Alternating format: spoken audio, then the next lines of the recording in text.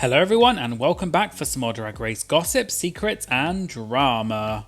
So I'm back for a new season of Roscoe's Recaps, and this viewing party was for season 15 episode 1. And the guests this week were Roxy Andrews and Detox.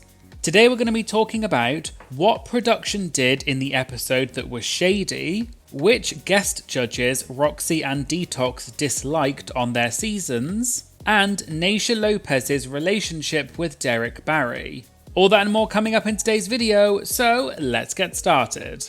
So they started off with host Batty Davis asking Detox what happened to her leg because Detox was wearing some kind of cast on her leg. Detox joked that Roxy had pushed her, and then Roxy said, quote, "at the bus stop," and everyone gasped and started laughing. This was clearly a jokey reference to when Roxy said on season 5 that she and her sister were left at a bus stop when they were children, and this has since become something associated with Roxy. But back to Roscoe's, and Detox said that what actually happened is that she got a little drunk on New Year's Eve and injured herself, and she didn't realise she was injured until later when, quote, "my mushrooms stopped working hours later," and everyone laughed. They then talked about the Queen's entrance looks in the episode so far and whether any of them stood out. Roxy said that she really loved Dawn and thought she was really cute, but Roxy wondered whether the judges were going to tell her to switch up her makeup style at some point. And this is a bit like what they did with other contestants such as Trixie Mattel and Crystal Method, who both have quite distinct styles of makeup. Host Caramel then brought up Morphine Love Dion, who is from Florida, and so is Roxy, and Caramel asked if the two of them know each other. Roxy said, quote, "I worked with Morphine when they were trying to cancel everyone after COVID and we were doing gigs, and they were like, 'Why are you working? It's COVID, how dare you?' I met her in Miami, she's a sweet girl." Detox then joked that in Florida there was no pandemic, and Roxy said, quote, "I was in Florida, B. I was sick of being at the house. I'll do a show with a foggy mask." Host Naysha Lopez then said that there are not many drag race queens from Florida, and Naysha then said, quote, "it's you and your favourite Serena Chacha," and everyone started laughing. Just to explain, Serena Chacha competed on season 5 with both Roxy and Detox, and there was a famous moment in Untucked where Roxy said that everyone in the cast was of the same caliber, quote, "except for Serena." And at previous Roscoe's viewing parties, Roxy has also made jokes about Serena and it's become a bit of a running joke. For example, they were once talking about why some queens get invited back for All Stars, and Roxy referenced All Stars 6 and said, quote, like, "what was Serena Chacha really gonna do?" and everyone laughed. And later at the same viewing party, Roxy was asked if she had to choose a queen to be in an alliance with, who would she pick? And Roxy joked that she would pick Serena because, quote, "I would take her all the way to the end because I know she's not going to win." And then at a different Roscoe's viewing party, Roxy had said that she wanted to see more queens on All Stars who were early outs on their original season, and then Roxy said, quote, "except for Serena, like I said last time." But anyway, back to this Roscoe's viewing party, and when Naysha mentioned Serena, Roxy laughed and said, quote, "you know I've always got to bring up Serena when I come here. Serena, we miss you, girl," and everyone laughed. And Roxy then said, quote, "that's not being shady, we do miss you." And Roxy and Detox both started laughing, and Roxy said, quote, "no, leave me alone with Serena, I love Serena." Roxy then pointed at Naysha and joked and said, quote, "you're shady, B, because I was talking bleep upstairs and now you're trying to get out here." They then moved on and talked more about the mini challenge for this episode and said how much they loved Dawn. And Detox said she loves the way Dawn does drag, but questioned whether the judges will ask her to switch up her makeup style later in the season.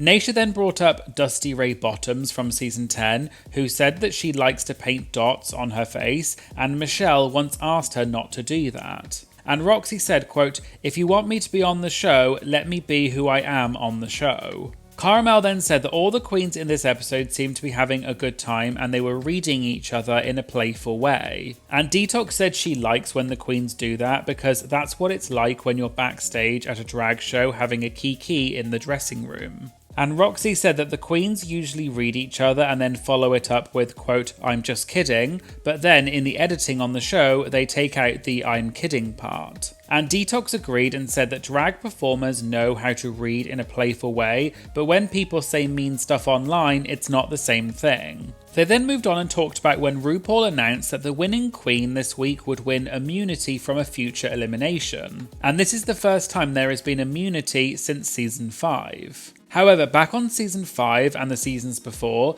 immunity was only valid for the week after. Whereas it appears as though on season 16, the winning queen can choose when they want to use their immunity. And Naysha asked how Roxy and Detox feel about immunity. Roxy said that she liked the idea and she joked that she would have used it for Snatch Game, presumably because Roxy did not do very well on Snatch Game on All Stars 2. But both Roxy and Detox said that they thought it was an interesting twist. They also talked about the fact that the queens have to rate each other to decide who is in the top and bottom. And Detox said she liked that and said, quote, "Make this bleep messy. Enough of that kumbaya bull bleep drag race that's been happening the last few years. Make this bleep the Hunger Games." And the audience cheered. They then moved on and talked about the moment in the episode when Morphine said that her family doesn't know that she does drag and she has to hide it from them. And Naysha asked if Roxy or Detox have ever done something similar.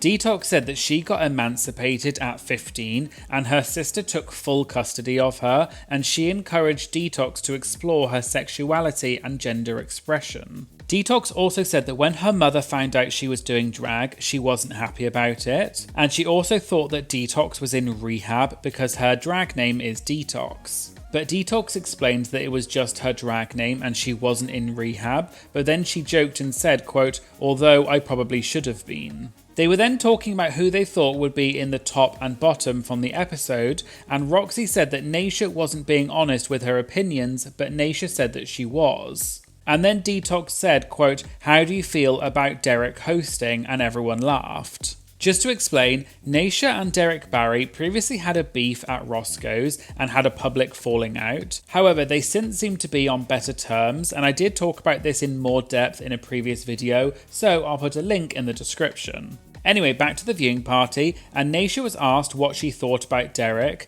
and Roxy and Caramel said, quote, "Say what you were saying in the dressing room." Naysha then laughed and said, quote, "I don't want her to get mad all over again. Me and Derek are in a really good place, and so the internet be trying to F with us sometimes and start all over again. But we're in a good place, I'm happy that she's booked." Everyone then gasped and laughed, but Naysha said that that wasn't a read and that's not what she meant. They then talked more about the runway for this week, and the theme was Reveal Yourself. And they said that Morphine's reveal was a little, quote, pedestrian, and they had seen it before. And Naysha asked, quote, "Did anyone clock production zooming in on her crotch like she was not tucked? Did you guys see that?" Detox said you don't have to be tucked to do drag, and Roxy joked and asked Naysha if she was calling out production, but Naysha said, quote, "Don't start bleep, I love production." They then talked about a mandatory meeting and said that her makeup was criticised by the judges. And Naysha joked and said, quote,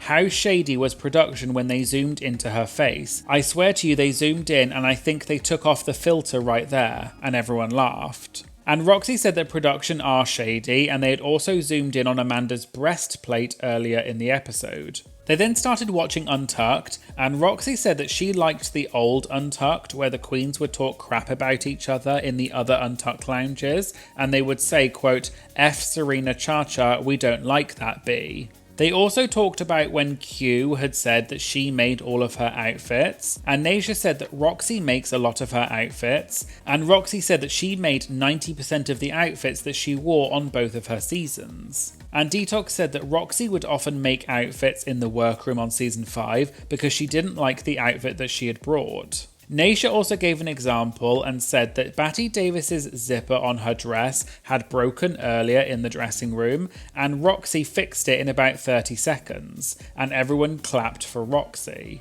There was then the moment in Untucked when the guest judge, Charlize Theron, came in, and Nasia gave Charlize a shout out and said that often the guest judges are just there for exposure and don't care about drag. But Charlize is a real fan of drag, and she often goes to the shows at Hamburger Mary's in WeHo and supports the queens. And Detox said that Charlize is there all the time. And just as some extra information which you may not know, Charlize has 2 adopted children, and the oldest child is named Jackson and was originally introduced as a boy but is now a trans girl. And Charlize once said in an interview that she rarely talks about her children publicly because she wants to keep them out of the limelight, but the reason she announced that her daughter is trans is because the press kept misgendering her, and she felt that it was important for her daughter to be gendered correctly. Back to Roscoe's, and Nasia then asked Roxy and Detox if there was a guest judge on any of their seasons that they were really excited for. Detox said that she was really excited to meet Joan Van Ark, who is an actress who was quite famous in the 70s and 80s, but no one else seemed to know who she was. And Roxy said, quote, "That's my favourite when they tell us who's going to be there and we're all like, yay, and as soon as they cut, we're like, who the F is that?" And this is something that other queens have also confirmed, such as Trinity the Tuck, who said that they often have no idea who the guest judges were, but they're told by production to pretend they know who the guest judges are. Detox said that she was really excited to see Kirsten Johnston on season 5, but, quote, "Then she read me boots, so now I don't like her, but we made up though." Roxy then said that she felt the same way about Cher's son, Chaz Bono, because he read Roxy and was like, quote, "Well, F you too, B. He said you weren't very light on your toes, and I was like, B, get up here and you do it." And everyone laughed. Roxy explained it was during the ballet challenge when she, quote, "was doing the crown thing over what's her name, Panay," and everyone laughed. And Batty said it was Vivian Panay, and Detox asked where Vivian was now, and Roxy said, quote, "Who knows?" and everyone laughed. And Roxy said that there are so many Drag Race queens now, and it's hard to keep track of everyone's name. They then moved on and asked what projects the queens are involved in, and Nasia revealed that she is going to be part of a new reality show called Queen of Drag, where different drag pageant title holders compete against each other. And Nasia is competing and representing Miss Continental, and the show will be coming out in the fall, but that's all she can say for now. They then moved on to the audience Q&A, and an audience member asked if they prefer a double premiere with no elimination, or when the queens all come in on day 1 and there's an elimination. And Roxy said, quote, "Bring them all in and throw one out," and everyone laughed. And Roxy explained that she likes the suspense of not knowing who is going home. And Detox said she prefers the double premiere because you get to see each contestant more and get to know them better. But Caramel said that because there's no elimination in the first 2 episodes, no one is going to be excited until week 3 when all the queens are together. And Detox joked and said, quote, "They're edging us, let's be real, they're gooning," and everyone laughed. Nasia then said that she prefers the split premiere because, as a person who went home first on her season, the queens who get eliminated first tend to be the ones who no one cares about and no one wants to follow them on social media or book them. And Roxy said it's also unfair because they haven't had a chance to show anything, especially if the first challenge is a design challenge. And finally, an audience member said that Detox had previously been on the TV show Botched because of her lopsided ab implants. And just as some background information, Detox said on the show that she was really self-conscious of how her ab implants looked because they're really uneven. And during the consultation on Botched, the doctor said that the procedure would be quite involved and would require weeks of recovery. And Detox said on the show that she had gigs and contracts for the next year, so she couldn't commit to the surgery at that time. And the audience member asked if Detox ever ended up having the surgery. Detox said, quote, "Clearly not because it keeps popping out of this Mugler dress." Detox then said that the pandemic was, quote, "rough on all of us and she gained some weight and she's on a physical journey. But she wants to have the surgery within the next year or so whenever she's able to take a break." So there you go, there was the Roscoe's recap for season 16 episode 1. Hello everyone and welcome back for some more Drag Race gossip, secrets and drama. So, I'm back for another Roscoe's Recap, and this viewing party was for Season 16, Episode 4, and the guests this week were A Mandatory Meeting and Mirage. Also, I know a lot of you were asking if I was going to keep doing Roscoe's recaps this season. I did do one for episode 1, but then the other viewing parties didn't really have that much to talk about because there were no guests from season 16, so I decided just not to do them, and I did announce this on my channel. But now it looks like Roscoe's is going to have more season 16 queens as guests. I will continue my Roscoe's recaps. So today we're going to be talking about why Mirage was shocked about her elimination and she didn't have an exit line, whether Mirage thinks that her being put in the bottom was rigged by production, and A Mandatory Meeting reveals her true feelings about Plain Jane. All that and more coming up in today's video, so let's get started.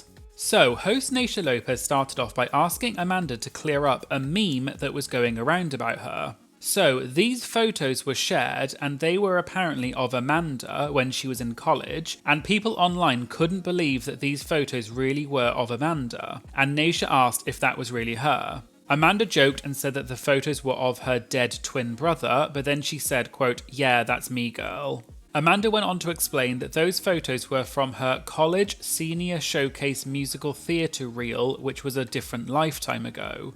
And just as some extra information that happened after Roscoe's, I saw on Twitter yesterday that Amanda came out as trans in an interview with Entertainment Weekly. And Amanda said in the interview that she got divorced because her ex-spouse wasn't supportive of her gender journey, and when they filmed season 16, it was only about 5 months after her divorce, so she was still in her healing process at the time. Amanda also said she's not really interested in people who want to hook up with her based on what she used to look like, and since transitioning she feels much more confident in her own skin. And I'm sure I speak for everyone when I say congratulations to Amanda.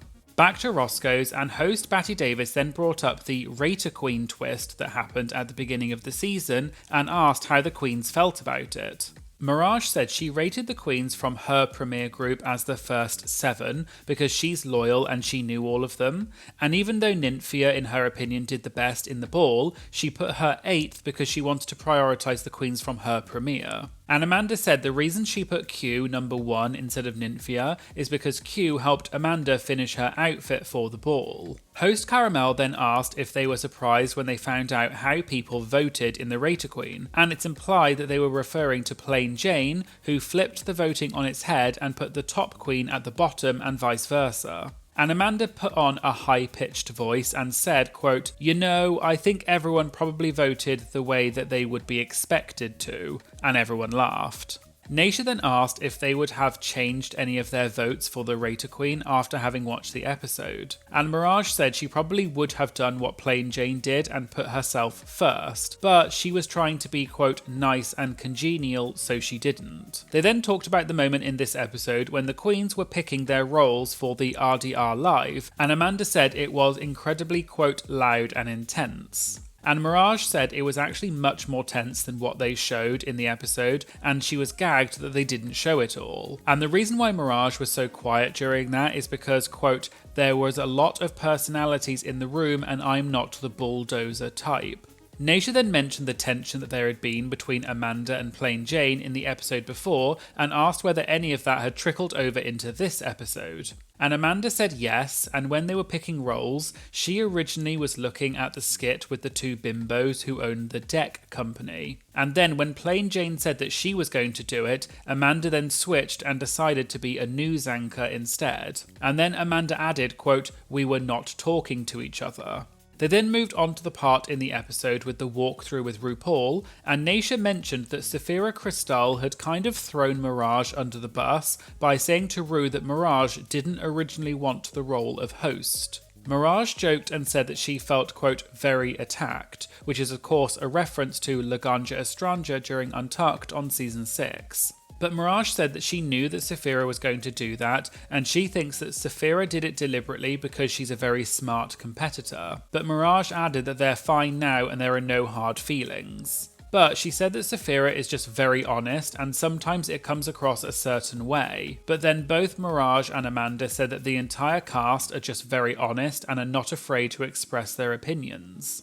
Naysha then asked about the talent show from episode 1 and asked Amanda how she came up with her Where's My Kitty song. Amanda explained that she used to be married and she and her ex-husband had a cat, but they got divorced and her husband kept the cat and she misses the cat all the time. And then one time Amanda was sitting in her apartment, quote, stoned out of my mind, and she took a shower and said, quote, where's my kitty? And she recorded her saying it, clipped it into 60 seconds, and then that became the track for the talent show. Caramel then asked them who were their favourites from the talent show from the second premiere group, and they both said Nymphia and Plasma. And then Caramel asked if they agreed with Plain Jane winning, and Mirage said no and laughed. And Mirage then said, quote, I'm kidding, no, she played the game, you can't hate her for that I guess. You can hate her for a couple other things, but for that, I'm going to give her credit, she did that, she won. They then moved on to the RDR live performance, and Naysha said that they also did this on All Stars 8, which Naysha was on.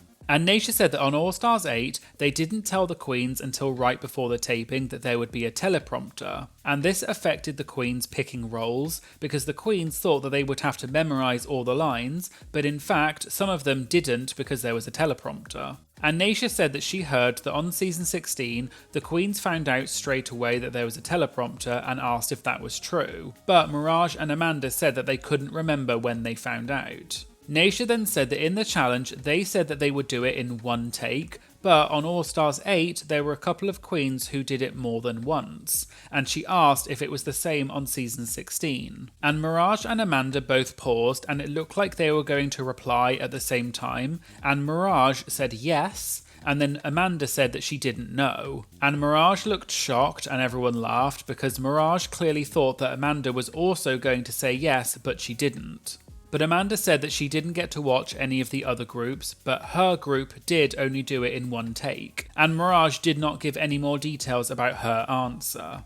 Batty then asked what was the hardest part of filming the RDR live sketch, and Mirage said she didn't realise how much the lack of audience would affect your hosting because no one's there to laugh at the jokes, and this affected the way that she hosted, and Mirage thought that she had done a good job after she filmed it. They then moved on to the runway for this week, and the category was a look inspired by the singer Cher. And Naysha asked if the looks that they had on the runway were their original choice, and both Amanda and Mirage said no. And Amanda said that she was originally going to do the look that Plain Jane did, but then was told that she'd have to pick something different. Just to explain, we've heard on Drag Race before that often when the queens have to do a runway look inspired by someone else, the images that they use as reference images in the episodes have to be on Getty Images for copyright reasons. And this is why the photos are often of red carpet looks and not something from a music video because that's copyrighted. And we've heard before that queens have to pick an outfit that they want ahead of time, but if another queen chooses the same reference image before, the queens are told they need to pick another image. And this is presumably to avoid a situation like what happened on season 8 with the kimono gate,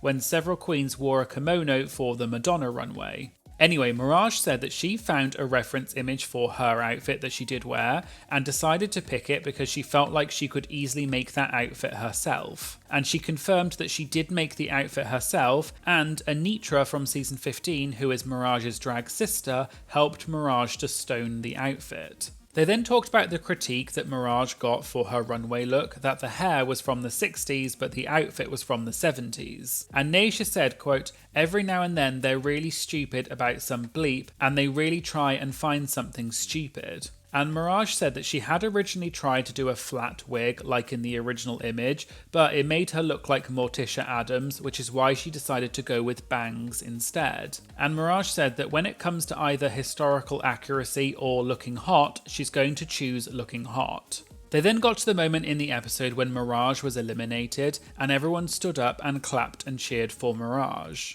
They then watched Untucked, and Naysha asked Amanda what it was like on set when she had multiple people critiquing her drag and the way that she looked. Amanda explained that, as I mentioned earlier, she was only 5 months out of her divorce when they filmed the show, so her emotions were already heightened. And on top of that, she had 5 designers who were doing runway looks for her, and they all, quote, effed her over. So Amanda came to the show with 5 unfinished looks, which she had to try and finish every night in the hotel room, which was causing her even more stress. And Amanda said that even when Saphira had said to her during Untucked that her personality was better than her drag, she didn't take it as a read and she took it as sisterly love because Saphira is very motherly. But then Amanda said that other people's critiques were not, and it's implied that she was talking about Plain Jane. They also talked about the moment in Untucked when the previous feud between Amanda and Plain Jane was brought up again, and Naysha said that she can understand why Plain Jane apologised and then said that she didn't want to keep apologising, but she also felt like Amanda still wanted to let Plain Jane have it and talk about it again. And Amanda said she didn't care enough about Plain Jane in that moment to let her have it, and Amanda was just there for herself and she didn't care what Plain Jane thought about her. Naysha also asked whether the other queens were kind of instigating the situation and getting Amanda and Plain Jane to talk. And Mirage said no and said that she was surprised that they were still talking about it even though the argument had happened days earlier. And then Mirage joked and said, quote, "Okay girl, we know she's ugly, get over it." And everyone laughed, including Amanda.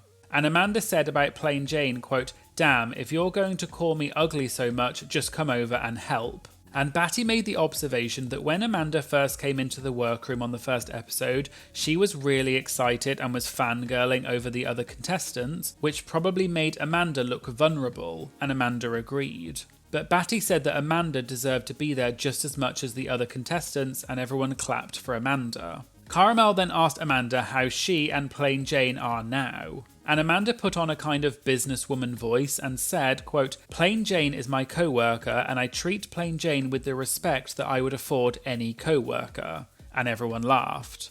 Naysha then asked Mirage about the moment in Untucked when Mirage said that she didn't know the words to the lip sync song and how she was feeling. And Mirage said she knew that she was going to be in the bottom two because when Maya Iman LePage had done her impression of Cher and it sounded more like Kermit the Frog, Mirage said that she had never heard RuPaul laugh that hard, and apparently they even cut some of it out, and Mirage said that RuPaul was, quote, "cackling." Naysha then asked if the two of them had any regrets from the show and asked Mirage about not knowing the words to the song. And Mirage had said, quote, "It could have been any other song," because Mirage learned all of the other lip syncs but apparently didn't know that particular song, which was Dark Lady by Cher. And Mirage said that she knows she's going to get read by everyone, but she had never heard of that song and the only part that she knew was the bit from the chorus where it goes.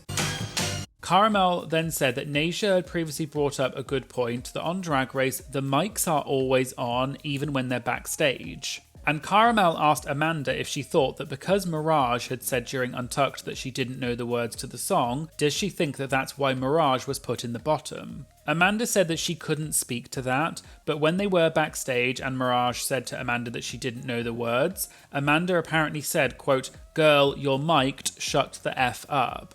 And Mirage laughed and said that she kept forgetting that she was on TV and she was just having fun. Mirage also said that she did know the first two verses of the song, but for that part they showed Geneva, and then Mirage made a funny face, and Amanda said, quote, "sabotage," and everyone laughed. Naysha also said that at one point, Ross Matthews had quoted something back to one of the queens that they had said backstage, and Naysha said, quote, "You're not safe back there, and everything you say is noted." They then moved on to the Q&A, and someone asked Mirage if she would ever go back for an All-Stars. And Mirage said it definitely would not be a no, because she feels like she didn't do that well the first time and she'd like to go back to prove herself, but she wants to leave it for a while so she can grow and get more experience. An audience member then asked if Mirage regretted not having an exit line, because in the episode Mirage was crying and just walked off stage and didn't say an exit line. Mirage joked that she didn't prepare an exit line because she was not prepared to leave. But Mirage said that even if she had an exit line, she just wanted to get out of there because she was crying and, quote, "it was so embarrassing because she hates crying." Mirage also said that she didn't realise that that would be the last time that you get to speak to the other queens, and when you walk off stage, that's the last time you see them, and Mirage said that she was, quote, "gagged." But Mirage said, quote, "That kind of hurt my feelings. I literally have to go back home and stew on this for a year." Another audience member then said that Amanda had been getting a lot of hate from Plain Jane over the episodes, but asked who on the cast was the most supportive of Amanda's growth. And Amanda said, quote, "I would say everyone except for her," and everyone laughed. And Amanda said that it was a very supportive atmosphere whenever she and Plain Jane were far apart. And then finally, an audience member said that with Plain Jane's introduction into Drag Race, there has been a lot of talk about what qualifies as shade and what qualifies as mean, and they asked the queens what their thoughts were on this topic. Amanda said it's all about nuance, and in the moment when Plain Jane criticised her in Untucked, she and Plain Jane didn't have any kind of relationship, so it just came off mean rather than sisterly. And the situation and the delivery are also important. Mirage then said, quote, "There has to be a joke." And Amanda said it's okay for something to be mean as long as it's funny. And Amanda also said, quote, "Just saying the meanest thing you can think of in that moment is not necessarily funny." Batty then said that she wanted to hear from one of the shadiest queens that she knows, and she looked over at Naysha. And then Naysha pretended to look over her shoulder as if she didn't know who Batty was talking about, and everyone laughed and cheered. Naysha then said it's really simple for her, and she said in her opinion it's all about timing. And Naysha said, quote, "There's a time and place for everything. If Plain Jane would have said that at a different time, where the conversation was open to criticism, it would have been received differently." Naysha also said you need to know when it's okay to throw shade and when we're being serious. And when Plain Jane said what she said, it was not the right time and it came across as, quote, hateful. So there you go, there was my Roscoe's recap for Season 16, Episode 4. Hello everyone and welcome back for some more Drag Race gossip, secrets and drama. So I'm back for another Roscoe's recap, and this viewing party was for Season 16, Episode 5, and the guest this week was Megami. Today we're going to be talking about Megami warning Plain Jane to tone down her behaviour, why a mandatory meeting screamed at Ross Matthews on stage, and Maddie Morphosis claps back at Bob the Drag Queen. All that and more coming up in today's video, so let's get started. So at the beginning of the Roscoe's video, they showed a quick time-lapse of the staff getting the bar ready, and I thought it was quite interesting to see what Roscoe's looks like from the other side of the stage, so I just thought I'd include this screenshot. Anyway, moving on to the actual viewing party, and they started off by talking about Mirage's elimination last week, and Naysha asked Megami what that was like. Megami said that they were very, quote, kind in the edit, both in terms of Mirage's lip sync but also how emotional she was, and Megami said it was a lot worse in person. Megami also said that they all loved Mirage and it was really hard to watch her breakdown, and the contestants had to watch from the back of the stage because they're not allowed to move. They then moved on to the moment in this week's episode when the queens separated into groups for the girl group challenge, and Morphine had said about Megami's team that they were on a, quote, sinking ship because their team was so quiet, and they asked Megami how she felt about Morphine's comment. Megami said that she actually was thinking kind of the same thing because their team were all quite quiet, and she also said that Nymphia is a, quote, chaos goblin. Megami also said she wasn't really thinking much about how she was going to do in the challenge because she was having a, quote, mental breakdown because she was so embarrassed that she had been picked last for the teams in front of RuPaul. And she felt like it sent the message that she was the least valuable person for the teams. So Megami was, quote, holding on for dear life to stop herself having a breakdown. Naysha then asked about the moment earlier in the episode when the queens came back into the workroom after Mirage's elimination, and Q was upset that she had been in the top again but not won. And she asked Megami if that was an accurate portrayal of what was going on. Megami said yes and said that all of the queens were giving Q the side eye because Q was complaining about being in the top again but not winning. Megami also said that she had done a few confessionals that weren't shown in the episode, and she had said, quote, "B, shut the F up." Megami also said that Q had been doing so well in the competition so she didn't need to be complaining about being in the top every week. And Megami joked and said, quote, "I would like the judges to acknowledge my existence." They then talked more about the moment when Megami was upset in the episode because she had been picked last for the team. And Megami explained that her whole life she felt marginalised, so that's why it brought up such strong emotions for her when it happened. But Megami said that her team all rallied behind her and helped support her. And Megami said that although the cast this season are very shady, most of them have each other's back.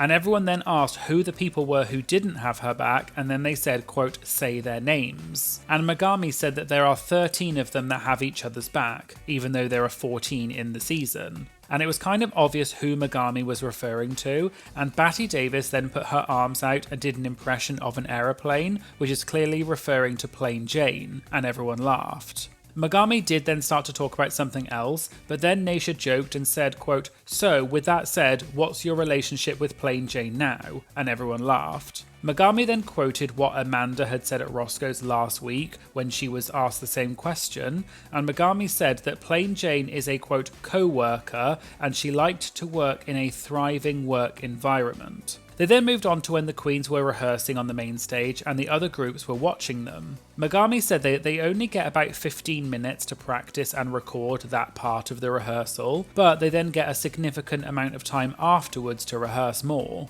But Megami said that after her breakdown in the workroom earlier, her entire team were told that they needed to go and film their confessionals so that they could capture everyone's thoughts and emotions at that time. But that meant that Megami's whole team had less time to prepare than everyone else, presumably for the rehearsal, so they had to improvise what they did in the rehearsal, and that's why it looked like, quote, a goddamn mess. They then talked about the moment when the queens were getting ready for the performance, and Plain Jane said something shady about Amanda, seemingly out of nowhere, and Amanda called her out about it. And Caramel asked if Megami had sensed the tension between Amanda and Plain Jane throughout the season so far. Megami said that Plain Jane, quote, had her sights set on Amanda for better or worse. Megami also said that she was just focusing on herself and wasn't really getting involved, but there was definitely a lot of tension every time Amanda and Plain Jane were near each other. Naysha then said that Plain Jane has really stepped into the season and said that she's the main character, and every week so far everyone has been talking about Plain Jane, so whether you like her or not, she's definitely creating a storyline. Naysha then asked Megami if, while they were on set, she felt as though Plain Jane was really like that, or was she just putting on a persona to get screen time and create drama? Megami mentioned what happened in the episode when Saphira talked to Plain Jane in a motherly way and told her that she needs to think about how she comes across and things like that. And Megami said that she and Saphira had had a similar off-camera conversation with Plain Jane several days before while they were riding in the van. And apparently they said to Plain Jane that although they love her, maybe she needs to, quote, tone it down and reel it in a bit, because they don't want anything bad to happen to her with the fandom. But Megami said that Plain Jane clearly knew what she was doing and what she was setting out to be. And Megami said that the one thing she can commend Plain Jane on is her, quote, bravery and commitment to the character. And Megami added, quote, it couldn't be me, but I'm glad it's someone.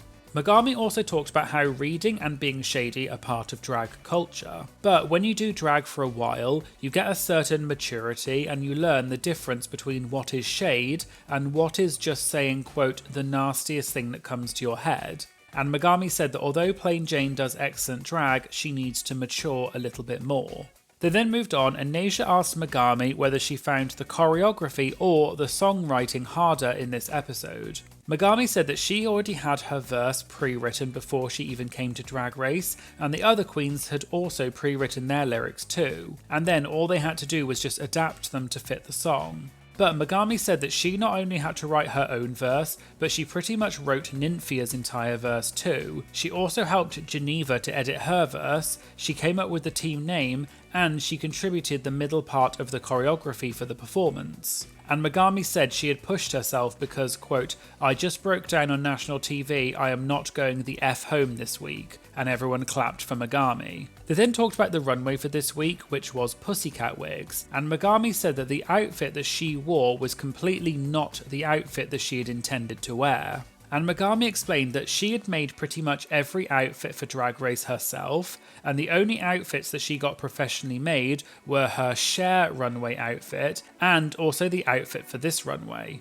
But then when she arrived in California to film Drag Race, the professionally made outfit that she had for the Pussycat Wig runway had completely fallen apart in her suitcase and the stitching had all come undone. So Megami had to try and come up with an outfit using any of the spare outfits that she had with her. And she made the wings for her outfit using styrofoam that she used to wrap her wigs in. They then talked about the moment when the queens were asked who should go home tonight and why, and Naysha asked who Megami would have voted for if she had been on stage. And Megami immediately said Q before Naysha even finished asking the question, and everyone kind of laughed. Megami explained that Q is an amazing costumer and her outfits are incredible and they're even better in person. But she said, quote, as a performer, she may not be the best, and she also said that Q struggled the most in the challenge. And she also said that even though Amanda had some issues with her look, in Megami's opinion, Amanda performed better in the challenge. They then got to the moment when Megami's team won the challenge and everyone cheered for Megami. And Caramel joked and said, quote, to all the viewers, we do not only book the girls who get eliminated. And everyone laughed. Just to explain, there's been a trend in the past few seasons when Roscoe's seem to always have the eliminated queen at Roscoe's on the episode that they went home. And lots of people were complaining about it in the comments and said that Roscoe's was spoiling who was getting eliminated because every time they announced who the guest was for next week, it was usually the queen that gets eliminated. But Roscoe's has previously addressed this and said that the queens themselves are the ones who choose when they want to come to Roscoe's.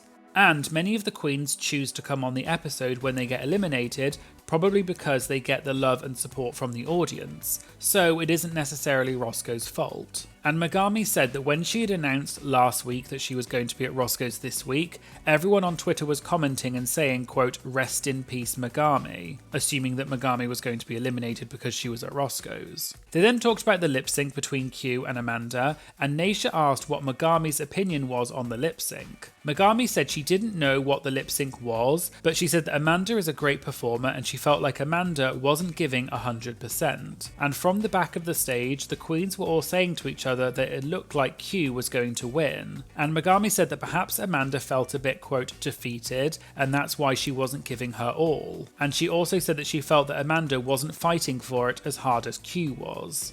They then sent some love to a mandatory meeting and congratulated her on recently coming out as trans. And Naisha said she wanted to make a point about it and said that so many people had commented about Amanda coming out as trans, and one YouTuber had even made an entire video about it, but that's none of anybody's business and each person's journey is different. Just to explain in case you don't know, there was some drama online recently because a YouTuber who is trans themselves made a video where they questioned why Amanda didn't present as trans while on Drag Race, even though she had previously broken up with her husband because of it before the filming of the show.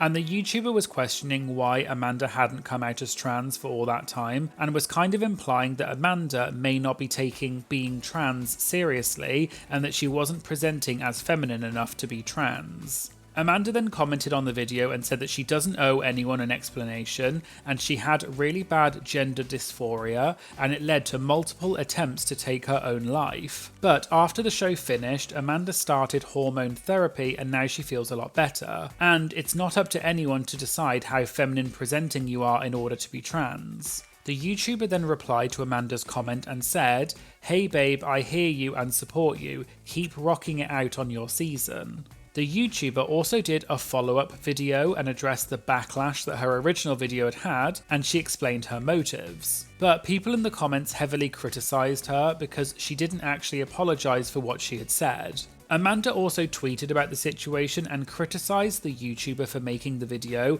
and called it, quote, brick behaviour. And she said that the YouTuber was telling Amanda that she wasn't taking being trans seriously enough or presenting feminine enough. Amanda also clapped back at the YouTuber and posted a video of her dancing, and the caption said, quote, not presenting as a woman, my literal a-hole, and she tagged the YouTuber.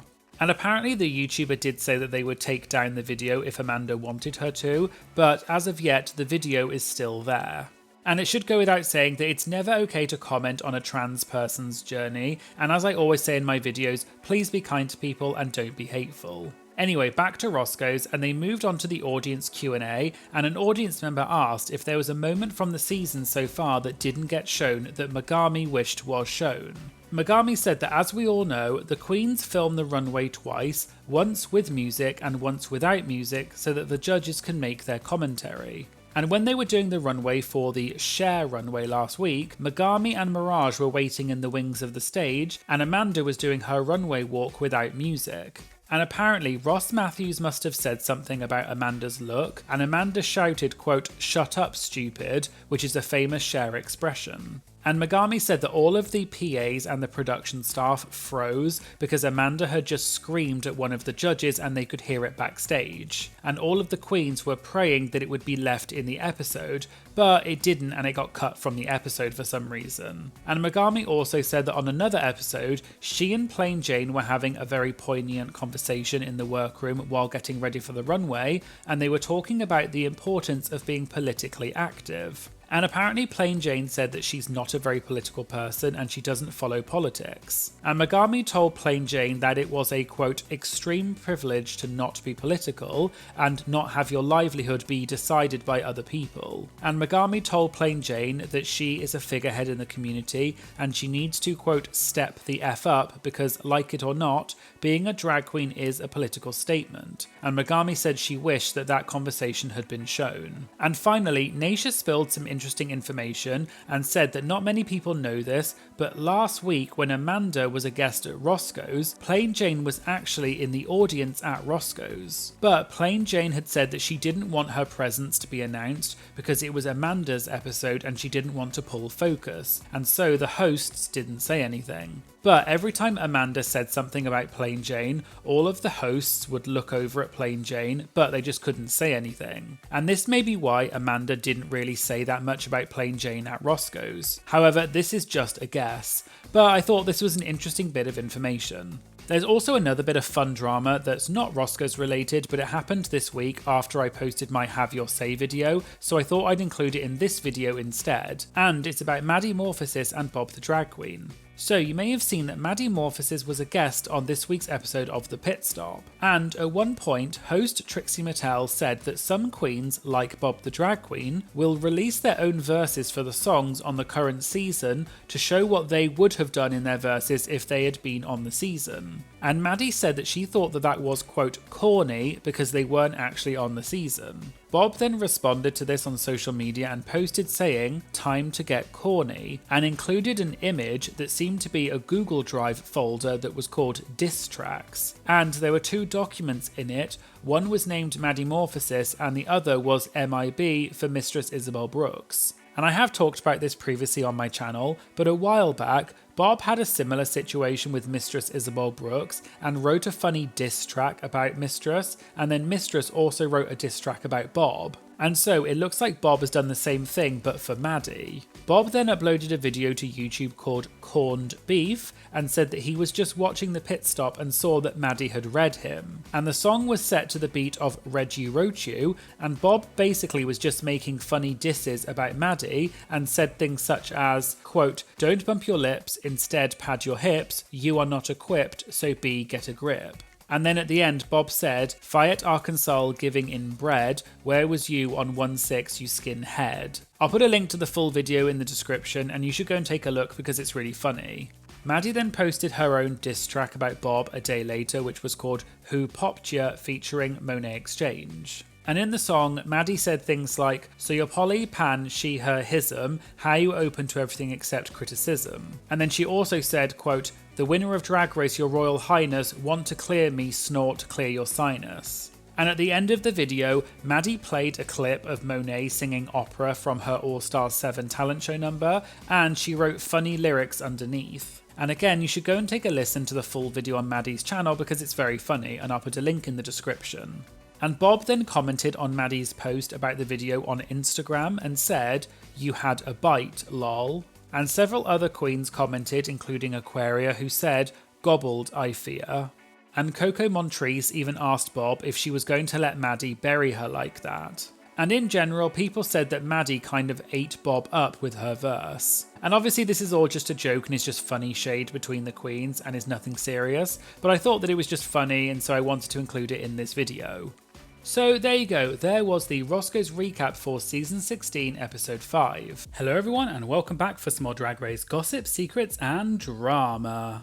So I'm back for another Roscoe's Recap, and this viewing party was for Season 16, Episode 6, and the guest this week was Geneva Carr. Today we're going to be talking about the unaired confrontation between Geneva and Plain Jane in Untucked, whether Geneva thinks that her lip sync against Maya was orchestrated by production because they're friends, and Roscoe's addresses the accusations that they always seem to have the eliminated queen on the episode that they go home. All that and more coming up in today's video, so let's get started.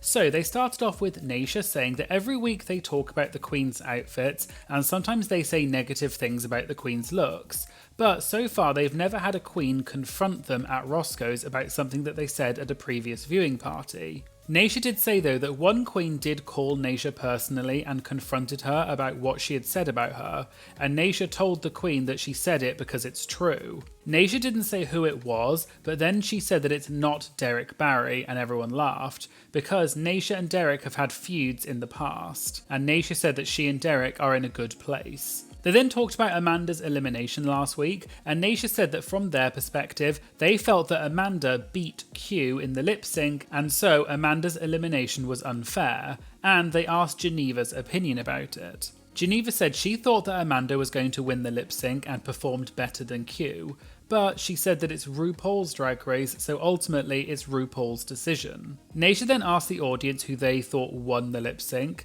and when she said Amanda, people agreed that she won, and when she said Q's name, no one said anything, and Naysha said, quote, "For YouTube, there was crickets when I said Q." Naysha then said that she felt like Amanda's elimination was, quote, rigor or in other words, rigged, and asked Geneva if she felt that track record played a part in Q winning. Geneva said that perhaps RuPaul saw Q's runway look so far and was more interested to see more of them compared to Amanda. And Geneva also said that Q had been doing so well in the competition and had been crying every week about being high, and everyone laughed.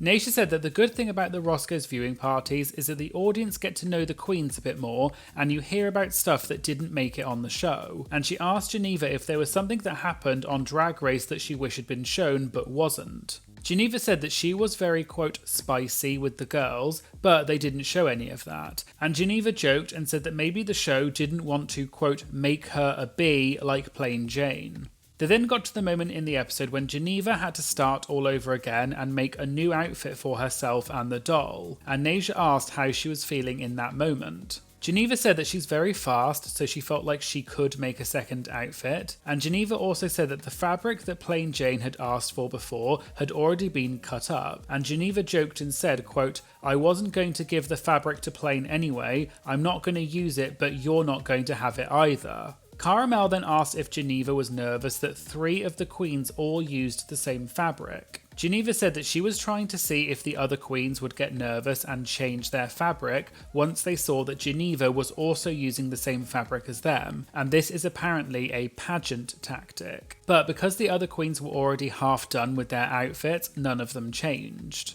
And apparently Plain Jane was, quote, pressed that Geneva had taken the red fabric originally but was now not using it. And Geneva said, quote, "Well, you're turning new leaves, just forget about it." Which is clearly a jokey reference to earlier in the episode when Plain Jane said that she was turning over a new leaf and she was going to stop being so mean to the other queens. They then asked Geneva who she got on with best from the cast, and Geneva said that she's really close to Maya Iman LePage. And they also asked who Geneva is the least close with. Geneva said that after the show she wasn't that close to Q or Plain Jane, but then after the show she got closer to them both but more so Q, whereas Plain Jane only pops up every now and then and it was implied as though they don't speak that often.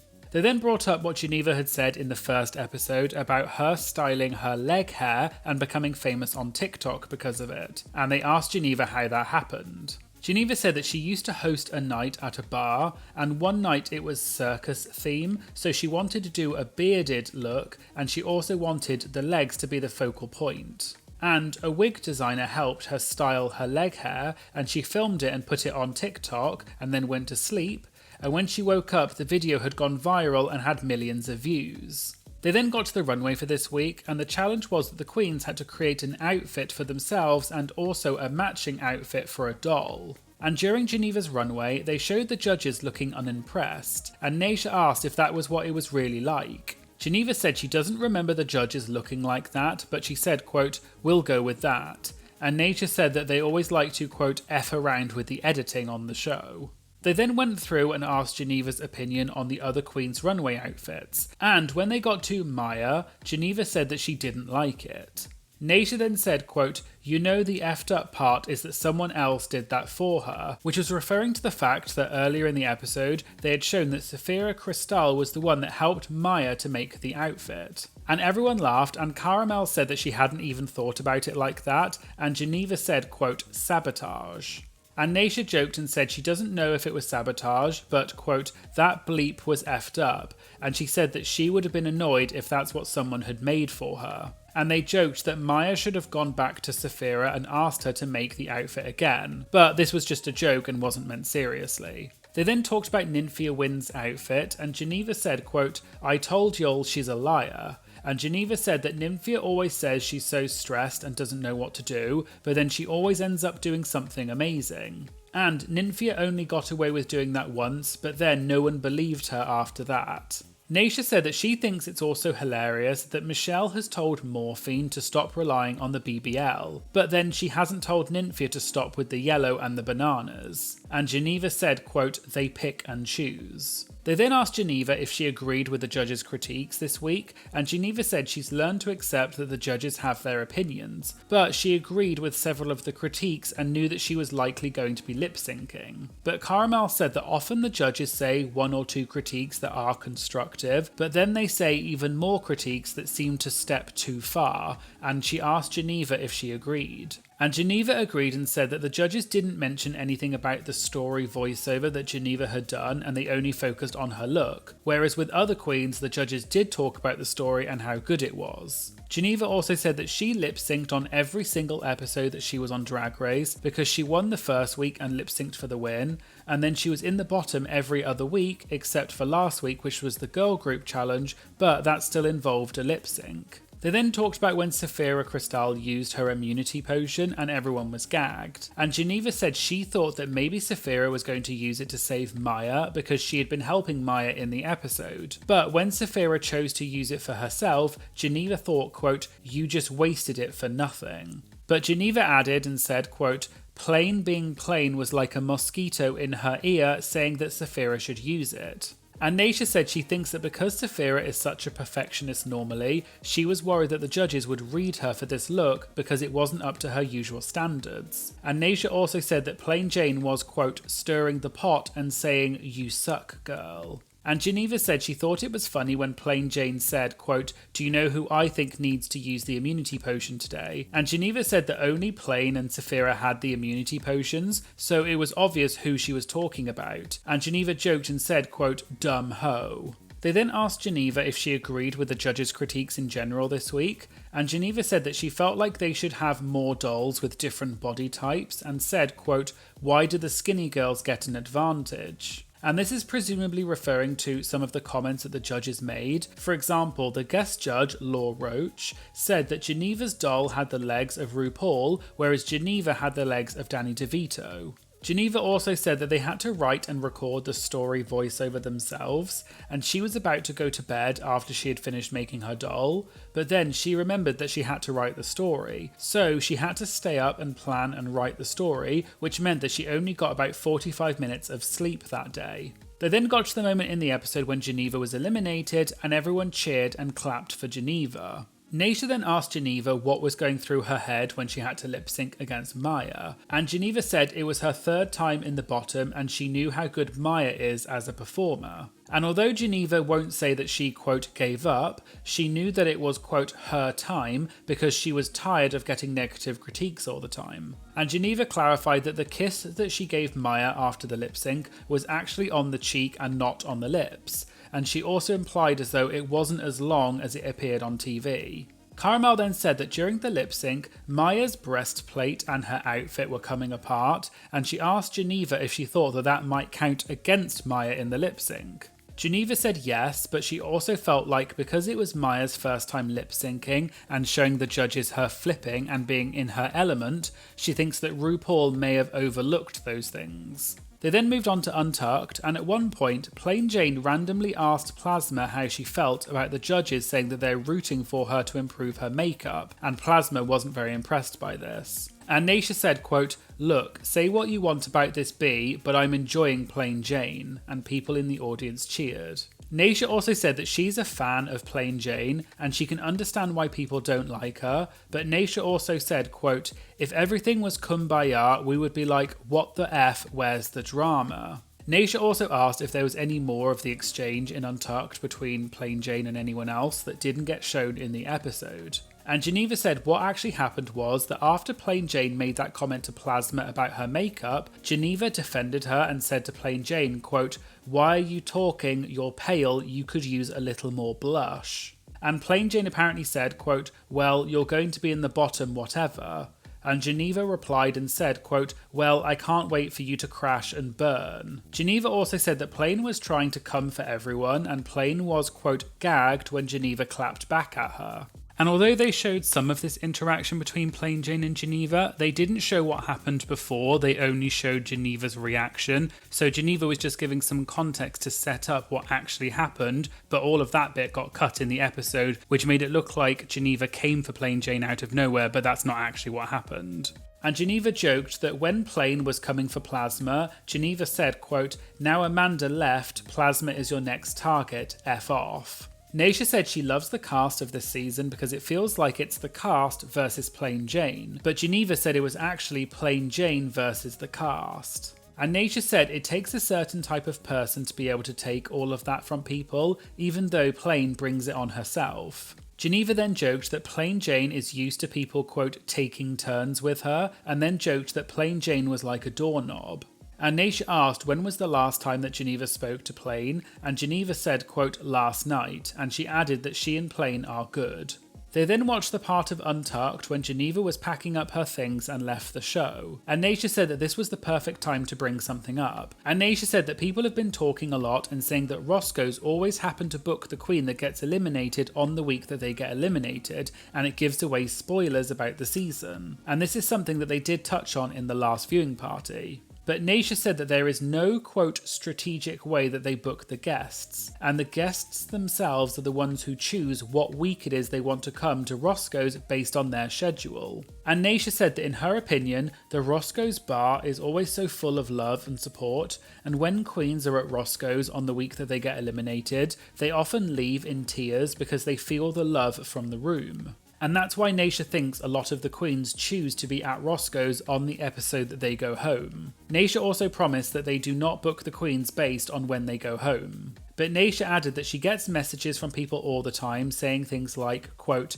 "If you're going to do this, then I'm not going to watch." And Naysha said, quote, "Well, don't effing watch then," and everyone cheered.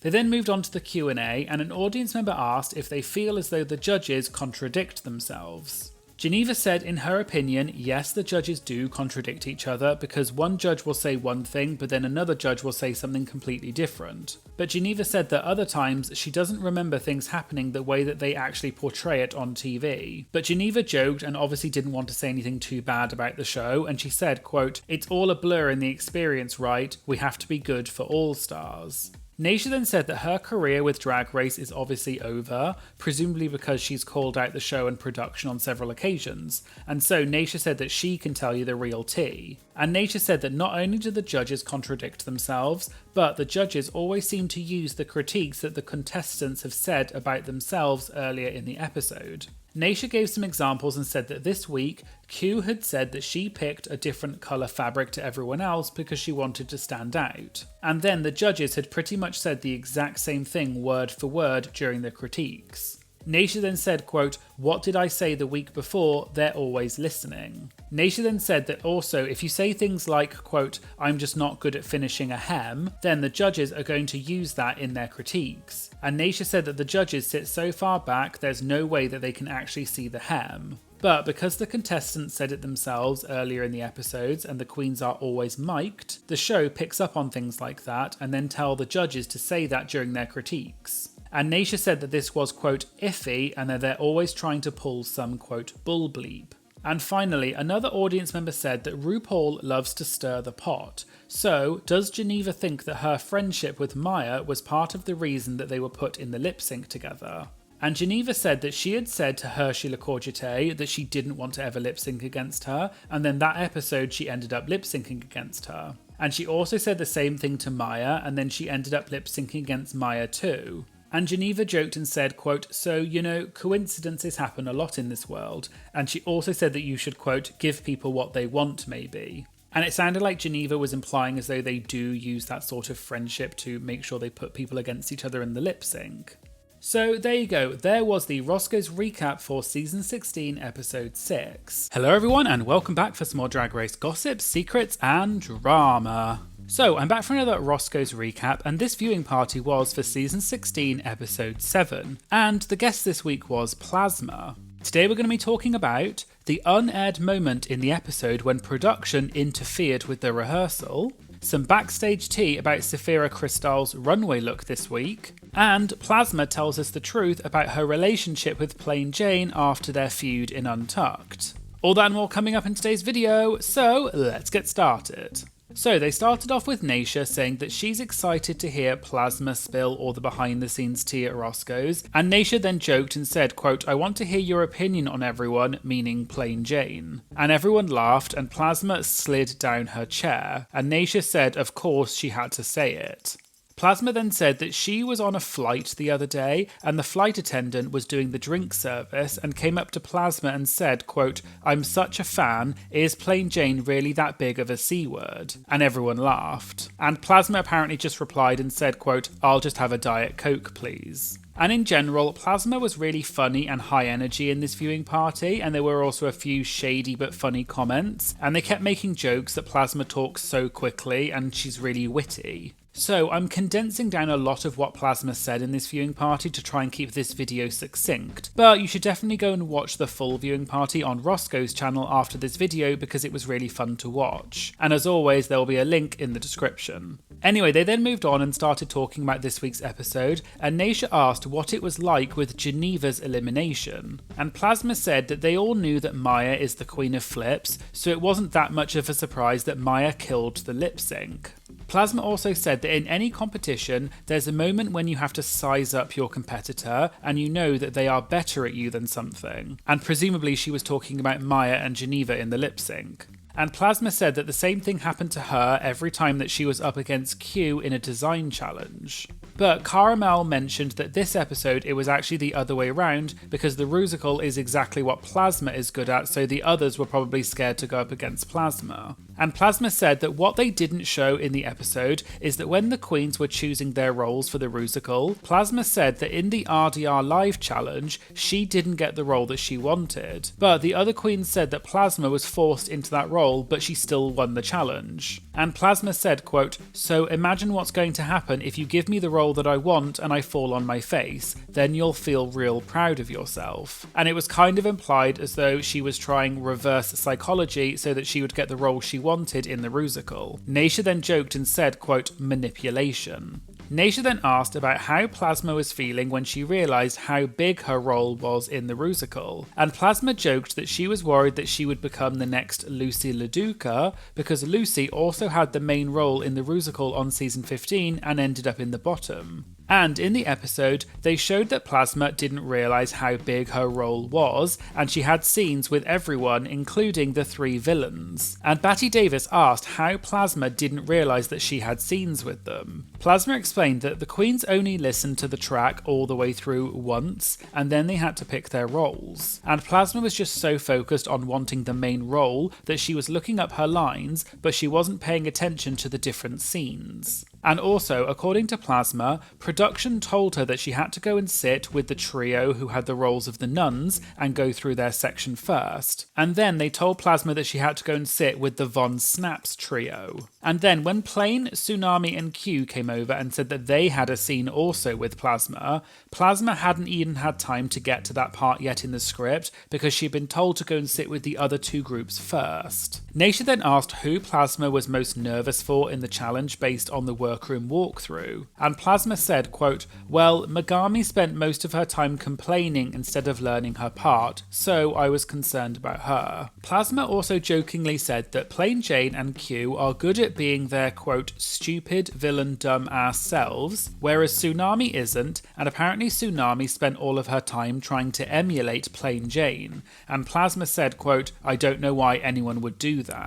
They then moved on to the part with the rehearsal on the main stage with Adam Shankman, and Plasma mentioned the moment when Melissa McCarthy came in as the special guest and started throwing Baby Bell cheeses at them. And Plasma said it's really disgusting, but when they were sitting on the side of the stage later watching the other queens rehearse, they all balled up the wax from the Baby Bell and they all stuck it underneath the underside of the chairs. And Plasma said it was a bit like high school students sticking chewing gum under the chairs at school. Plasma also said they didn't show this in the episode, but when she was rehearsing with Adam on stage on her own, she did actually fall over. And apparently Adam wasn't even looking and started talking about something else, but then Plasma said that Adam must have got a notification from production in his earpiece, and then he paused for a moment. And then Adam apparently turned around and said, quote, "Plasma, you're really going to need to step your pussy up if you're going to lead this musical."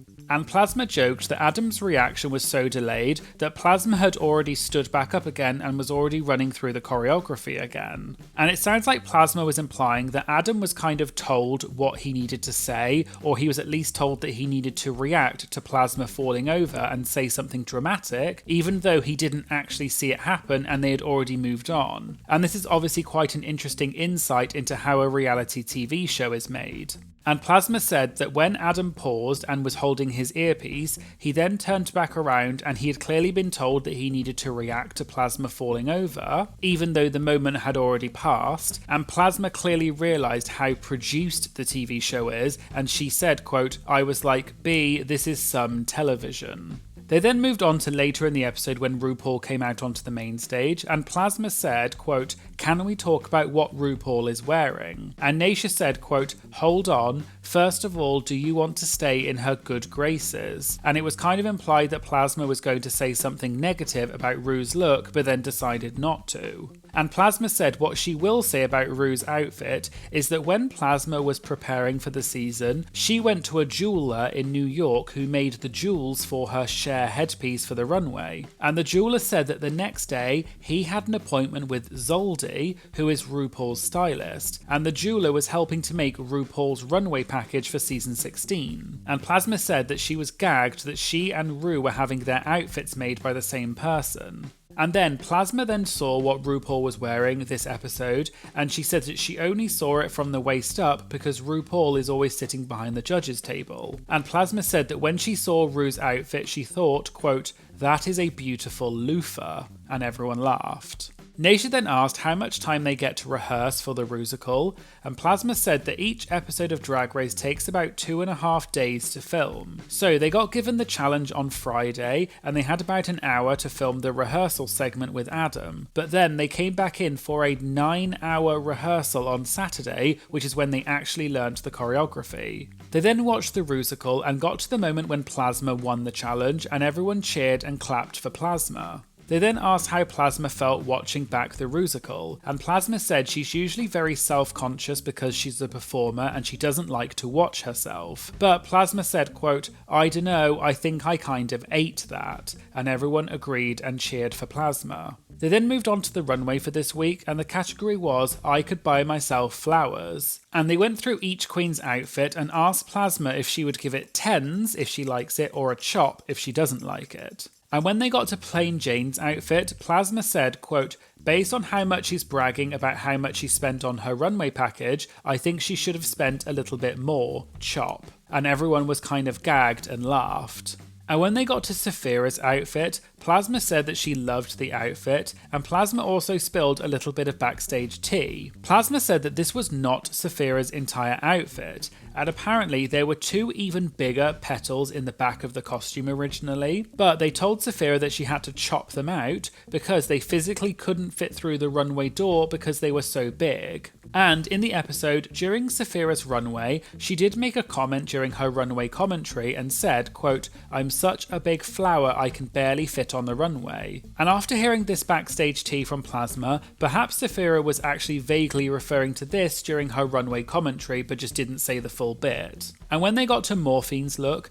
Plasma said that everyone else turned up in huge flower costumes this week, but Morphine showed up, quote, in an Akira pantsuit, and everyone laughed. And then Caramel said that Naysha loves Akira, so Plasma then said, quote, she showed up in a Shein pantsuit, and everyone laughed again. And just in case you don't know, Akira and Shein are both fashion retailers, but they generally have a reputation, from what I can gather, for offering quite cheap or low quality products. They then talked about the lip sync between the bottom two this week, which was Megami and Maya Iman LePage, and they asked Plasma if she agreed with the outcome of the lip sync. Plasma mentioned that Dawn had said in the confessional during the lip sync that taking off your shoes is a cardinal sin on Drag Race, and this was because Maya had taken off her shoes. And Plasma said she does think that Maya outperformed Megami, but she said that Maya, quote, broke the rules. And because Maya took her shoes off and also bits of her outfit were coming off, it was, quote, a little bit less organised. But Plasma said part of the excitement of drag is that not everything goes according to plan. But Plasma joked that this was, quote, her pageant answer.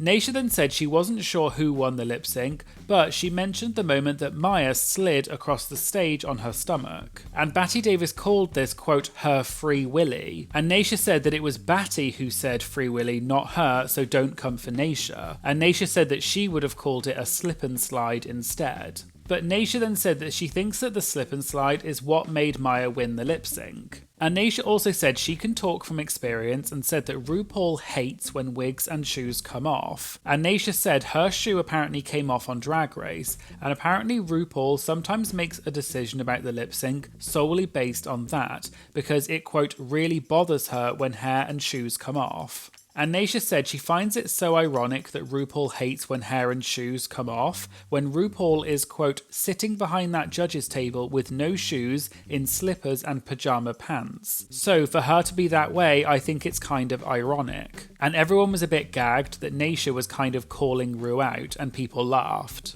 Plasma then said that she needed to go to the bathroom, so while they were waiting, Caramel asked Naysha about when the queens get eliminated, how long is it between the eliminated queen walking off stage and then going to the workroom to pack up their stuff for Untucked. Naysha said that as soon as you walk off stage after being eliminated, you have to go back to the workroom and film that part where you write the lipstick mirror message, but then after that you're held alone in another room. And during that time, they take the remaining queens back to the workroom and they film the segment where the queens come in and read the mirror message and then de-drag, and this footage is then used at the start of the next episode, but it's actually all filmed at the same time. Naysha also said that because the eliminated queen has to wait for the other queens to film all of that segment and also de-drag, they also have to have dinner and then leave the set, so the eliminated queen is waiting in a room on their own, usually for multiple hours. And production come and give you makeup wipes so that you can de-drag. And then, only once all the queens are de-dragged and they've left the workroom and they've gone back to the hotel,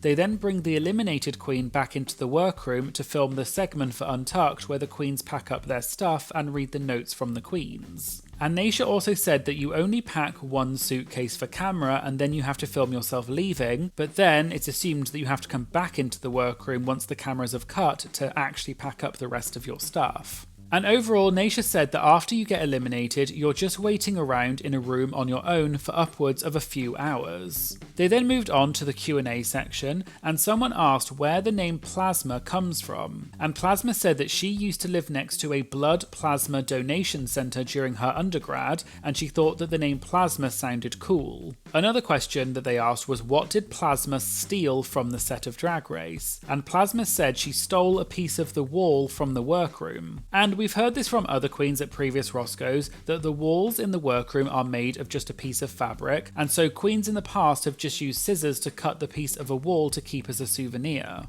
Naysha then said that on All Stars 8, Naysha cut a huge door-sized piece of fabric from the wall because the other cast members did want some of the fabric, but they were too scared to do it themselves. So Naysha cut a massive piece of fabric and then cut off some of it and gave it to everyone else. And Naysha said that the set for the workroom then goes into storage after each season, and she asked Plasma if there was still a huge chunk of the wall missing when they filmed season 16. And Plasma said, quote, "No, we made a new chunk." Plasma also said she wanted to steal her outfit from the Rusical, but production said she wasn't allowed to. And Naysha said that on All Stars 8, she actually stole Jessica Wilde's costume, and production kept chasing Jessica and asking her to give the outfit back because they thought that Jessica had stolen it, but Naysha said that she had the outfit the whole time. An audience member then asked a question and said that during the girl group challenge, why did Plasma choose to put Amanda and Plain Jane on the same team, knowing that they had had tension in the previous episodes? Plasma said, quote, "There's something about going on RuPaul's Drag Race that isn't about competing on talent or merit, and that is called making good television. I think I had the opportunity to make good television, and I did."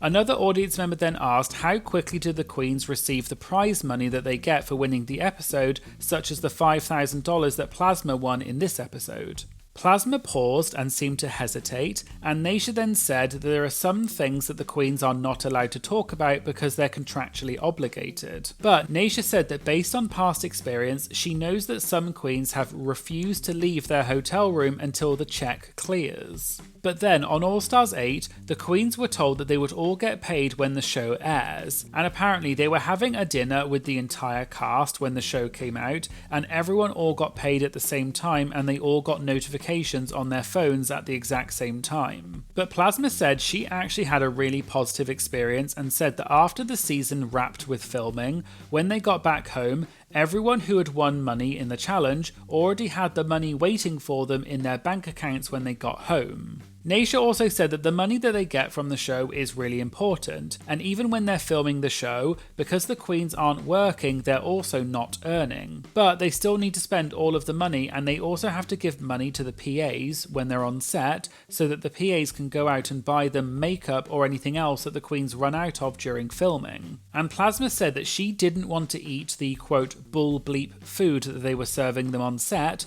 so Plasma gave a PA her credit card and made them go out and buy different food for her. Another audience member then mentioned the moment in Untucked from earlier in the season when Plain Jane came for Amanda and Plasma clapped back at Plain Jane and told her to untangle her arm hair from her bracelet. And the audience member asked if there were any other queens that clapped back at Plain Jane. Plasma said she hopes that other queens did clap back at Plain, but Plasma said she can't remember because she was drunk. Naysha then asked what Plasma's relationship is like with Plain Jane. Plasma paused and said, quote, "Plain Jane is a professional. She knows how to make excellent television, and we worked together on a television program called RuPaul's Drag Race." And then Plasma paused again and said, quote, "What's the next question?" And everyone laughed. And finally, someone asked who Plasma is rooting for to win the season apart from herself. And Plasma said that she is really close to Sapphira Cristál, even though they didn't show it much in the episodes, so she's rooting for Sapphira. And Plasma said that Sapphira really helped her get through some, quote, tricky mental health crises on the show. They then asked Plasma who she did not connect with from the cast, and they mentioned Plain Jane. And Plasma said that Plain is a professional and knows when to turn it off and on for the camera. But then Plasma said, quote, "sometimes." But then Plasma said, quote, "I hate to say it, we genuinely actually like each other a lot," which is such a disappointing answer. And Naysha said that Plain Jane is actually really good TV and she's really enjoying her on the show because it's fun to watch.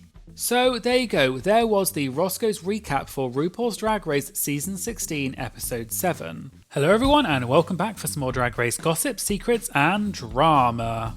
So I'm back for another Roscoe's Recap, and this viewing party was for Season 16, Episode 8. And the guest this week was Morphine Love Dion.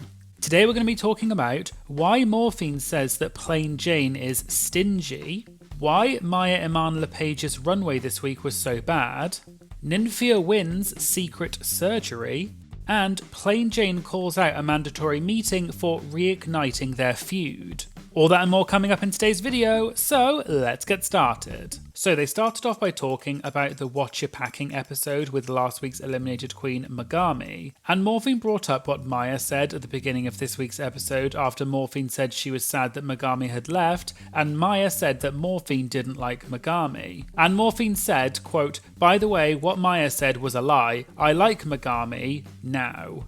And everyone laughed, and Morphine said she was joking and she really does like Megami. Naysha then brought up Megami's elimination last week and asked what it was like coming back into the workroom after her elimination. And Morphine said that she's a Capricorn and she never normally cries, and she doesn't even cry in front of her mum. But for some reason on Drag Race, Morphine cried after every elimination. And Morphine also said she's not sure what it's like on other seasons, but on season 16 all the girls got really close, which is why every elimination was so sad. Batty Davis then said that on the show, Morphine had said that her mum doesn't know that she does drag, and she asked if that has changed. And Morphine said her mum still has no idea that she does drag, but apparently one of Morphine's aunties called her and said that they all watched Drag Race and they had seen Morphine on Drag Race. And Morphine asked if her auntie was going to tell her mum about it, and the auntie said no, they won't tell her, they just thought it was funny and crazy that her mum still didn't know.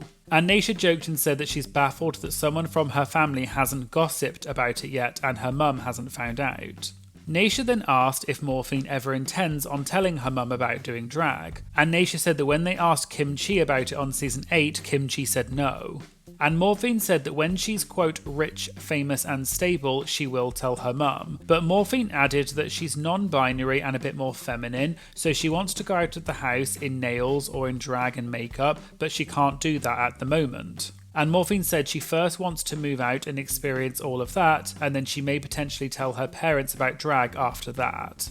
Naysha then brought up this week's mini challenge, which was the reading challenge, and Naysha asked Morphine if there were any funny reads that weren't shown in the episode. Morphine joked that her reads weren't that funny and said, quote, "Thank God they put the funny ones." But Morphine also joked that she's, quote, got barely 2 brain cells and she's not able to come up with jokes on the spot like that. But Morphine does remember that she had a read about Nymphia Wind and said that her teeth were yellow, which is presumably a reference to the fact that Nymphia's signature colour is also yellow. Morphine also said that Plain Jane had a lot more reads than was shown, but she said, quote, "She's nasty, so anything she says is a read." Batty then said that since they're talking about Plain Jane, she said that they had been asking all of the other queens when they come to Roscoe's what their relationship is like with Plain Jane, and she asked if Morphine is friends with Plain Jane. Morphine then said, quote, "No, we're not friends anymore," but then she said she was joking and they are friends, and Plain Jane was just in Miami with Morphine and they had a good time. Morphine then added that she and Plain Jane knew each other from before Drag Race, and then said, quote, "So yeah, we're friends," and her voice went up really high when she said it, and Batty Davis joked and said that she doesn't believe Morphine, and the audience started laughing, but Morphine didn't really say any more about it. And just as some bonus tea in case you don't know about Plain Jane, as we all know, the person that Plain Jane had the most feuds with was Amanda Tori Meeting, and the two of them had several feuds on the show until Amanda was eliminated. And the two of them have since had a few more arguments on Twitter since the show came out. For example, one time Amanda tweeted saying she knew that she looked busted on Drag Race, but said that she could fix her makeup, but Plain Jane couldn't fix being a, quote, hating ass B. And Plain Jane replied and said that the word fix is subjective, and also said Amanda is on her way from drag incompetence to drag mediocrity. And we didn't really hear much more about it, but then Amanda appeared on the show Hey Queen with Johnny McGovern, which is now on WOW Presents Plus, and Johnny asked Amanda about her relationship with Plain Jane. And Amanda said that they had, quote, exchanged some texts, and they were able to, quote, clear the air and set some boundaries. And there may be some potential for a friendship in the future. And Amanda said that the first time she and Plain Jane had ever spoken by text outside of the group chat, she felt like Plain's tone was a bit, quote, flippant, and it felt like Plain was giving her the, quote, cattiness that you have on Twitter.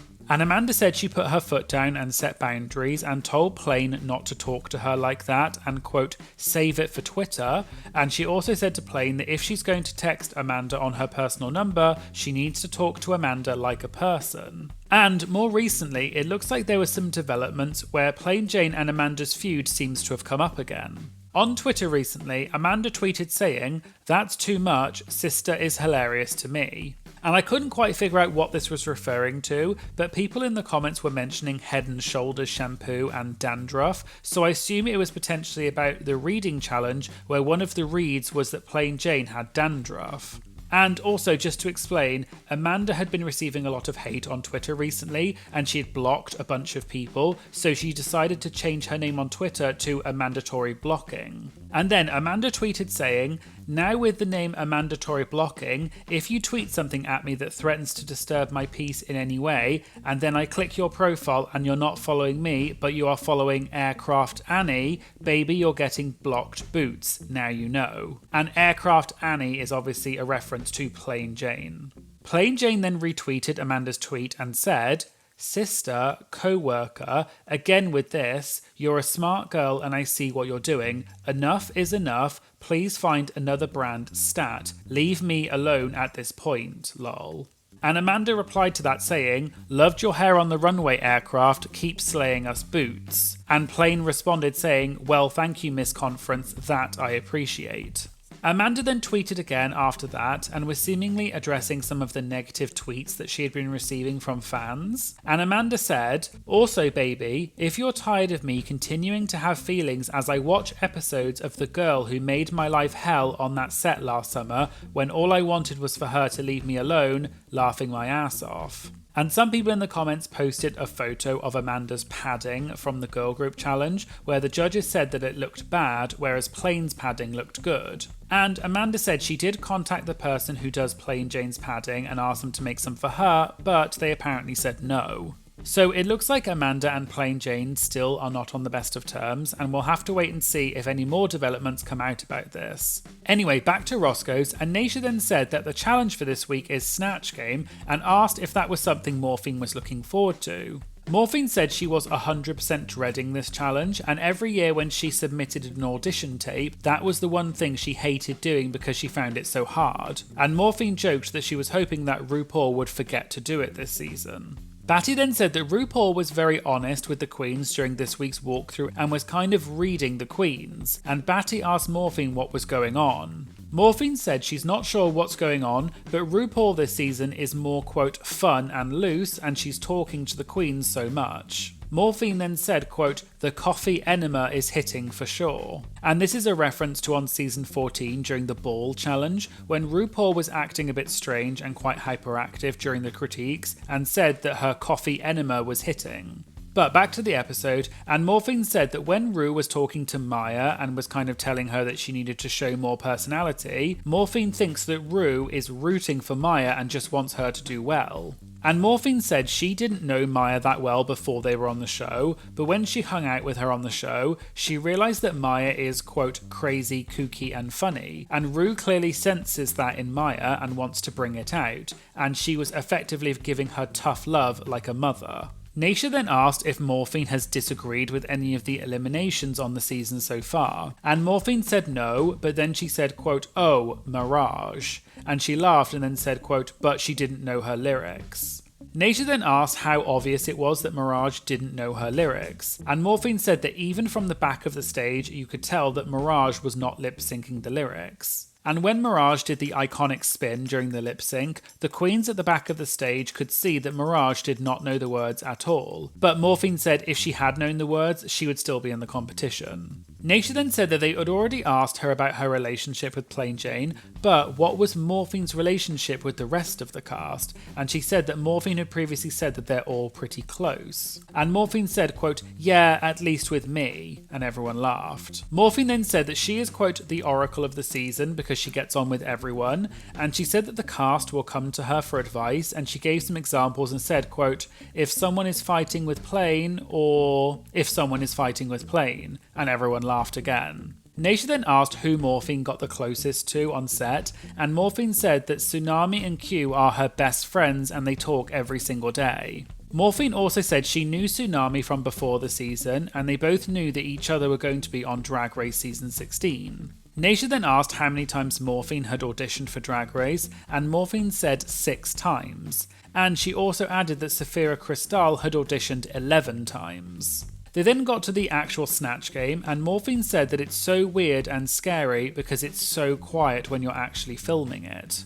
And Morphine said that her good friend Tsunami just, quote, wasn't good, but Morphine also said she knows that she herself was also not good in Snatch Game. And Naysha said, quote, but you know what, you had some laughs where Tsunami was just kind of challenging. And Morphine said that Ru will try and help you out by throwing you a ball, or in other words, an opportunity to come back with a joke. And Morphine said, quote, I'm not good at baseball, so I clearly missed every shot. And Tsunami wasn't even at the baseball event. At least I was at the event, I just did really bad. And everyone laughed.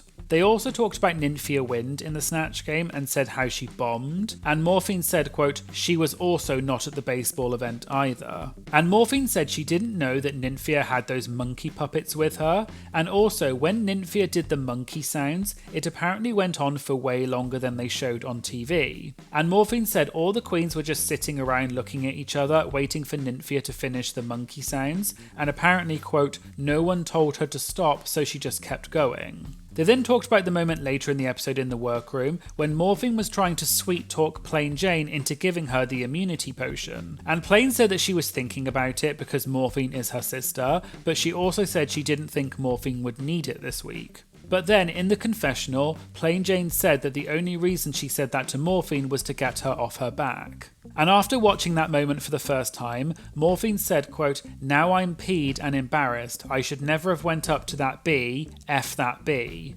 Morphine then said that her and Plain are from the same drag family, and she said that Plain is, quote, stingy, but Morphine said this is just Sister T and their friends, but Plain Jane is actually stingy. And Morphine started telling a story and said, quote, she's going to be so annoyed. But Morphine continued and said that once she went away to New York with Plain Jane and Q, and they got an Airbnb to share.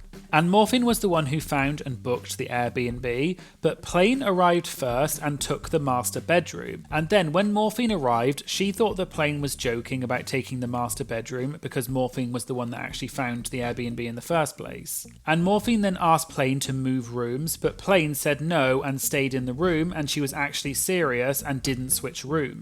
And so Morphine said that Plain is, quote, stingy, and that it was also, quote, very on brand for her to keep the potion for herself. They then went on to the runway for this week, and the category was Dancing Queens, and they went through each person's look and asked Morphine to give it 10s if she liked it or a chop if she doesn't. And when they got to Maya Iman LePage, the audience shouted out chop. And Naysha said it looked a bit like Maya had pulled something out of her suitcase and tried to make it look hip-hop, and she also asked Morphine if she knew anything about it. Morphine then hesitated and said, quote, I think I'm allowed to say it, and Naysha joked and said, quote, of course you are. And Morphine explained that Maya's designer in Miami didn't send her 7 of her costumes for Drag Race. And literally on the day they were all flying to California to film the show, Maya was apparently on her bed in her room just waiting for the designer to call, but they never did. So Maya then had to fly out to Drag Race with 7 of her costumes missing, and this runway category was one of the outfits that was missing. And so presumably Maya had to come up with something at the last minute. And Morphine said because of that she feels indifferent about this outfit because she feels bad for Maya. Batty then said that for any queens wanting to go on Drag Race, don't just use one designer because this is what can happen. And Naysha said it's difficult because everyone uses the same designers, and often a designer is already making costumes for another queen, so they can't take on any more clients. Naysha also said the best thing to do is to find a new designer who is willing to work with you and give you the opportunity, because it gives them a chance to make a name for themselves, and they're usually more loyal because they're still starting out in the industry. Morphine then said something similar happened to her, and the outfit that she wore for this runway, which was flamenco, was actually her second option. And Morphine explained that there had been a lot of comments questioning why Morphine was wearing a Spanish outfit when she is Latina from Nicaragua. And Morphine's original runway was going to be a traditional Nicaraguan outfit with a basket of fruits, but the basket broke the day of and the dress wasn't working, so she had to go back and do this flamenco look instead.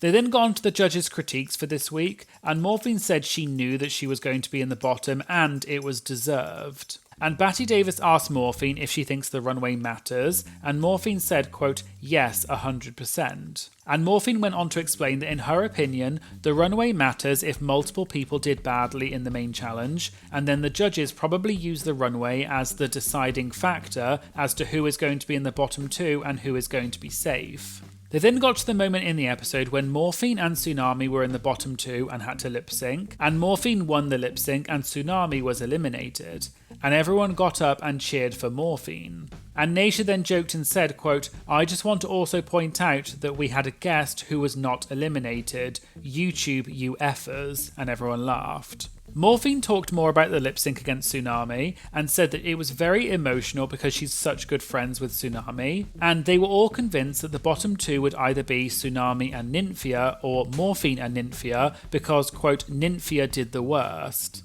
So when they found out it was actually Tsunami versus Morphine, it was really emotional. And Morphine said she suffers with anxiety and she was just so anxious that she kind of blanked out and went into flight or fight mode. And when she kissed Tsunami, it felt like she was giving her, quote, the kiss of death. And she also said that it was way more emotional in real life and they were crying so much on stage, but they cut a lot of that out in the episode. They then moved on and Naysha told a funny story and said that last week at Roscoe's, when they were discussing Roscoe's having the YouTube premium subscription which costs $2 per month, Naysha had jokingly said, quote, just join, I'll even give you $10. And apparently after she said that, someone actually sent a request to Naysha's Venmo requesting $10, and the other people on stage couldn't believe it, but Naysha said it was true. Naysha then found the person's name in her Venmo and read it out and accepted their request for $10 and said, quote, Cody, you little bleep,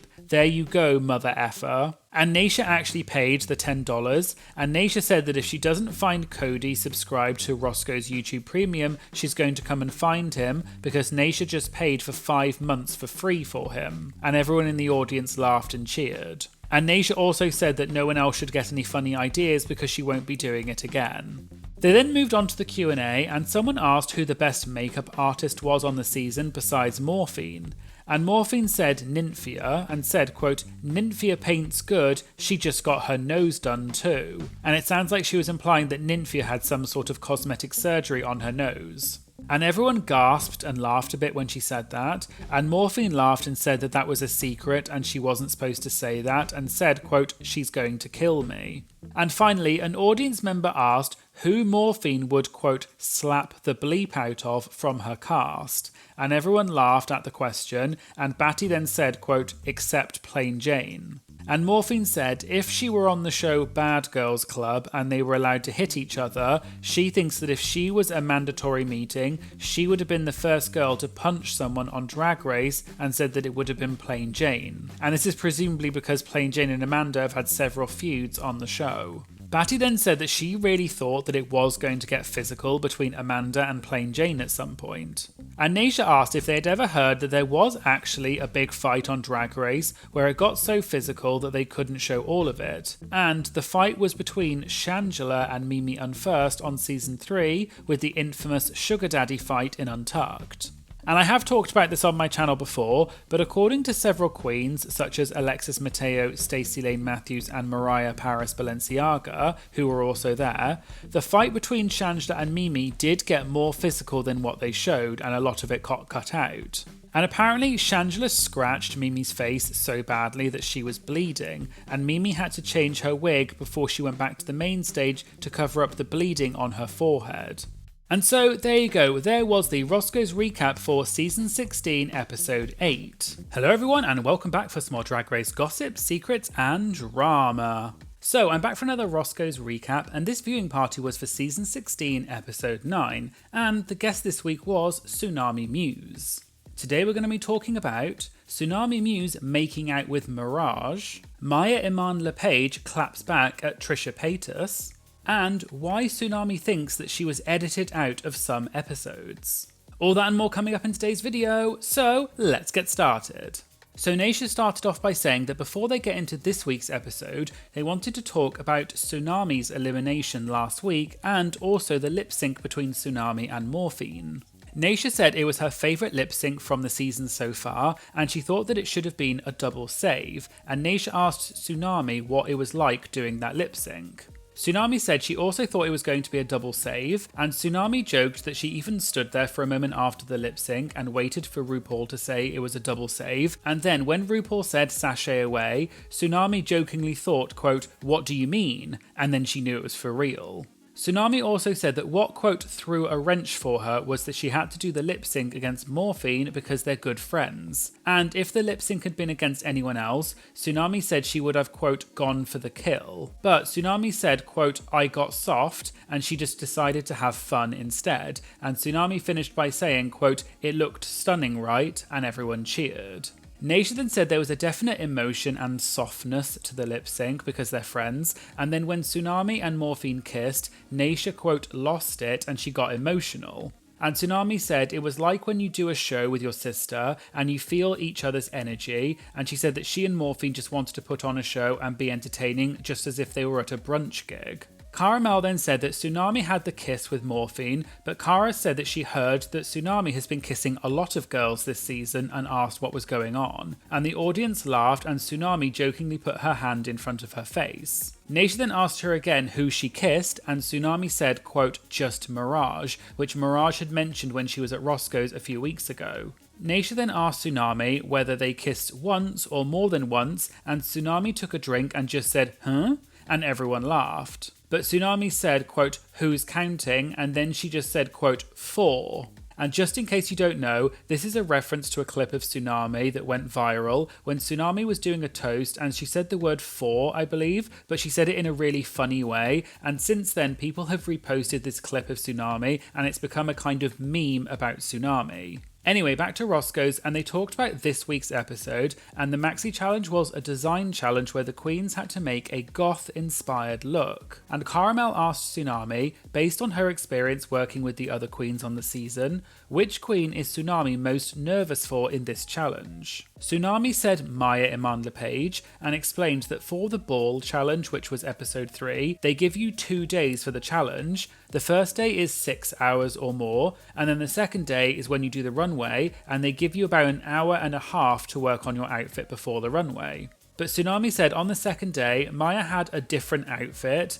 and Maya was listening to the lip sync song and presumably was preparing herself for the lip sync. And Tsunami said although she didn't really know Maya that well at that point, she went over to her and said, quote, "don't give up, you still have this amount of time, do something." Maya then apparently thanked Tsunami and then whipped out a different outfit, which is the outfit that she actually showed on the runway, and she did all of that in just an hour and a half. Tsunami said she actually liked Maya's second outfit, and it was actually the other queens that voted Maya to be in the bottom that week because it was the Rater Queen, but Tsunami didn't vote for Maya to be in the bottom. But Tsunami said Maya was the one who probably struggled the most, which is why she's looking forward to see how this challenge turns out. Batty Davis then said that there have been 3 design challenges this season, and Tsunami said, quote, "I mean, so many designers in there." Batty then asked Tsunami if she felt that the show caters the challenges to the contestants. And Tsunami said that it would be, quote, "stupid for the show to not look at what the strengths of the cast are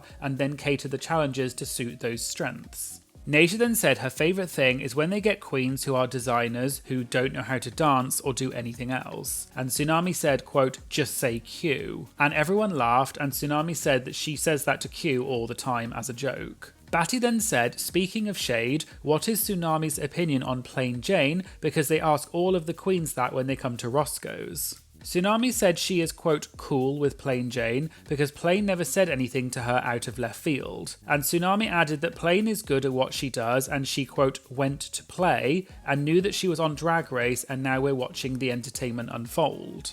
They also asked Tsunami who she is closest to from the season, and Tsunami said she's really close with Morphine and Q, and they have a group chat and they talk every day, especially when they're getting a lot of hate from the fans. Tsunami also said that during filming she was really close with Morphine and Saphira, and then after the show she became really close with Q, and she's now one of her closest friends from the cast. Cara then asked when getting ready for the season how much help Tsunami received from Candy Muse, who is her drag mother, and also the House of Aja, because Candy Muse has been part of the House of Aja in the past. Tsunami joked and said, quote, "With the bleep they pulled, I didn't want any," and then clarified that she was kidding. Tsunami said that she would go to Candy with specific questions, but that was kind of it. But Candy wanted to finance one of Tsunami's looks, and Tsunami joked that she, quote, allowed Candy to give her money to pay for one of her looks. Naysha and Batty then asked which outfit it was that Candy paid for, but Tsunami said that Candy just sent her the money and it went into her bank account, so it wasn't used on a specific outfit, it was just kind of used for the general outfit budget. And Tsunami also said the main thing that Candy contributed was advice, and apparently she just said to Tsunami that she needed to go on the show and, quote, have fun, and that's the most important thing. Batty then brought up the feud that happened between Plain Jane and a mandatory meeting, and Batty said this was one of the first times in Drag Race that we really saw one of the queens being, quote, attacked in that kind of way, and she asked what Tsunami thought when she heard all of that. Tsunami said that Plain was giving Amanda, quote, unsolicited advice, and she was gagged and couldn't believe that it was actually happening, and she also said that it was, quote, fierce. But Tsunami said that they're all adults, and Amanda, quote, chewed Plain up in her responses, and Plain didn't know what to say, and Tsunami said she was, quote, highly entertained. Cara then said that now that Amanda is gone, Plain is looking for a new victim, and in this episode it seems to be Plasma. And Tsunami said yes, but looked a bit confused. And then Naysha joked that Tsunami had only just clearly realised that that was what was happening. They then talked about the moment in the episode when Saphira was helping Maya to make her outfit, and Naysha asked what the other people's opinions were regarding queens helping other queens with their outfits. Cara said the queens shouldn't be helping the other queens in her opinion, and Tsunami said it's Saphira's choice if she wants to help, but it will come at her expense because she has less time to work on her own outfit. And Tsunami said that's probably why Saphira didn't make the coat for the doll design challenge, because she was also helping Maya. But Tsunami also added that Saphira did actually help her in that challenge and they just didn't show it. And Naysha joked and said, quote, the truth comes out. But Tsunami said that she only ever asked the queens questions for advice, but no one ever actually worked on her outfit, she did it all herself. They then talked more about the subject of queens helping other queens in the design challenge, and Naysha said that although it's Saphira's choice whether she wants to help Maya, what the other queens are feeling in the workroom is, quote, totally valid, because it's still a competition at the end of the day. And the contestants are competing on their own, but in this instance, Naysha said, quote, you have someone with a crutch who has been helped not just once, but twice. Naysha also said that not only that, but she's not sure if this is just the editing, but you had Saphira telling Maya what she needed to do on the outfit, and Maya then just said, quote, huh? And Naysha said, quote, come on B, put a little more effort into this. I'm effing practically doing the whole bleep for you. You can stitch this bleep up at least, damn. And they mentioned that Dawn didn't look very happy about the fact that Maya was being helped by Saphira in the episode, and they asked Tsunami how she felt about it. Tsunami laughed and clearly tried to get out of answering and pretended the episode was about to start again and said, quote, and now we're back. But the other hosts laughed and said that they were not. They then rephrased the question and asked Tsunami whether in the ball challenge was Maya actively trying to help Saphira when Saphira was helping her with her outfit, or was Maya just chill and was letting Saphira do it all for her? And Naysha said there's a difference. Tsunami said she didn't really notice because she was focusing on her own outfit, and then Tsunami said, quote, but I mean... And then she paused and then said, quote, I don't care, and everyone laughed. Naysha then said it would be a gag in that situation if Maya had been safe and Saphira was in the bottom, but Tsunami said if that were the case, it would have been Saphira's fault. But Naysha said the problem that she was having is the, quote, lack of eagerness from Maya and not asking Saphira what she could do to help her. They then got to the moment during the judges' critiques when Michelle said that something wasn't adding up because Maya had previously said that she can't sew, but then she had an entire outfit and all of the people on stage were laughing, and Naysha said, quote, it's coming B, it's coming. Naysha then said that in the first design challenge it was a big group so it's fine if you get help, but now, quote, B, you're coasting because someone is helping you. And Naysha said that's probably why production said, presumably to the judges, that they had to come for Maya and criticise her because she didn't make the outfit on her own. They then moved on and talked about the lip sync between Maya and Plasma, and Maya ended up winning. And Naysha asked if she felt it was fair for Plasma to go home over Maya, even though Plasma had 2 wins and has a better track record than Maya. And Naysha said it felt, quote, wrong because during the lip sync, stuff was falling off Maya's outfit, and then Maya did the reveal with the petals, which Naysha said was, quote, so groundbreaking. Tsunami then asked if Naysha didn't enjoy Maya's performance, and Naysha said she did enjoy it, but it's called a lip sync and it's about syncing your lips and not about doing flips and tricks. But then Tsunami asked, do you think it's a byproduct of where we are now that people would rather see tricks and flips in a lip sync? And Kara said track record should come into play, but Maya clearly outperformed Plasma and Tsunami agreed. And Naysha said that's why she was surprised that Maya won, but she agreed that Maya did outperform Plasma, and Tsunami said that Plasma got, quote, demolished.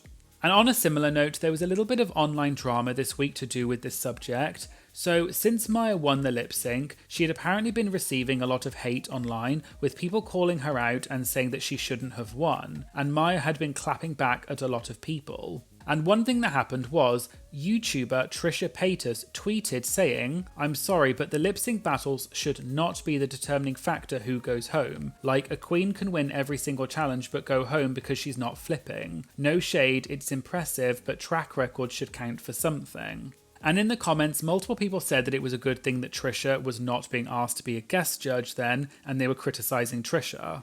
And Maya then quote tweeted Trisha's tweet and said, so what's the point of lip syncing for your life? And in Flowers I didn't flip. Y'all still was mad, kiss my ass, boo.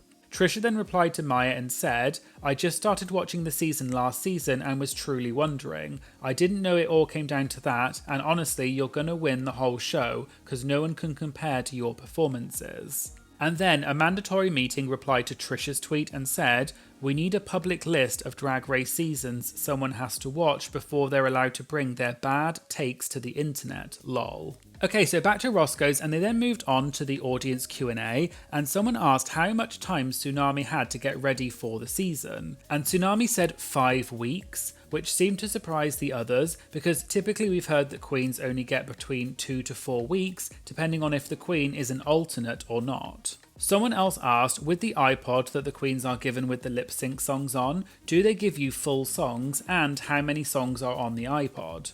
Tsunami said it's not the full song, it's usually an edited version and no longer than 3 minutes. And they also don't get all the songs for the season at the same time. The iPods get updated and they get new songs added to them throughout the season. And Tsunami said if she remembers correctly, they got the first 6 lip sync songs, and then after that they added more and switched some others around. And Naysha said because sometimes the songs don't get approved, presumably for licensing reasons, they have to switch around some of the songs. The next question was regarding what they had discussed earlier in the same viewing party about Mirage, saying that she had a crush on Tsunami, and Tsunami had said that she had a crush on Plain Jane, and they asked Tsunami if there had been any kai-kais between the queens.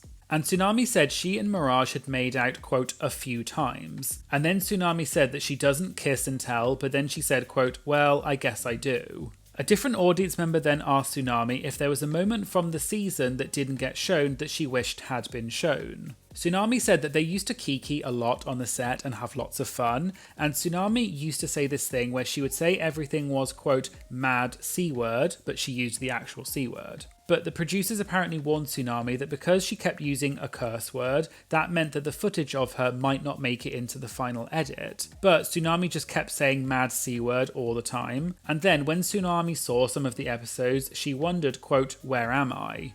And Tsunami said she thinks it was because she kept saying everything was, quote, mad C-word, and Tsunami even wrote a song called It's Giving C-word featuring Candy Muse. Another audience member then said that we often see in design challenges that they want to end the runway with the queen who has the best look of the night. So they asked Tsunami if it ever happened that someone was put in the middle of the runway order and so they knew that that queen was not going to win. Tsunami said she never experienced a shift with the runway lineup, but the only thing that happened was this one time a particular queen, who she said she didn't want to name, was having trouble getting into her outfit because it was so elaborate. And so they switched her to the last position in the runway to give her more time. Batty then asked if it was Saphira, and Tsunami said yes and laughed, and she said that it was the big flower petal look. And we know this because when Plasma was at Roscoe's recently, she had revealed that Saphira's flower runway look was so big it didn't fit on the runway, and they had to take out some of the larger petals at the back so that Saphira could actually fit through the runway door. And finally, an audience member said that Tsunami had previously mentioned that she auditioned for Drag Race many years ago, and they asked her what that was like and whether Tsunami was glad that she didn't get on the season back then. Tsunami said that she applied for seasons 4 and 5 and joked that the reason she didn't get on the show was because she was, quote, crunchy. And Tsunami said that she's glad that she got on the show now rather than back then because it wouldn't have, quote, gave what it gave now, and her drag has improved so much since then. So there you go, there was my Roscoe's recap for Drag Race Season 16 Episode 9. Hello everyone and welcome back for some more Drag Race gossip, secrets and drama. So I'm back for another Roscoe's recap, and this viewing party was for Season 16 Episode 10, and the guests this week were Maya Iman LePage and Jessica Wilde.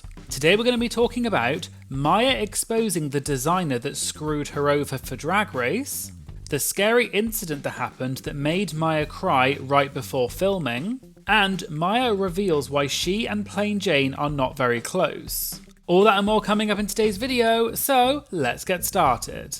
So they started off by talking about last week's episode, which was the design challenge, and Naysha said she felt as though from the edit it looked like Maya wasn't very eager to help Saphira, who was helping Maya to make her outfit, and Naysha asked if that was accurate or was that the editing. Maya joked that she could blame it on the edit, which is of course the famous RuPaul's song. But Maya said that the only thing Saphira helped her with was cutting out the bottom of the dress, but Maya sat for hours on the sewing machine and did the rest herself. Maya also said that the design for the dress was also her own design, not Saphira's, and Maya was the one who wanted to do the leather at the front and the lace at the back.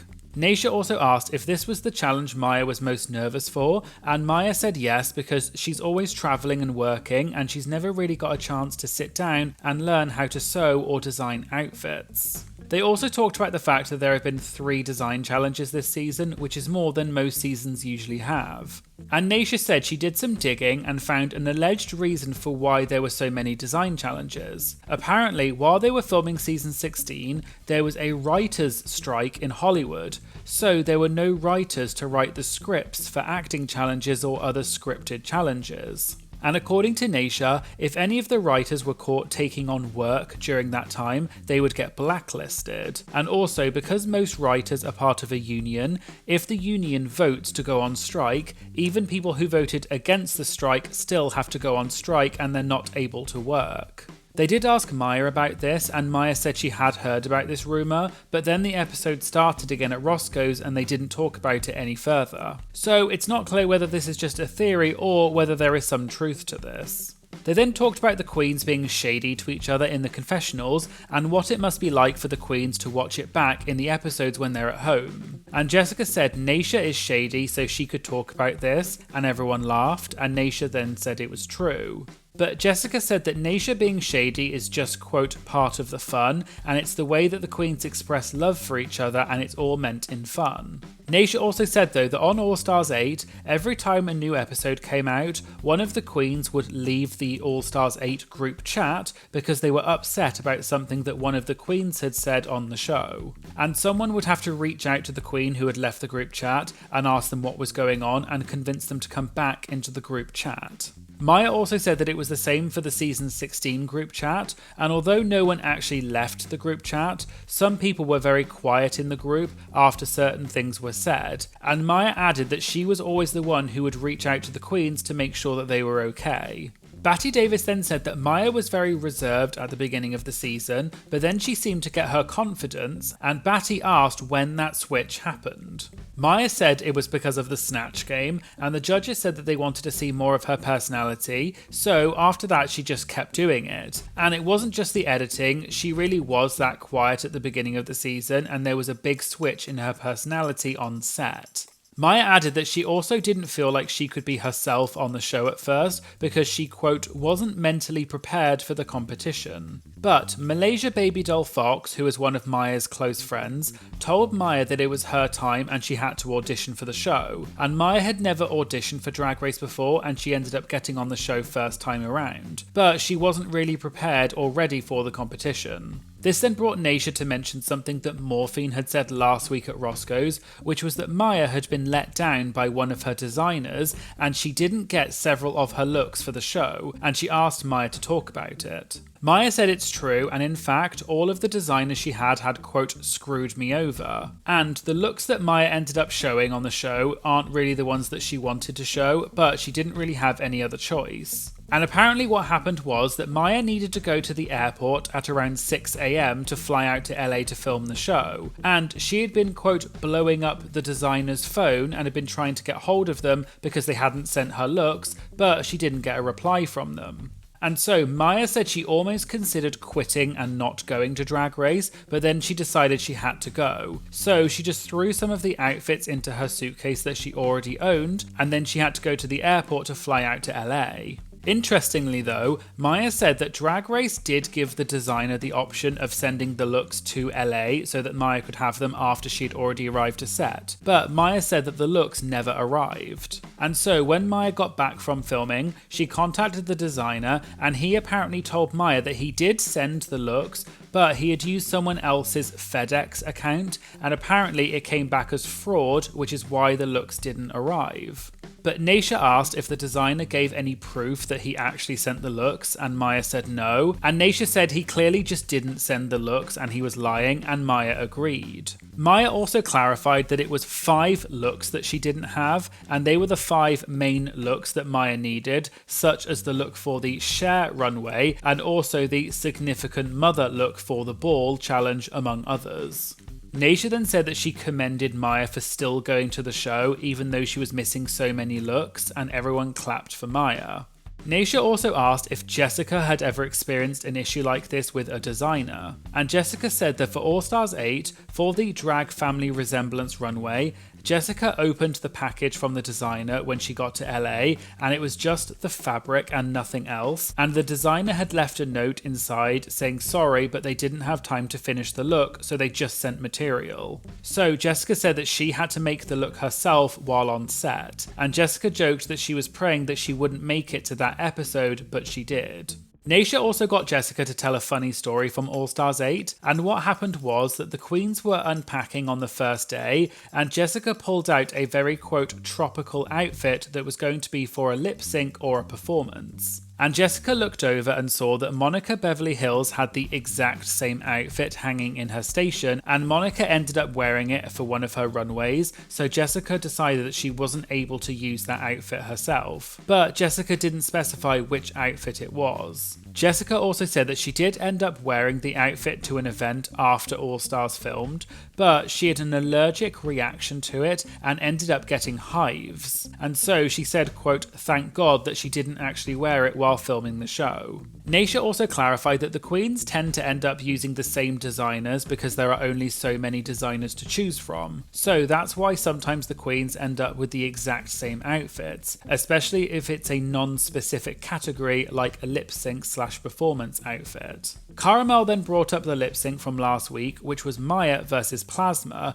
and she said how polarizing it was, and it actually ended up being the most watched episode of Drag Race ever. And the whole issue of whether track records should be taken into account or not had come up for that lip sync, and Cara said in her opinion it's a lip sync for your life and not a track record for your life, and she asked Maya how she felt about it. Maya said that she, quote, kicked Plasma's ass, so the proof was right there and that she deserved to stay. Maya also said that she should have had another wig underneath when she did the petal reveal, but she came up with the idea of doing the reveal at the last minute and that's why she didn't think about it. And the reason that Maya ended up doing the reveal was because she was trying to make the lip sync special. But Maya joked that she already knew that she was going to, quote, eat up Plasma's ass with the dancing, and everyone laughed. Cara then asked what Maya's thoughts were on some of the comments that people had made about this, such as Trisha Paytas, which I did talk about in my last Have Your Say video, which I'll link to in the description. And when Cara said Trisha's name, Maya just said, quote, who? And everyone laughed.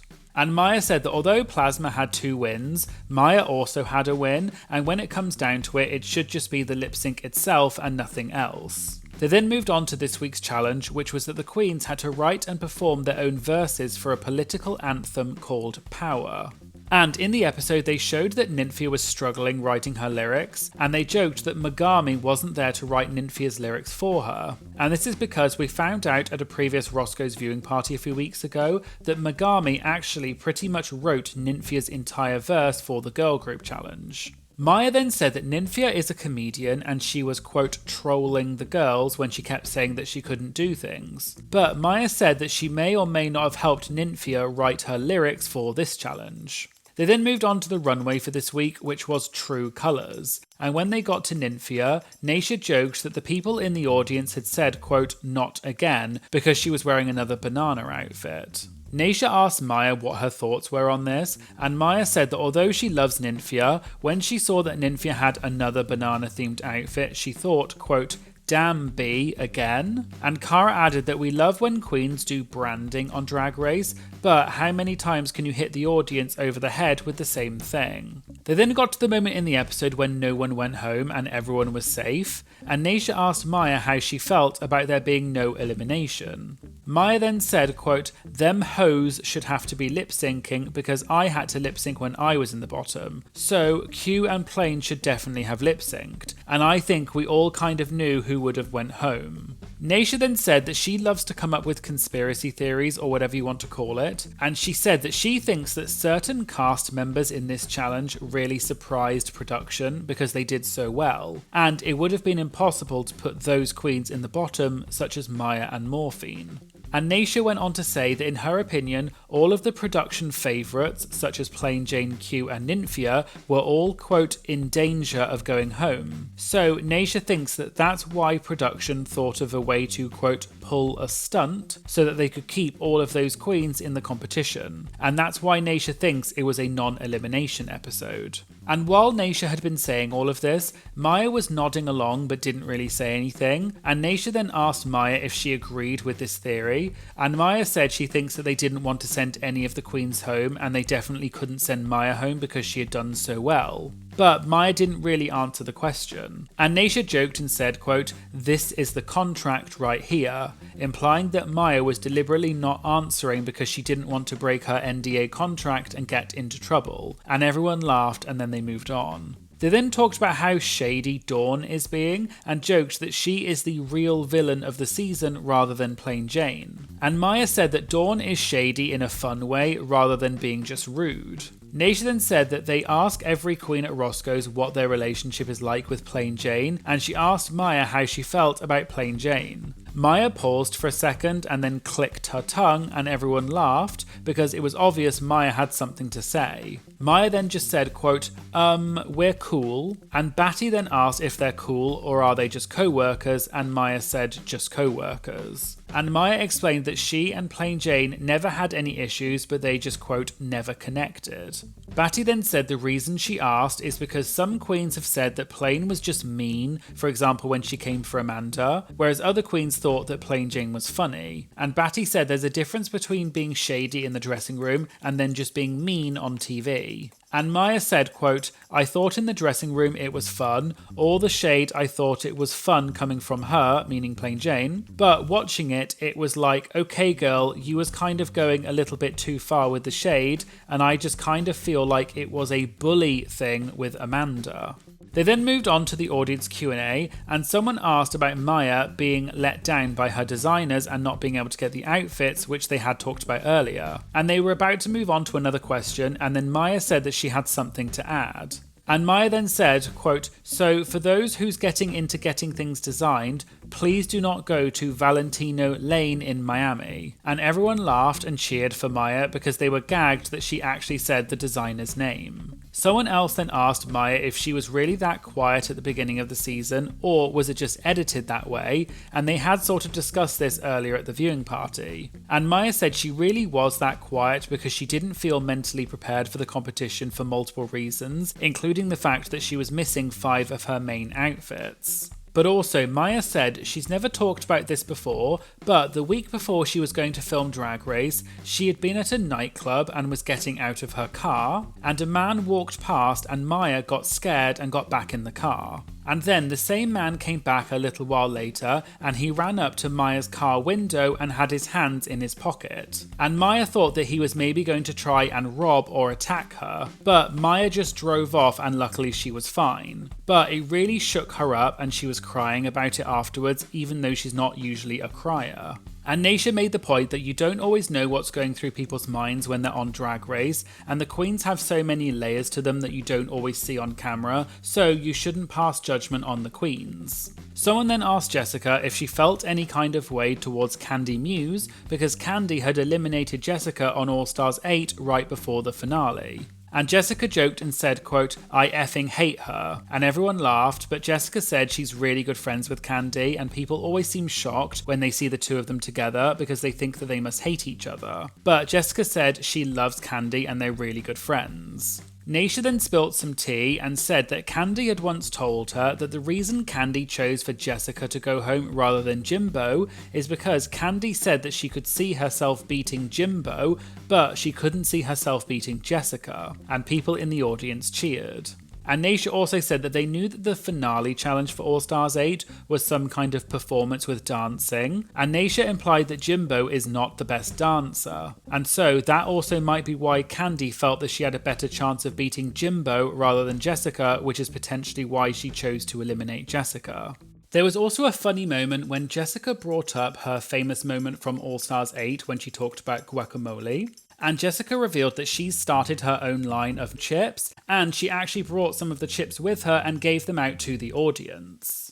And finally, someone asked Maya about her infamous Cher impression, which made RuPaul laugh. And Maya said that RuPaul literally laughed for 10 minutes after she did that, but they didn't show it all on camera. And although they also didn't show this moment, Maya had also said another famous Cher quote, which was, quote, "Shut up, stupid," which also made RuPaul laugh. And Jessica said it makes you feel uncomfortable when things like that happen on the main stage, and it reminded Jessica that RuPaul had asked her to do a country accent, presumably on season 2. And Jessica joked that she, quote, "barely speaks English, so she had no idea how to do a country accent. And so she did a country accent and said, quote, "I'm so happy to be here, yee-haw." And everyone laughed, and Jessica joked that she felt, quote, "so stupid," and it's, quote, "uncomfortable because RuPaul asks you to do it again and again." So there you go, there was the Roscoe's recap for RuPaul's Drag Race Season 16, Episode 10. Hello everyone and welcome back for some more Drag Race gossip, secrets and drama.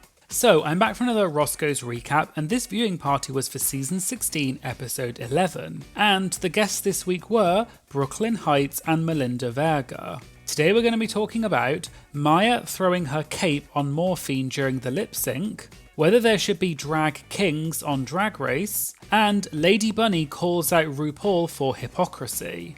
All that and more coming up in today's video, so let's get started. So they started off by talking about Maya Iman LePage, who had won her 3rd Lip Sync for Your Life, and there had been quite a lot of mixed reactions to it. And Maya had been a guest at Roscoe's the week before. And Naysha said that there had been a lot of chatter online about Maya, with people saying that she had a, quote, lack of personality. But Naysha defended Maya and said that not everyone has a really big or loud personality, and Maya comes alive when she performs. And Naysha asked Brooklyn and Melinda about that. Brooklyn said that she is one of those people who doesn't have a loud personality, so she totally gets where Maya is coming from. And sometimes contestants like that need to be, quote, pulled out of that a bit because it's scary being on camera and some contestants find it hard. And Brooklyn joked that Melinda is one of those people who is very, quote, wilting and shy, and everyone laughed. And just to explain this for those of you who haven't watched Canada's Drag Race Season 4, Melinda had several confrontations with people and was also seen as being quite a big personality.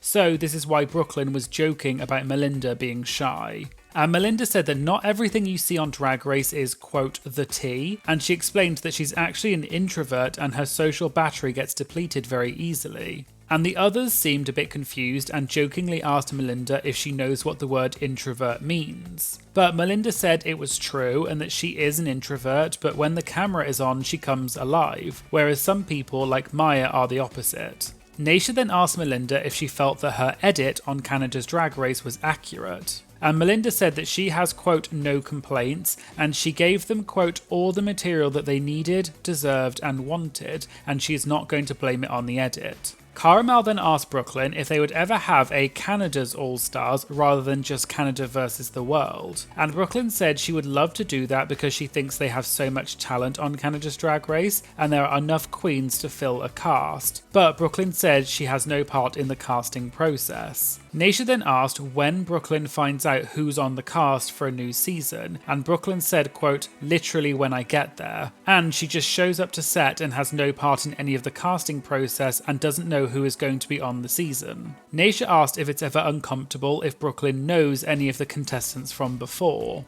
And Brooklyn said it can be a little bit uncomfortable, but you just have to show up and get on with your job, and the queens know by now that Brooklyn is the host, so they know what they're signing up for.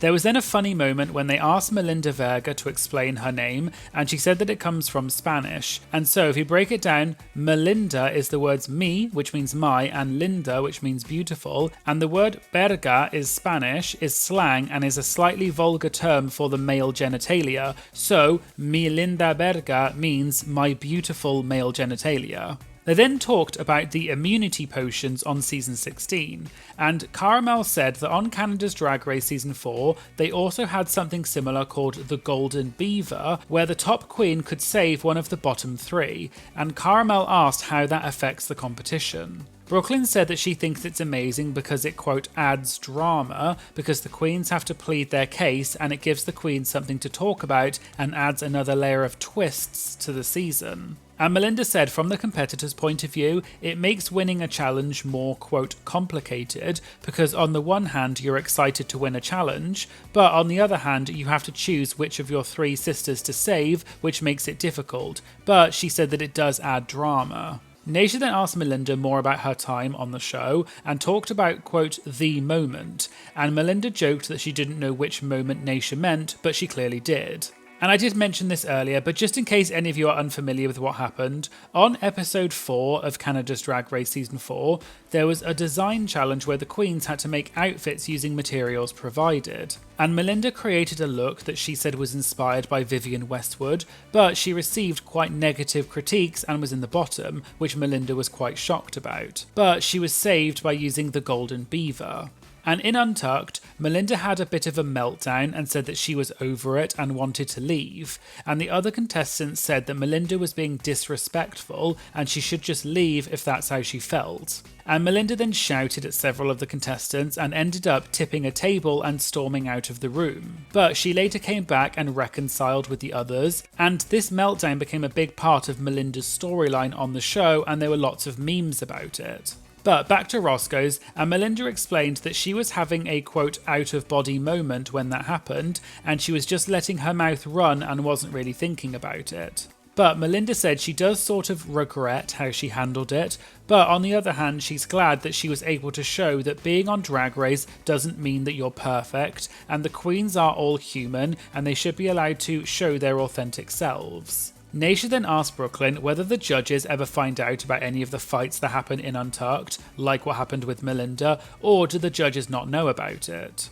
Brooklyn referenced Melinda's meltdown and said, quote, I heard it happening in real time. And Melinda said that the whole studio heard it, presumably because the sets are quite close to each other, and Melinda was shouting so the judges must have been able to hear it from the neighbouring set. Brooklyn then said that she did hear the shouting, but she didn't know what was going on exactly, and then the next day the production crew said that Melinda had freaked out, but they didn't exactly say what happened. And so when the episode actually came out on TV, that was the first time that Brooklyn actually saw what really happened. And Brooklyn joked and said that she thought, quote, "This is effing brilliant. I'm so glad you didn't handle yourself differently because that was TV gold." And everyone laughed. They then talked about the Maxi Challenge for this week, where the queens had to present drag awareness employee seminars. And they talked about the last group, which was Saphira, Nymphia and Morphine. And they talked about the moment where Morphine cut Nymphia off mid-sentence because Nymphia was seemingly going on for too long in her segment and was running into Morphine's time. Batty asked if the others felt that Morphine came in a bit too soon and cut Nymphia off.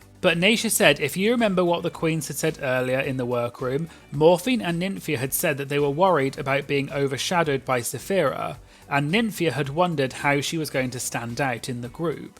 So Naysha said that she thinks that Nymphia was, quote, already plotting on doing something, like going over her time and going in on the jokes to try and stand out. Naysha also said she thinks that if the challenge is judged in groups, she thinks that Q and Plain should win, but if it's judged individually, she thinks that Nymphia will win because Nymphia was the only one who made Naysha really laugh. They then talked about the runway for this week, and the theme was DragCon 1980. And they talked about Maya Iman LePage, and Naysha joked that during the runway, Maya had said that she googled the theme, which was DragCon 1980, and they joked that nothing would have come up because there was no DragCon in 1980. And there is actually a little bit of interesting backstage tea about Maya's outfit for this week, which they didn't talk about at Roscoe's, but I have talked about it in my Have Your Say video for this week, so make sure you go and check that out, and I'll put a link in the description. They also said that when Maya was at Roscoe's, she had said that she was screwed over by her designers and didn't receive many of the outfits and had to find last minute options. And they said that this may have been one of those outfits. They then talked about the fact that Nymphia had put on a heavy Asian accent during the challenge, which was quite different from her usual way of speaking. And the judges did talk about this during the critiques, but they were all quite careful about how they talked about it, and they kind of moved on quite quickly. Naysha then said that she is a Spanish speaker and is of Puerto Rican descent, but she wouldn't be offended if someone did her accent or if she did that accent, even though her accent isn't that heavy in real life. But Naysha said that they were all laughing at Nymphia's performance and she was using a heavy accent, and Naysha questioned whether she should feel bad about laughing and whether it's wrong to laugh at someone doing that type of accent. And Naysha said she was confused why some people thought that it was okay for Nymphia to use that accent, but other people thought it wasn't okay. Melinda, who herself is of Filipino descent, thanked Naysha for bringing this topic up and said that she wanted to bring this up anyway because it's important to talk about. And Melinda said, quote, "It's about time that us Asians are able to tell our stories in our point of view," and people cheered. Melinda went on to explain that it's important for Asians to be able to share their sounds and their stories with people, and it's okay to laugh. And she said often we're, quote, walking on eggshells when we're talking about other people's cultures. But it's about time that we're able to fully and 100% appreciate other people's cultures without, quote, feeling like we're in foreign territory, especially in the US, which is a melting pot of cultures, and you should be able to share your stories. And she also said that this was a comedy challenge. They then moved on, and Cara said that last week, Naysha had said that the potential reason why they had so many design challenges on this season is due to the writers' strike that happened in Hollywood during the time of filming. But Cara said she wanted to correct Naysha politely, and Cara said that she had found out that reality shows, newscasting venues and sporting events don't have writers, they have what are called screen editors or script editors, which is how they're able to get around the union problems. But Naysha said that when it comes to other challenges on Drag Race, like the comedy SNL skit on All Stars 8, they actually did have writers. And they did look like they were going to continue this discussion, but the episode started again, so they stopped and they never came back to the subject. They then talked more about the lip sync of the bottom two between Maya and Morphine, and they mentioned the moment when Maya threw her cape over Morphine. And they showed RuPaul not looking very impressed because Ru has previously said that drag is not a contact sport. And Naysha asked what the others thought about this. Brooklyn said that Maya didn't technically touch her and she thought it was sickening, and some other people agreed. And there has been quite a lot of talk about this online, and some people said they thought it was disrespectful for Maya to do that. But other people have said that in the ballroom scene it's actually quite common to do things like that, and so Maya was just doing that. So they then moved on to the Q&A, and someone asked what the queens would like to see from casting at WoW, and they asked about drag kings being on Drag Race. And this has been a very widely talked about topic on Drag Race for years. And this prompted a very long discussion at Roscoe's about whether there should be drag kings on Drag Race. So I'll just quickly summarise the main points that were discussed. Brooklyn said that diversity is the name of the game, so she would love to see drag kings on the show. Naisha said she thinks that drag kings are artists, but she thinks that they should have their own show because it's a different style of drag, because it's male impersonation rather than female impersonation. Cara then said that there have been shows where drag queens and drag kings have competed together, and asked Naisha what she thinks the issue would be. And Naisha said that she thinks the drag queens will often get favoured because it's difficult to compare contestants who do female impersonation to contestants who do male impersonation. But Brooklyn said it's still drag and drag kings deserve a platform like Drag Race. Batty then said that in the pageant system, you don't judge drag queens and drag kings on the same things, and if you want to break it down like that, it's hard to compare an evening gown and a tux. Naisha then used the example of how the Madonna runway would work with drag kings, and Cara said that Madonna has some more masculine looks. And Naisha also mentioned if they had a Prince runway, and Cara said that Prince would be fine because his looks were quite androgynous anyway. Batty and Naisha then joked that Cara Mel is a bearded queen, but didn't seem to understand the logic of what they were saying. And Cara said that she knew what Naisha and Batty were trying to say, but she thinks that you can have drag kings and drag queens compete together. And Melinda said that it was about time to switch it up on Drag Race because it's been 16 seasons, and she thinks that drag kings deserve just as much recognition as drag queens. And there was a bit more to the debate, and it did get a little bit heated, but I've just summarised the main points. And this is a great opportunity to remind people to not be hateful in the comments when it comes to these kind of heated topics. Please just keep it nice and respectful. There was then another audience question, which was about why Raja O'Hara, who won Canada vs the World, was not included in the Canada's Drag Race winners photo shoot, which has been quite widely talked about online. Brooklyn said that she was nothing to do with organising the photo shoot, and she was just told to show up and do it. And she said that she loves Raja, and Brooklyn said that maybe they just didn't think to ask Raja, or maybe they just wanted to keep it to just the winners of the regular seasons. Or it may have also been to do with scheduling conflicts. But Brooklyn said that she has spoken to Raja about it and she's fine. And finally, there is some drama that happened that's unrelated to Roscoe's, but it involves Lady Bunny calling out RuPaul. And it happened a few weeks ago, and I did plan to mention it in a different video, but there just hasn't been an opportunity, so I thought I'd include it in this video. So, as you know, Lady Bunny is a famous drag queen and is a longtime friend of RuPaul, and Lady Bunny has been a guest on Drag Race in the past. Well, there was a little bit of surprising drama that happened recently where Lady Bunny made a few critical comments about RuPaul. In general, Lady Bunny has become known as being quite outspoken, particularly when it comes to socio-political issues. On the 4th of March of this year, Lady Bunny posted on Instagram and she said that she had ordered a copy of RuPaul's new book and she had seen an extract of it, and it was about RuPaul talking about getting sober. And Lady Bunny said that this surprised her because they had never discussed that. But then Lady Bunny said that the photo she shared in the post is from a tech website where RuPaul said that he was building a bunker at his house to protect him from the, quote, cycle of destruction. And in the article, RuPaul said that the reason he was building a bunker at his house is because humans were on a, quote, cycle of destruction of the planet. But Lady Bunny pointed out that RuPaul has been heavily criticised in the past for allowing fracking on the land that he and his husband own. And just in case you don't know, fracking is a method of extracting natural gas and oil from shale rock under the earth, and it has been heavily criticised by many people as it is seen to be quite destructive and bad for the environment. And Lady Bunny said about Ru, quote, "He's making himself safe while destroying the planet." Lady Bunny also said that RuPaul is a hypocrite and had the climate change ball on season 10 to raise awareness about climate change, but then he allowed fracking on his land. And Lady Bunny said that RuPaul and his husband, quote, will be in their bunker safe and sound away from floods and extreme weather which their actions have caused. And on the back of this, there's been talk for years about RuPaul and fracking, and many contestants have even joked about it, such as Bob and Peppermint. And RuPaul had never really spoken about this before, but in a recent interview with Vulture, RuPaul addressed the fracking controversy and defended his actions and said, quote, do you buy gas? Before you point the finger, smell it first, B. And RuPaul ended by saying, quote, there's no combination of words I can put together that would soothe the mob.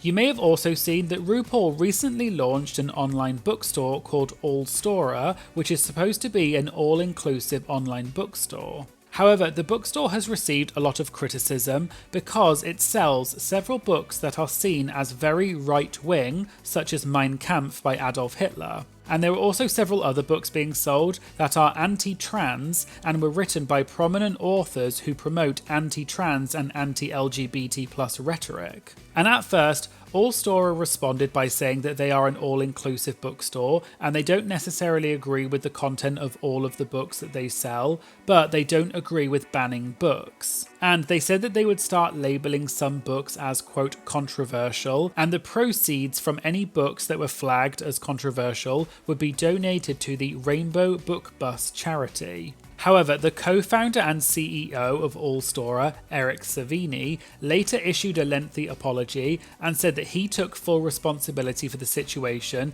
and implied as though it was not RuPaul's fault, and said that several of the books have since been removed from the All Storer website. However, this whole situation was talked more about by Lady Bunny, and she further criticised RuPaul in a subsequent Instagram post. In the post, Lady Bunny said that RuPaul said that the bookstore is supposed to be for the queer community and, quote, for your people and our people. But Lady Bunny said that the site sells books by extreme transphobes, such as the founder of Libs of TikTok, as well as Sarah Huckabee Sanders. And Lady Bunny said, quote, those ain't my people, Ru. Lady Bunny also mentioned All Storer's response to the situation about community flagging books that are controversial. And Lady Bunny said, quote, why did you need the help of the community to do the right thing, All Storer? Why not just stop selling what many on the left consider to be hate speech? And Lady Bunny ended the post by saying that this was, quote, rainbow capitalism, and Ru could have just said, quote, I want to sell all kinds of books, but here are my faves, and no one would have had an issue with it. And it doesn't look like RuPaul has responded to Lady Bunny's comments so far, but many people were surprised that Lady Bunny has so openly criticised Ru even though they have been good friends for years. So we'll have to wait and see if there are any further developments on this. So there you go, there was the Roscoe's recap for Drag Race Season 16, Episode 11. Hello everyone and welcome back for some more Drag Race gossip, secrets and drama. So, I'm back for another Roscoe's recap, and this viewing party was for Season 16, Episode 12, and the guest this week was Dawn. Today we're going to be talking about Dawn exposing some production secrets, why Dawn was, quote, peed off at Nymphia during this week's challenge, and Dawn reveals how she knew that she was going to be eliminated this week. All that and more coming up in today's video, so let's get started. So they started off and Caramel jokingly asked Dawn what it was like being the true villain of the season, and this subject has been joked about quite a lot online. Dawn said, quote, well, let's unpack, what is a villain to you? Is it a bad thing? Is it a good thing? And Naysha said that the way Dawn has been doing it has been a, quote, lovely thing. And Dawn agreed and said that she had seen an article saying that she was the most lovable villain we'd ever seen, and Dawn joked and said, quote, I'll take that. Naysha also said the best thing about it was Dawn being the villain was really unexpected, and Dawn jokingly said that you should ask her family because no, it was not that unexpected to them. They then talked about last week's episode and the lip sync between Morphine and Maya, and Naysha said that it was iconic, and she asked Dawn what it was like on set when that happened. Dawn said, quote, well, first of all, I was drunk, and everyone laughed. Dawn then said that when Maya put her cape on Morphine, she thought that she was going to, quote, break her effing back or something. I was concerned, where's the medic? Dawn then brought up that Morphine had thrown one of her breasts at Maya, and Dawn said that it was a, quote, dirty, dirty lip sync, but I lived. Dawn also explained that it was obvious that Morphine and Maya knew each other from before, so they were comfortable, quote, punching each other in the face, if you will. Naysha then mentioned that usually Ru says that drag is not a contact sport, so they wondered how Ru would respond to that. But Dawn said that they didn't actually make contact, they just threw things at each other, and she joked that, quote, drag is a projectile sport. Naysha then asked Dawn if she thought that Morphine or Maya would win the lip sync. And Dawn said that it was Maya's 4th lip sync, and she said, quote, thank God that it was Morphine lip syncing against Maya so that, quote, some B can send her home. Who's gonna do it because it's time, baby. Naysha then said that after the lip sync, when the queens came back into the workroom, Q had the sourest look on her face because she didn't win. And Dawn joked and said, quote, was it the look or was it the filler? And everyone laughed, but Dawn said that she was joking. Caramel then asked if what we saw was Q's full reaction, and Dawn said yes because Q's reaction was just silence, and Dawn said, quote, she was more plucked than I have seen someone be plucked. Dawn then said that she's a big fan of Drag Race and she thinks this might be the most plucked anyone has ever been on the show, and she said that Jan's face crack was more iconic, but she thinks that Q was more peed off. Dawn also said that what they didn't show in the episode is that when the queens sat down on the couches before the queens started talking, Q sat down and just faced the other way and had her back to the other queens. And apparently the queens asked Q if she wanted to talk about it, but Q just said, quote, no, I'm good. But Dawn joked and said, quote, well, unfortunately that's not how this works, so if you'd like to talk about it, we're here. Caramel then said that Saphira did have a slight fumble in her performance, whereas Q and Plain ran through it very smoothly, and she asked if Dawn was surprised that Saphira won rather than Q and Plain. Dawn said in her opinion she did think that Q and Plain were going to win, but when Saphira was announced as the winner, she also thought it was fair, so it wasn't a huge shock. Naysha then mentioned that she thought Nymphia was really good, but she also said that Plain and Q were, quote, effortless. And then Batty Davis said, quote, that's because half the material was stolen, and people in the audience gasped. Batty didn't go into any further detail, but I think what she's referring to is that after the episode aired, Q and Plain got a lot of praise for their jokes, where they said here are some slides and some clips, and then they showed photos of actual slides and clips. But people online said that Katya had actually made that joke about clips at a show that she had done in the past, which was apparently from Trixie and Katya Live in 2022, which was almost a year before season 16 filmed in 2023. However, other people also pointed out that those types of jokes are quite old and have been made by people in the past, but some people had criticised Q and Plain for copying these jokes. But back to Roscoe's, and they then talked about this week's episode when the queens had to decorate their own bathrooms in pairs. And Caramel said that Dawn was paired with Nymphia, and Cara said that when Nymphia doesn't know something, she relies on other people to do it for her, and Cara asked Dawn how much help she had to give Nymphia. Dawn said that she and Nymphia had a good flow going because at the beginning of the challenge, it was more about aesthetics and design, and they were bouncing ideas off each other. And they really liked their concept of the Fart Museum, which is the Museum of Modern Fine Art. Cara then said that Dawn was happy with her partner she got, and Dawn said, quote, oh, I didn't say all that, and everyone laughed. Dawn said that she, of course, would have liked to have been paired with someone like Saphira because Saphira had been on a winning streak.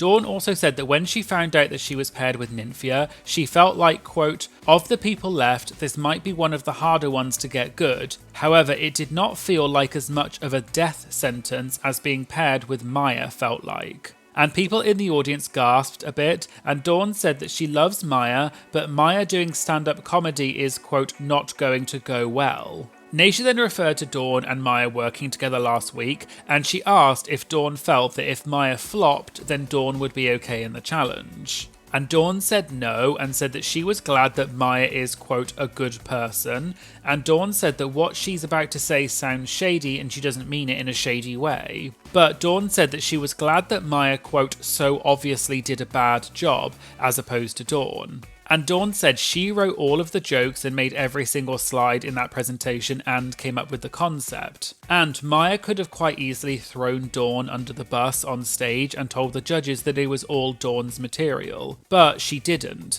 and Dawn said, quote, "Thank you, Maya." Naysha then said that Nymphia had this trend of going through the season saying that she was nervous because she didn't know how to do something, and Naysha asked Dawn how much of that is an act and how much is real. Dawn said that she doesn't think it's an act and that Nymphia genuinely is nervous, but Dawn joked and said, quote, "Now, did she need to be so whiny about it? Maybe not." But Dawn doesn't think that Nymphia was, quote, calculatedly trying to hide her skills or anything like that, she was just genuinely nervous. They then watched a bit more of this week's episode, and Naysha asked Dawn who she thought was the one to beat. And Dawn said, quote, "At this point, was I trying to win? No." And everyone laughed. And Dawn said that she just wanted a top 4 spot, but she implied that she knew that she was not likely to win the season because she didn't have any challenge wins. Dawn also said that at this point of the competition, Saphira, Plane and Q all had wins, so Dawn was looking around and thinking, who can I take out so that she can make the top 4, such as Morphine. Nash then said that Dawn had a funny story about Adderall. Just for anyone who doesn't know, Adderall is a medication used to treat attention deficit hyperactivity disorder or ADHD. And according to WebMD, Adderall can increase your ability to pay attention, stay focused on an activity and control behaviour problems. Dawn explained that she has diagnosed ADHD and so she was allowed to have Adderall on set because she has a prescription for it. But Dawn said that the other girls were, quote, fiending for my Adderall, and fiending, by the way, is slang for obsessively craving something, and the audience laughed. And Dawn said that she had to keep telling the girls no because they asked if they could have some of her Adderall pills, presumably because they thought that it would help them stay focused in the competition. Batty then asked if production staff gave Dawn the pills every day, or did Dawn just have them? And Dawn said that she just had the bottle of pills with her and she self-administered.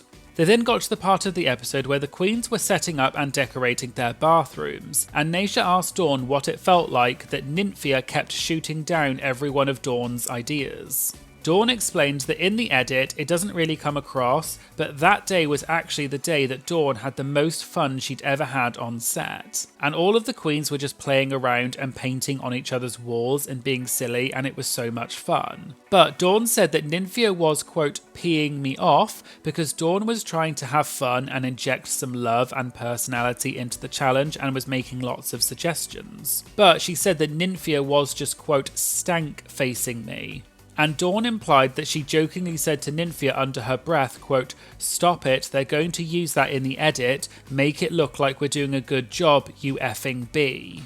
Dawn also said that she was, quote, frustrated with Nymphia, but at the end of the day, Dawn was just having so much fun. Nash then said that she asked all of the queens this at Roscoe's, but what is Dawn's relationship like with Plain Jane? Dawn said that she wished that she had something juicy to say and she wished that she could say that she hated Plain Jane, but Dawn said, quote, this is unfortunately not how I feel. Dawn said that at this point it was top 6, so they'd all spent a lot of time with each other, and Dawn had got really close to Plain Jane during filming. Dawn then said, quote, do I agree with everything she does and everything she says? No. Do I tell her I don't agree? Yes. But she said that she and Plain do have a good relationship. Dawn also said at a different point in the viewing party that the edit of Plain Jane was pretty accurate and everything that happened, but maybe Plain was, quote, a little nastier than what was shown, but Plain is a multifaceted diva.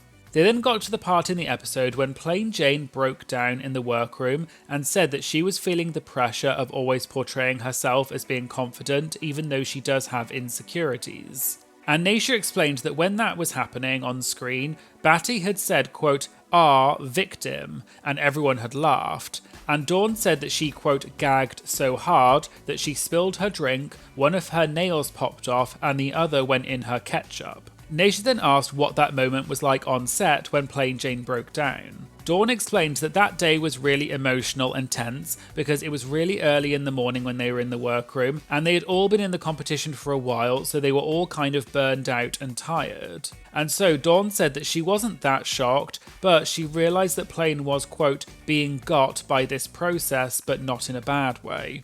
And Dawn thought that it was kind of sweet, but then she joked and said that she had to shake herself out of it and remind herself that Plain is, quote, a C word, and she said that she was joking and everyone laughed. Caramel then asked if it was so jarring because this was the first time that Plain had shown this kind of emotion. And Dawn said that up to that point, Plain had always come into every situation being really confident and kind of aggressive. And Dawn said she didn't know that Plain was capable of this or was willing to show it on television. Dawn also said that this might sound a bit mean, but she felt that Plain was crying about maybe not getting into the top 4, and Dawn put on a silly voice and was clearly being sarcastic and everyone laughed. They then moved on to the runway for this week, and the category was Chain Reaction. And when they got to Dawn's look, she explained that she actually had a different look that she brought for this runway. However, her original chain look and her 80s look from last week were quite similar, and she was hoping that those two runways wouldn't come one after the other, but they did.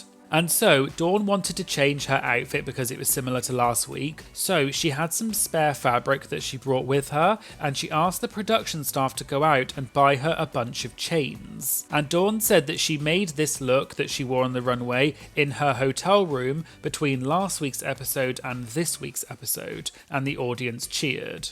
They then watched the actual performances of the queens with their bathrooms, and Naysha said it seemed that Nymphia kept talking over Dawn and cutting her off. And Dawn then said, quote, yep, and laughed, but then she said she was joking and said that she can't blame Nymphia for that. And she explained that the two of them focus so much on the aesthetic of the bathroom, but neither of them are joke writers, and they thought that they would be able to just be funny and silly, but she implied that it didn't really work. Naysha then asked if Dawn got to watch the other two teams do their performances, and Dawn said no. And Naysha said sometimes on the main stage, they'll wheel out a TV so that they can all watch each other's performances while on stage. But Dawn said that they didn't do that either, so none of the groups knew what the other groups had done. Dawn also said that at that point in the competition, she was so tired and sleep deprived because she was pushing herself so much that her brain was, quote, mind mush. And Dawn said that she loves the guest judge for this week, Mayan Lopez, but she doesn't even remember Mayan being there because Dawn said that she was so out of it. Dawn then told a story and said that she had kept a detailed journal while at Drag Race of everything that happened, including the challenges, who went home, and the jokes that the judges had made and things like that. And one of the things that she had made a note of was all the different funny names that RuPaul had given to Sapphira throughout the competition. And apparently when they were preparing for this week's challenge, Sapphira came to Dawn and asked if she could have a copy of all of those names. And Dawn said yes, and she implied that she didn't really know why Sapphira had asked. And then, watching the episode now, Dawn realised that Sapphira used those names in the challenges as part of her jokes, for example when they kept calling her Sequoia and things like that rather than Sapphira. And the audience at Roscoe's gasped a bit. But Dawn said that even if she hadn't given Sapphira the names, it still would have been funny, but Dawn joked and said, quote, looking back, I'm like, wait a second, I shouldn't have done that. They then got to the moment in the episode when Dawn was eliminated and everyone clapped and cheered for Dawn. Naysha then brought up the fact that the lip-sync song was Body by Megan Thee Stallion, and the lip-sync was against Morphine, and Batty said that that was, quote, shady, and Dawn said, quote, girl. And Dawn said that when she realised that she was the one that was going to lip-sync against Morphine, she was dressed in a skin-tight outfit with chains. And her opponent was Morphine, who is the BBL Queen of Miami, and Dawn said, quote, girl, I knew I was going home.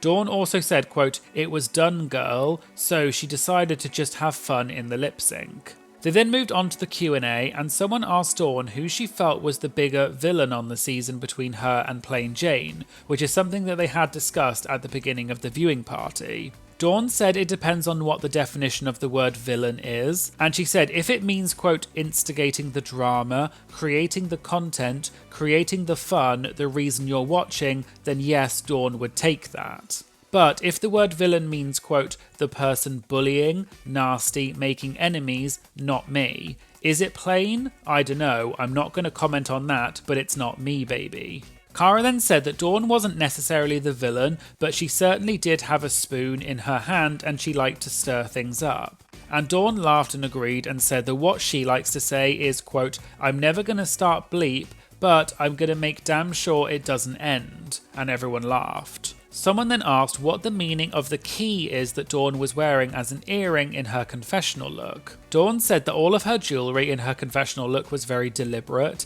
and the key is a key to her mum's old house, which she kept. And she was also wearing 2 rings, which were special rings that had belonged to her mother as well, because she wanted her family to be with her in some way on Drag Race. And we later found out that Dawn's mother and her friends were in the audience at Roscoe's, but Dawn hadn't said anything up till that point because she didn't want to make it obvious that she was going to be eliminated this week, which is why her family and friends had flown all the way to Chicago to be with her at Roscoe's. An audience member then asked Naysha a question, which was about Naysha's comments that she had made last week at Roscoe's, when Naysha said that she thought that drag kings should not compete on Drag Race because they wouldn't be judged fairly and that they should have their own show. And just for anyone who doesn't know, after last week's episode, there had been a lot of discourse about this online, and Naysha had received some criticism about her comments. And so Naysha had announced that she would be having a discussion with 2 drag kings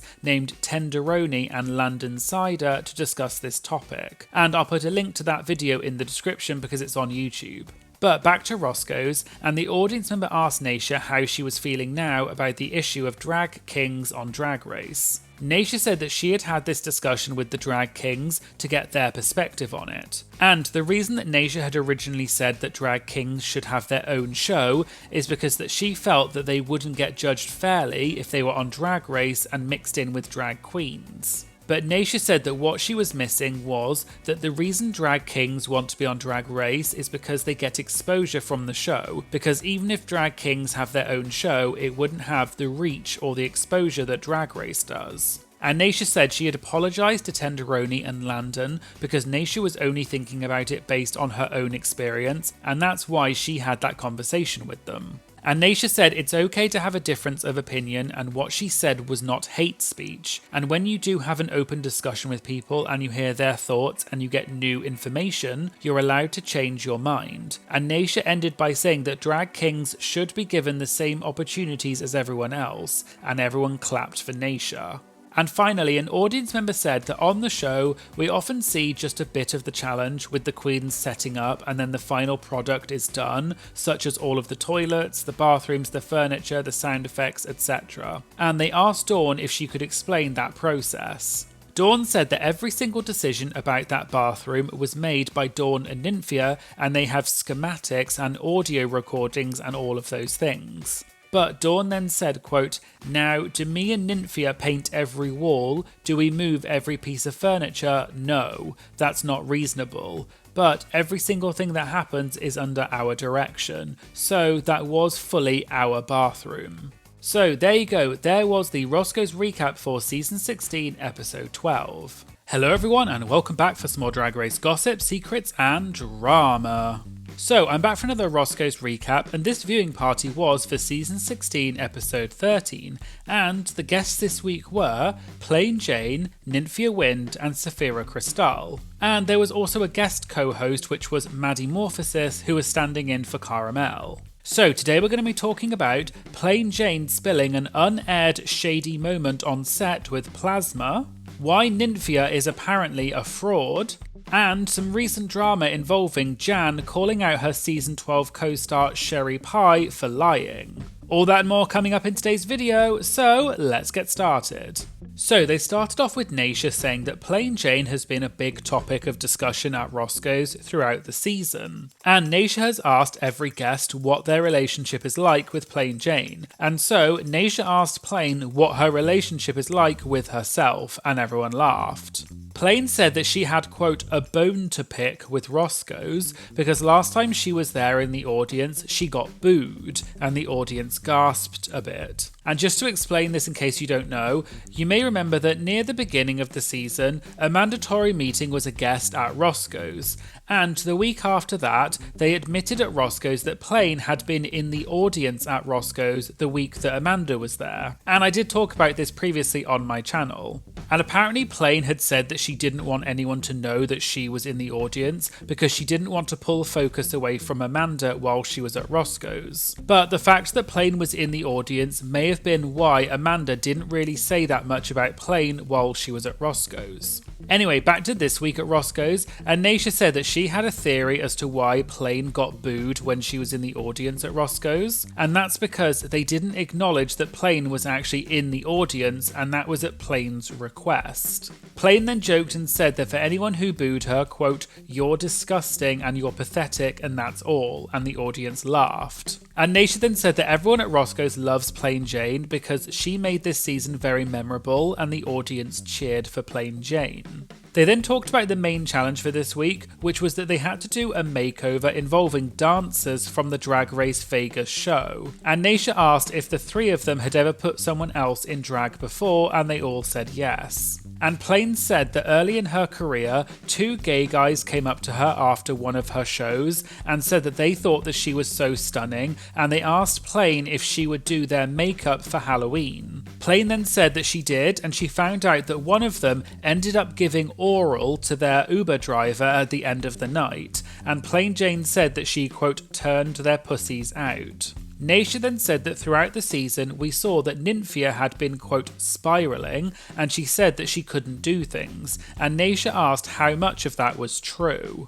Nymphia said, quote, "Those were no mind games, they were all genuine spiraling and struggling," and she said that she wasn't doing it for TV. And Naysha said that Nymphia always seemed to do well in the end, and Nymphia said that at the end of the day it's a competition, so even if you're spiraling you still have to turn it out. Saphira also backed Nymphia up and said that it was genuine, and Saphira said that she would jokingly say to Nymphia, quote, "Girl, skip to the good part." But Nymphia said it's not as easy as that, and she wishes that she could just snap her fingers and do that. Naysha then brought up that when Megami had been at Roscoe's a few weeks ago, she said that she had pretty much written all of Nymphia's verse for the girl group challenge, and Naysha asked Nymphia about that. Nymphia said they hardly had any time to write the lyrics, and because it was a group challenge, Nymphia knew that no one would want her to fail, so they would help her out. And Nymphia apparently said to Megami that she wanted to do something to do with vote yellow and fashion, and then gave that to Megami. And then Nymphia said, quote, "And then after 5 minutes, I kid you not, the lyrics were written." And Megami had written the entire verse for her in just that time. And then Plain Jane said, quote,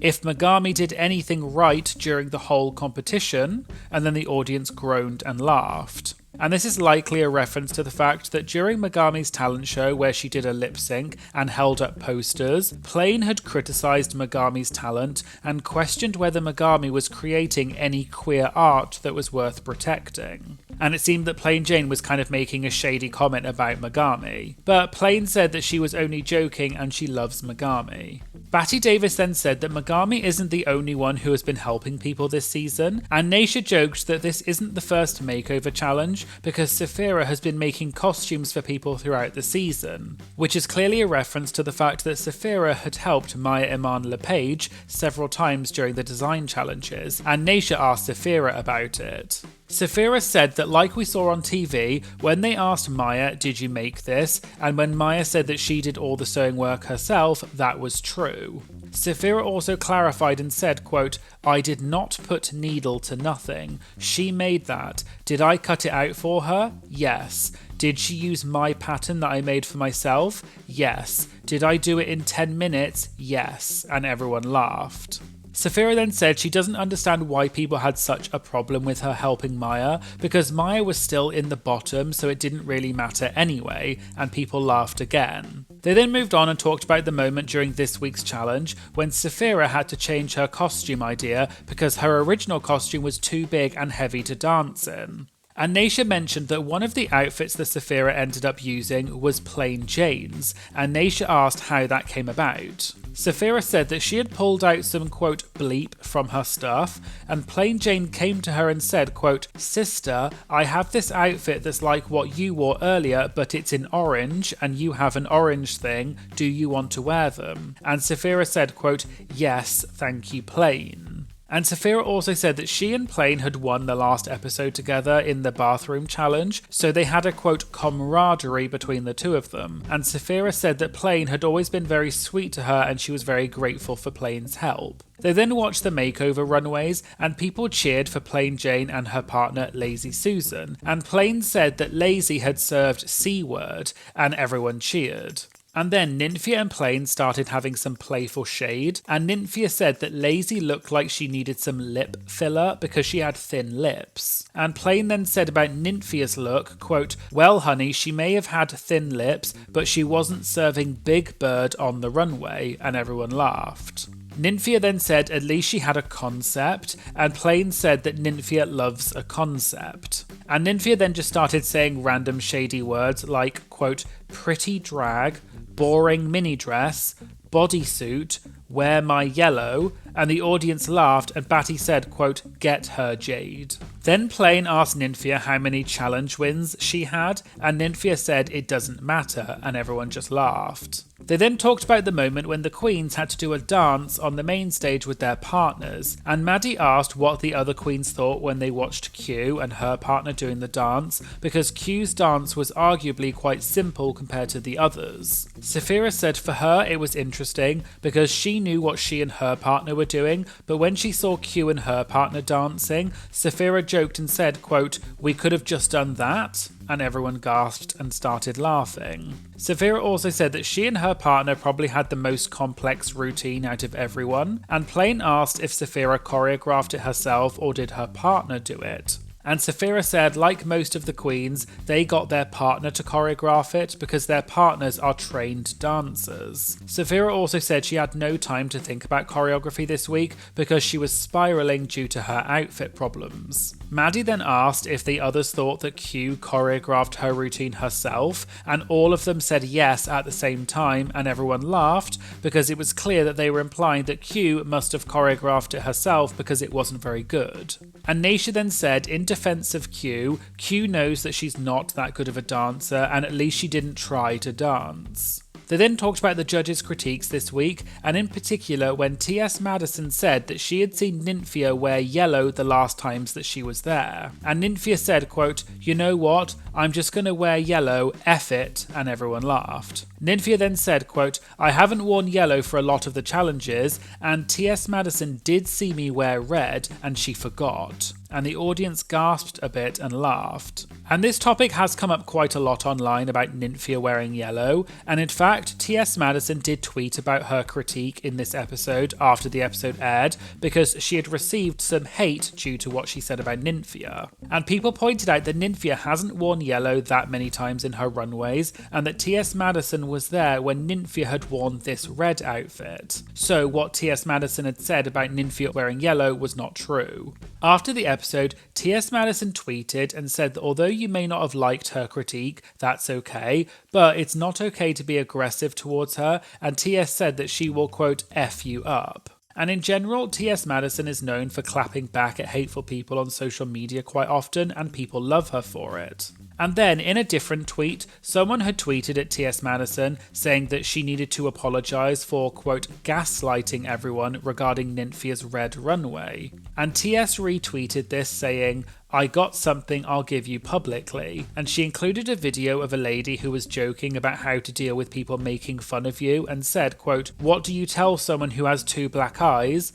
Nothing, because you already told them." And then in another tweet, someone tweeted a video of a girl seemingly being attacked by a crowd, and the girl was fighting back. And someone said that this was T.S. Madison versus the toxic Drag Race fans. And T.S. retweeted this and said, "Very much exactly what that PSA meant yesterday," which was referring to her tweet that I showed earlier. And multiple queens came to T.S.'s defense, such as Nikki Doll, who said that that tweet took a turn like opening a window during a storm. Anyway, back to Roscoe's for this week, and Naysha said that no one did a bad job in the challenge, and they were all just nitpicking. But Plain then made a face, and Naysha then asked Plain who she thought did a bad job. And Plain had previously said that she didn't like Q's makeup, and she had also praised Morphine, Saphira and Nymphia, so it was obvious that she was talking about Q. And Plain stood up and said, let's ask the audience, and asked the audience who they thought did a bad job, and the audience member said, no one, and Plain said, quote, okay, so these are the games we're playing today, Roscoes, and everyone laughed. They then got to the moment in the episode where Plain Jane won and everyone cheered for Plain, and they also clapped for Saphira who won the lip sync and also Morphine who was eliminated. They then talked about the moment in Untucked where Plain Jane had said to Q that her makeup looked like she had the word mom written on her face, and Plain said she didn't remember saying that at first, and then she said that she says a lot of things to a lot of people. She then said to the audience, quote, what did you guys think of Q's makeover? And some people in the audience cheered, but some people booed, and Plain then jokingly said, quote, stop it, that's my sister. Naysha then said that Plain clearly thought that Q's makeover was the most, quote, effed up one, because earlier Plain had refused to say whose makeover was the worst, and Naysha said that Plain had given it away and she clearly thought Q's was the worst. But Plain Jane just laughed and said, quote, I didn't say that. Naysha then asked Plain whether she went into this season with a plan that she was going to be a, quote, shady bee, and whether it was on her mind and she was playing a game. Plain then said that her personality is not a game, and everyone laughed. And Plain also said that she is who she is, and she wanted to stay true to who she is, and she just wanted to be real, and that included being shady sometimes, but also being emotionally vulnerable at other times. They then asked Nymphia why she likes bananas so much, and Nymphia said because she loves yellow, but also because bananas are such a popular fruit and most people like them, except Saphira because she's actually allergic to them. But then Plain said, quote, you know what's a better question? Do you actually like bananas or are you a fraud? And everyone laughed. And Nymphia said, quote, I must confess, and then she said that she doesn't really buy bananas very much because they turn ripe too quickly and she doesn't like them when they're too ripe. And everyone joked that Nymphia should have just lied and said that she loves bananas. They then moved on to the audience Q&A, and someone asked Plain whether there was an argument that happened that didn't get shown in the episodes. Plain said that all of the arguments did get shown, but there are a few episodes left, so she didn't want to say too much. But then Plain said that one thing that surprised her was that they didn't show how, quote, fiercely I read Plasma during the reading challenge. Plain then reenacted her read to Plasma and said, quote, Plasma, you nasty, ugly, disgusting C-word. I see you're weaponizing your BFA here in the competition. Similarly only to how you weaponize those makeup brushes to create what I can only describe as a crime scene on your face.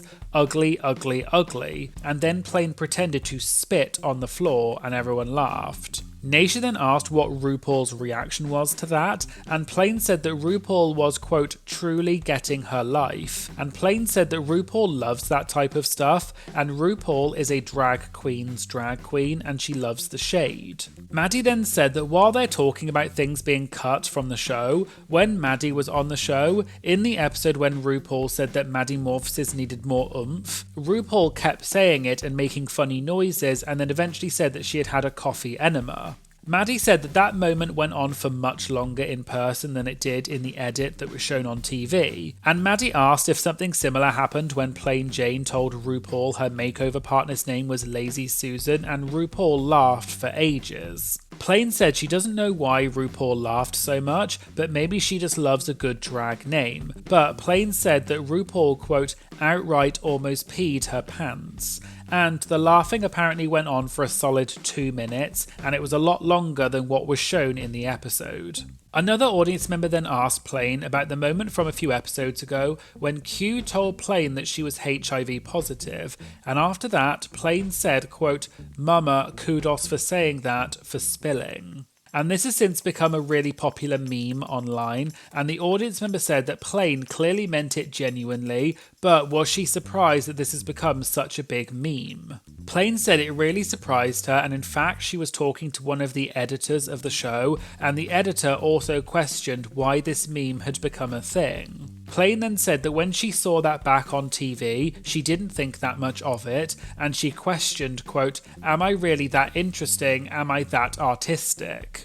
Plain also said that when she said that, she did mean it really genuinely, and she often doesn't know what to say in certain situations. And she also said that gay slang has become so ingrained in our vernacular, and Plain joked that she thinks that her response is an appropriate way to respond to anything. There was then a funny moment when someone asked about any bad looks from the season and who should win the Golden Boot Award, and Plain said that she thinks an underrated Golden Boot was Morphine's 80s look. And Nymphia asked Plain if she remembered what she had said about that look, and Nymphia said that Plain had said that it looked like, quote, a shiny dumpling. People then laughed and Plain paused and said, quote, "Nymphia, we're not in Taiwan, we're in the States. It's very easy to get cancelled here. Just keep that in mind, sister, before you spill all my tea." And everyone laughed. Someone then asked about the packing of the outfits and the suitcase situation on Drag Race because Saphira had packed such large outfits such as her flower look.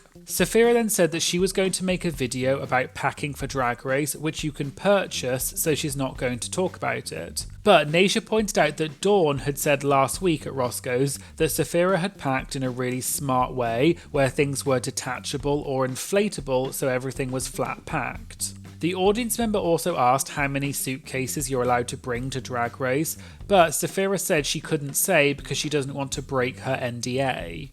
However, Naysha said that for All Stars 8, you were allowed to bring 5 suitcases, but apparently Candy Muse complained to the show and said that some queens are bigger than other queens, so their outfits weigh more, and so it's not fair that they have the same suitcase limit. So, according to Naysha, the show said that they would only pay for 5 suitcases, but if a queen wanted to bring more than 5 suitcases, they could, but they would have to pay for the additional suitcases themselves. Another audience member then said that Plain had said earlier at the viewing party that she thought that Morphine did a good job in the makeover and she shouldn't have been in the bottom. And they asked who Plain thought should have been in the bottom instead of Morphine. And the audience gasped and laughed a bit because it was obvious that Plain thought that Q should be in the bottom, but Plain hadn't said that. So Plain then gave a very jokey and deliberately long-winded answer, and Plain kept saying all of these compliments and how much this person is her sister and how much she loves her, and then the answer went on for several minutes. And then eventually Plain said that she thought Q should have been in the bottom instead, and everyone laughed. And Plain then also said in a jokey way that she doesn't think that Q's makeover partner wanted to be dressed as, quote, a gay mime, and it wasn't the best makeover style. And finally, there's some drama this week that is unrelated to season 16, but I thought it'd be interesting to include it, and it involved Jan calling out her season 12 co-star Sherry Pie. So you may remember that Sherry Pie competed on season 12, but was disqualified from the show shortly before it started airing because some allegations of abuse and manipulation had come to light, which Sherry later admitted were true. I won't go through the full allegations, but the main allegation was that Sherry had pretended to be a casting agent and had emailed actors and asked them to submit audition tapes for fake roles. But Sherry had allegedly asked the actors to do some very weird and invasive things in the audition tapes. I'll link to an article by Vox in the description which details the full allegations for those of you who want to read the full story. But anyway, this week a Twitter user tweeted saying that they noticed that Sherry Pie was back and she was offering personalised videos on the website Cameo. I checked out Cameo myself and it looks like Sherry is currently offering personalised videos for $38 each. But she appears to have a limit on how many videos she's doing because it says that there are only 43 videos left. And this news of Sherry Pie being back spread quickly on social media. And Jan, who competed with Sherry on season 12, then tweeted about this and said, "I never need to see Sherry on my timeline ever again. The tea? She lied to our cast when her actions came to light and told us she stopped her behaviour after we filmed because she, quote, realised it was not right. Cut to seeing proof of the same behaviour a week before we aired. Jan then followed this up by saying, I don't trust that she wouldn't do the same thing to people again. I'm not saying she can't do drag and express herself, but a platform? Nah, I guarantee whatever you're looking for in a cameo from her, you can absolutely find from another queen. Sherry doesn't seem to have responded to Jan's statement, however Sherry did post a story on Instagram promoting her cameo, and this is slightly unusual because Sherry only posts every now and then on social media ever since her disqualification, and it also looks like most of the season 12 cast do not follow Sherry on social media. There had also been some reports on social media after Sherry's disqualification that Sherry had been doing some live shows. And so many people were asking whether this means that Sherry Pie is returning, but as of yet there are no further updates, so we'll have to wait and see. Let me know in the comments what you think about this. So there you go, there was the Roscoe's Recap for Season 16, Episode 13. Hello everyone and welcome back for some more Drag Race gossip, secrets and drama. So, I'm back for another Roscoe's Recap, and this viewing party was for Season 16, Episode 14, and the guests this week were Q and Lucy LaDuca.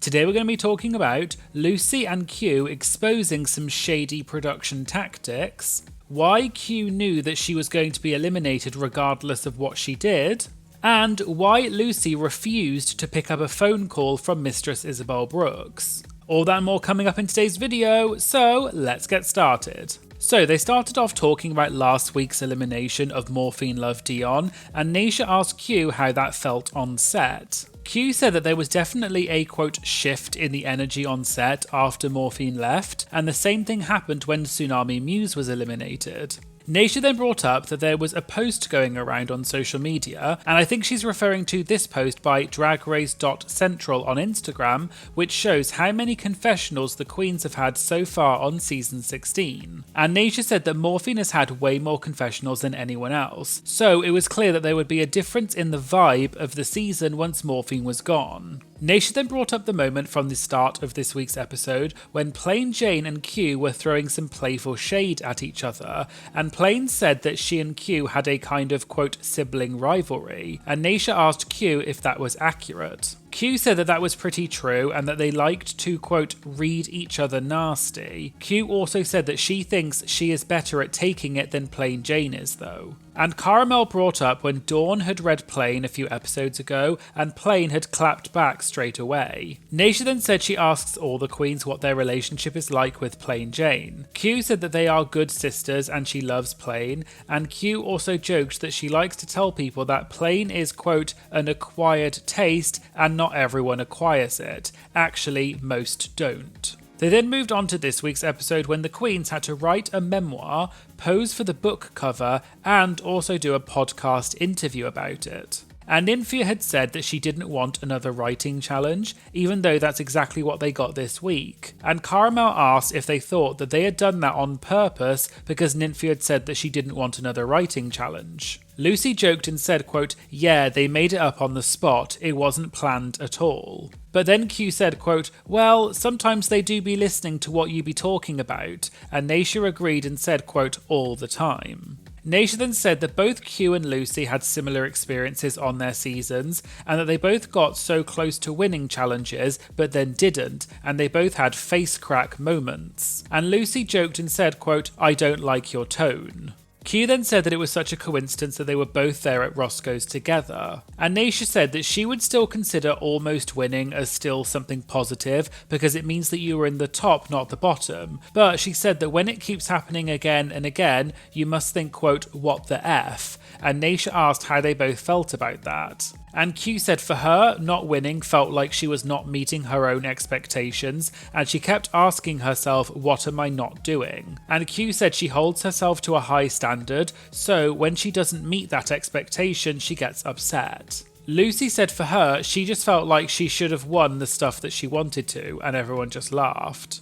Lucy then explained that what's hard in that situation is that everyone in the room thinks that you are going to win because you did so well in the challenge, but then when they announce that another queen has won, they zoom in on your face. And then Lucy implied that production are a bit shady, and they asked the other queens to then ask the other queen who lost how she felt about not winning. It then kind of looked like Q wanted to say something but didn't want to, likely because she wasn't allowed to because of the NDA. And Lucy put her arm on Q and said, quote, "You don't have to, girl, you're good. You were just on the show." And everyone laughed. Lucy then explained that in those kinds of situations when the queens ask you how you're feeling after you didn't win, what you're not allowed to say is something like, quote, "I know what production is effing doing and it's peeing me off, and I know they want me angry and I am angry, and I can't say on camera I know what they're doing, so I have to say I'm getting in my own head." And so Lucy was kind of calling out production and saying that you're not allowed to mention anything to do with production on the show, even if it's true. And we know that this is the case because we've heard this from other queens in the past. For example, when I interviewed Tammy Brown,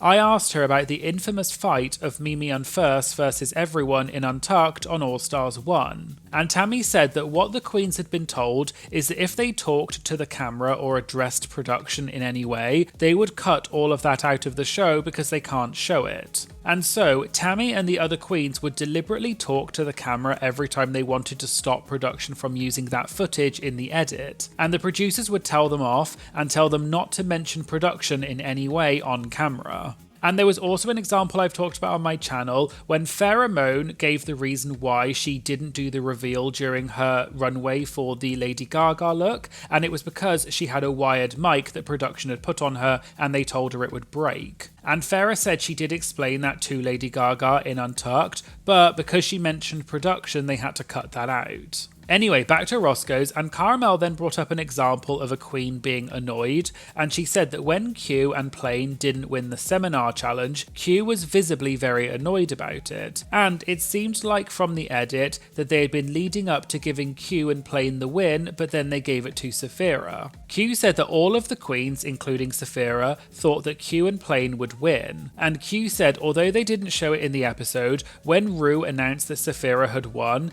the guest judge for that week, which was Joel Kim Booster, his jaw apparently hit the floor and he was visibly really gagged. Lucy agreed and said that they did make it look like Q was going to win, especially because they showed the moment earlier in the episode when Q had shared that she was HIV positive, and so it looked like they were gearing up to give Q a win because she was getting such a good storyline in the episode. Lucy also mentioned the meme that happened when Plain Jane said, "Mama, kudos for saying that, for spilling." But Lucy said that the kudos should go to Q for sharing her story about being HIV positive because it was really brave, and everyone clapped for Q. Naysha said that what she loved about that episode was that Q was clearly annoyed that she didn't win, and she didn't hide it, especially at the end of the episode when the queens had to dance to A Little Bit of Love, and Q and Lucy got up and did an impression of Q and everyone laughed. Naysha also mentioned what happened after that episode in the beginning of the next episode when the queens were sitting on the sofa and the queens asked Q if she wanted to talk, and Q said that she didn't want to say anything. And Q said, quote,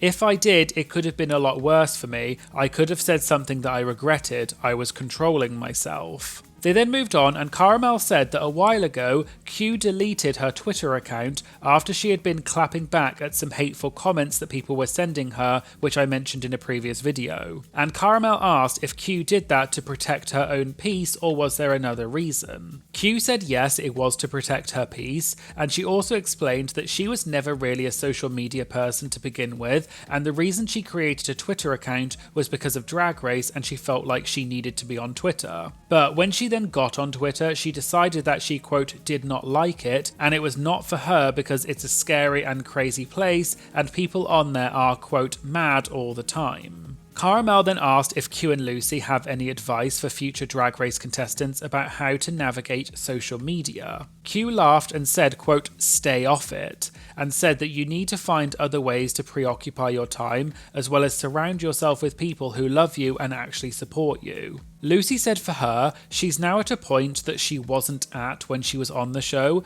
but now she's realised that, quote, no matter what you say, no matter what you do, people are going to have an issue with it. Lucy gave an example and said that she once shared a post about her nieces who were selling Girl Scout cookies to raise money to go to Disney World, and Lucy was trying to help them by sharing the post. And apparently people had an issue with that, and they started claiming that Lucy was, quote, cheating by helping them. Nasia then said that what you have to remember is that what people say on social media is, quote, not real. And Nasia said that what some drag queens and celebrities do is that they repost or pin the mean comments to the top of their page so that their followers can reply to them. And that way the person themselves doesn't need to clap back at the mean commenters because their followers will do it for them. They then talked about the challenge this week, and Q said that the critiques went on for a lot longer than they showed in the episode, and the judges did not like the outfit that she wore for her book cover.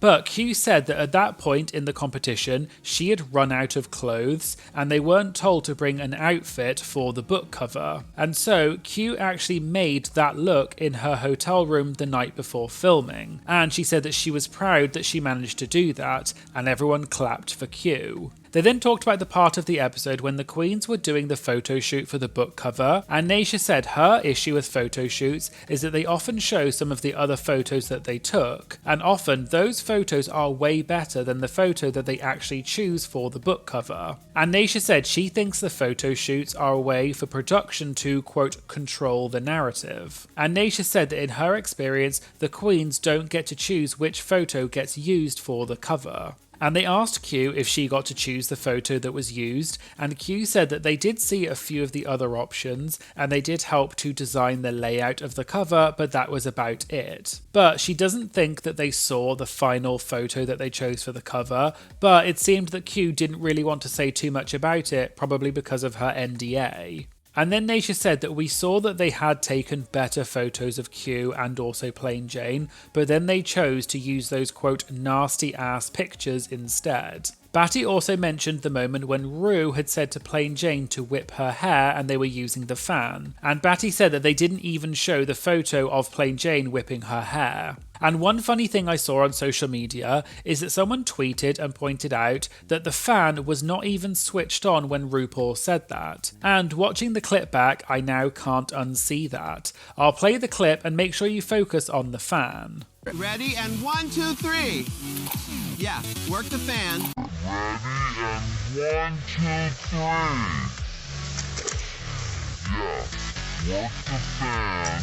And I just thought this was funny because I assume they didn't have the fan on because maybe it would make too much noise on the mic. But it's something that I didn't notice first time, but now I can't stop seeing it. Let me know in the comments if you noticed this. They then moved on, and Caramel said that both Lucy and Q got very close to winning on their seasons but ultimately didn't. And Caramel asked if winning is everything. Lucy said that winning isn't everything, but she said that it's, quote, kind of ridiculous that people expect the queens to not be upset when they don't win a life-changing amount of money. And Q said people sometimes forget that this isn't just entertainment. For the queens, this is their actual livelihood, and they spend so much money to be on the show to begin with, and it's a lot more, quote, high stakes than the audience think. They then got to the moment in the episode when Q was eliminated and everyone stood up and cheered for Q. They then asked Q how she was feeling about her elimination, and Q said that the, quote, writing was on the wall, and she knew that she was going to go home regardless of what she did, but she still gave her all in the lip sync. Q then said that they did perform the entire song for the lip sync, but the edit that they showed of the lip sync in the episode was weird because they cut out all of the verses and only showed the chorus and the instrumental parts. Lucy then said, quote, maybe someone did not know the verses. And Nasia then said that if they had shown some of those parts, it, quote, wouldn't have fit the narrative they needed. And the audience gasped a bit, and Lucy said, quote, she said it. And although they didn't explicitly say what they meant, it seemed as though they were implying that maybe Plain Jane didn't know some of the words to the lip sync, and so maybe production cut out some of the parts that Plain didn't know in the lip sync to make Plain look better than she was. But this is just a guess. And Q said, quote, who knows, I didn't say anything, and everyone laughed. But then Q said, quote, I will say though that Nymphia told me that I won the lip sync, I will say that. Q and Lucy also both said that they were very devastated at the time when they got eliminated on their seasons, and they both felt that regardless of what they did in the lip sync, their eliminations were already decided. They then moved on to the Q&A, and Batty said after watching themselves on the show and the confessionals, did they feel as though they overreacted, or was that how they were genuinely feeling in that moment? And Q said that she was always, quote, 100% authentic throughout the whole season, and Q then said, quote, which I can't say about everyone that was left in the competition after I left. Q then said that there were some things that were said that didn't get shown in the episode, and that some contestants weren't being 100% honest. And although Q didn't say who she was talking about, she did talk about this in a different question later on in the viewing party, which we'll come back to later. And this may shed some light about who Q was referring to, so make sure you listen out for that. There was then another question, and they mentioned that a month or so ago, Mistress Isabel Brooks had Plain Jane as a guest on her YouTube channel, and in the video, Mistress tried to call Lucy, but Lucy didn't pick up. And the question was, if Lucy tried to call Mistress now, would Mistress pick up? Lucy said Mistress probably would pick up because, quote, she's obsessed with me for some reason. And people in the audience gasped and clapped. And Lucy continued and said, quote, she is, I don't know what the F it is. And Lucy explained that the reason she did not answer Mistress when she called her is because the last time Mistress called Lucy, Mistress was actually on TikTok live, but she hadn't told Lucy that and Lucy was unaware. And Lucy said she thought that that was, quote, really shady of Mistress to do that. And the other reason Lucy didn't pick up the phone is because she was in bed with a guy and didn't have any clothes on. And Lucy apparently showed the phone to the guy and it said that Mistress was calling, and the guy just said, quote, no. There was then another question which was more focused towards Lucy, and the question was, what are Lucy's thoughts on the makeover challenge, because Plain Jane was praised for having her partner look identical to her. Whereas on Lucy's season, she was criticised for her makeover partner looking too similar to her and she was eliminated that episode. Lucy said, quote, I think anyone who watches the show knows that the makeover challenge is specifically put in place to send someone home, because you can kind of judge it however you want. And then Lucy said that she felt like on season 16, Morphine did a great job in the makeover challenge, and she was confused why Morphine got negative critiques. But then Q said that it was weird that one of the critiques that they gave to Morphine was then also used for Plain Jane, but in Plain Jane's case, it was actually turned into a positive critique. Lucy said that she still stands by her makeover, and she and her makeover partner had a great connection, and they even cried together on stage, but that wasn't shown in the episode. But Lucy added she thinks that they either need to start judging the makeover challenge fairly and consistently, or they need to just get rid of it, because it, quote, plays in all of our faces and it's so obvious, like who are they going to send home? Lucy also said that on her season, she was eliminated for not rhinestoning a shoe, but the shoes that Plain put on her makeover partner were, quote, effing boo-boo, whereas Plain still won. So Lucy thinks that they need to start being consistent with the judging. There was then another question, which was what the queens have learnt from their time on Drag Race. Lucy said she always wants to be kind to other people, but she's now learned that you also need to stand up for yourself too. Q also said it's hard being in the public eye and being scrutinised on everything you do, and she thought that she was prepared for that, but she wasn't as prepared as she thought she would be. Naysha said that she is very competitive and plays everything by the book and always sticks to the rules. But then when she was on All Stars 8, she noticed that other contestants were just doing whatever they wanted to, and that sometimes that meant that Naysha was at a disadvantage because other people were breaking the rules, and Q seemed to agree with this. Q then said that some of the queens did not stick to the £50 luggage limit, and Q said that if she had also not stuck to it, maybe she would have had some more clothes left at the end of the season. Q also revealed that everyone else on the season had 5 weeks to prepare, whereas Q only got 3 weeks, and Naysha apparently only got 2 weeks to prepare for All Stars 8. And then finally, an audience member asked if the queens went back for an All Stars season, what would they do differently? Q said that she would still be unapologetically herself about how she was feeling, but she said that she would also be a bit more, quote, strategic. Q then said, quote, "One thing about Nymphia is that she was very strategic with what she showed to the cameras, because one thing about Nymphia, she can say some things that are nastier than plain Jane." And Q said that she likes to call Nymphia, quote, "Plantain Jane," and everyone laughed. Lucy then said that one thing she would do differently is that she would never answer the question, "How do you think you did in the challenge?" because no matter what you say,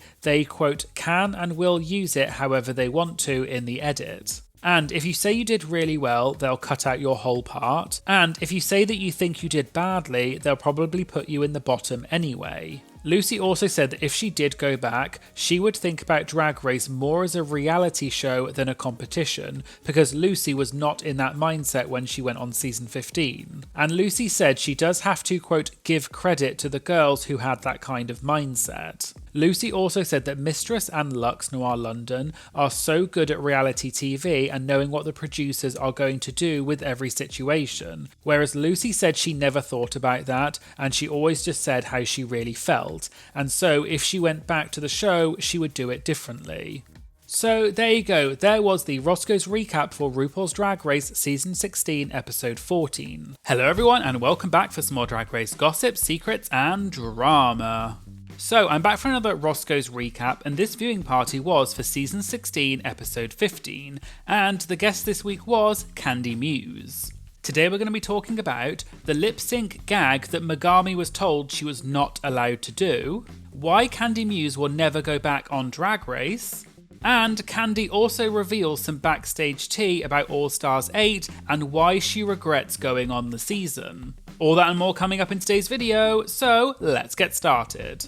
So they started by talking about the first lip sync in this week's episode, which was the lip sync Lollapalooza Smackdown for the eliminated queens. And the lip sync was between Dawn and a mandatory meeting. Candy said, quote, "It started off a little rough, I ain't gonna lie," but then Candy said that Amanda did give, quote, "sexy kitten and puss" eventually. Candy also said she appreciated that they did almost the full song for the lip sync, which Candy thinks is good, but then Candy said that some of her lip syncs that she did on Drag Race had been cut up and edited weirdly. Carmel then asked if the queens performed the full song in the lip sync, and Candy said you do perform the full song, which is usually about 3 minutes. And then Naysha said that they then edit it down in post-production in the episode to be shorter, but they do actually perform the full song. Candy then said, quote, "It's edited for whoever they want to stay," and everyone laughed, and Candy then said, quote, "I'm only saying that because it happened to me, production's favourite." Naysha then brought up that one of the lip sync songs in this episode was Milkshake by Khalees, and Naysha asked Candy if there was a story behind this for Candy for this song. And if you've been watching my Roscoe's recaps for a while, you may remember that Naysha had talked about this during All Stars 8, but this time she was asking Candy directly about it. Candy at first joked and pretended she had no idea what Naysha was talking about, and Naysha prompted her a bit. Candy then revealed that on All Stars 8, the final lip sync song between her and Jimbo was originally going to be Do You Wanna Funk, but then on the morning of the finale lip sync, production said that they wanted to switch the song to Milkshake. Candy then said that she, quote, "threw a tantrum and said, quote, You think you're slick, you're going to give Milkshake to the bee with the titty bibs. And it's implied that she was saying that production were trying to favour Jimbo by giving her Milkshake because that song aligns more with Jimbo's style. Candy then said that she walked off set and told them to, quote, call my mother to come and pick her up. And she also said that she refused to be in the finale if they used that song. And she also told production to bring back Jessica Wilde, who had been eliminated the episode before, because Candy said she wouldn't do it. Candy also said her favourite part was that when this was all happening, Jimbo just said, quote,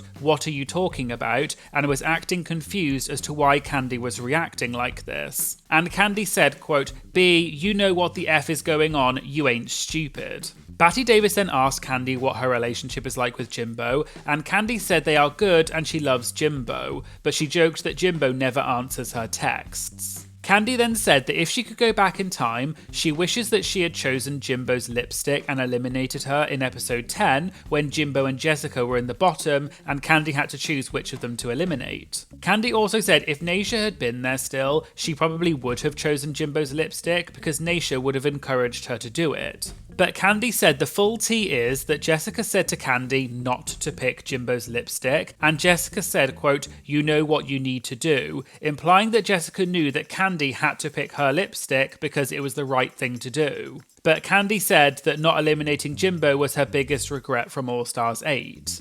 They then got to the moment when Mirage had to pick who she wanted to go up against in the lip sync smackdown, and they were discussing who Mirage should pick. Candy said that she would pick Plasma because, quote, "Plasma looked effing crazy in that lip sync she did last time," which was referring to when Plasma lip synced against Maya Iman LePage to the TikTok version of Bloody Mary, and everyone laughed. Later on, Carmel then asked Candy how she felt about them giving away $50,000 to the winner of the Lip Sync Smackdown, and Candy said that it was, quote, "bull bleep," and everyone laughed. Candy then said that the, quote, "effed up part is that on All Stars 8, everyone won money except for Candy, because Jimbo won the grand prize, Lala Ree won the fame games, and then all the other queens were playing mini games in the workroom and won prize money, and the only person who didn't get any money was Candy." And Cara asked if Candy got anything as the runner-up of the season, and Candy said she got nothing.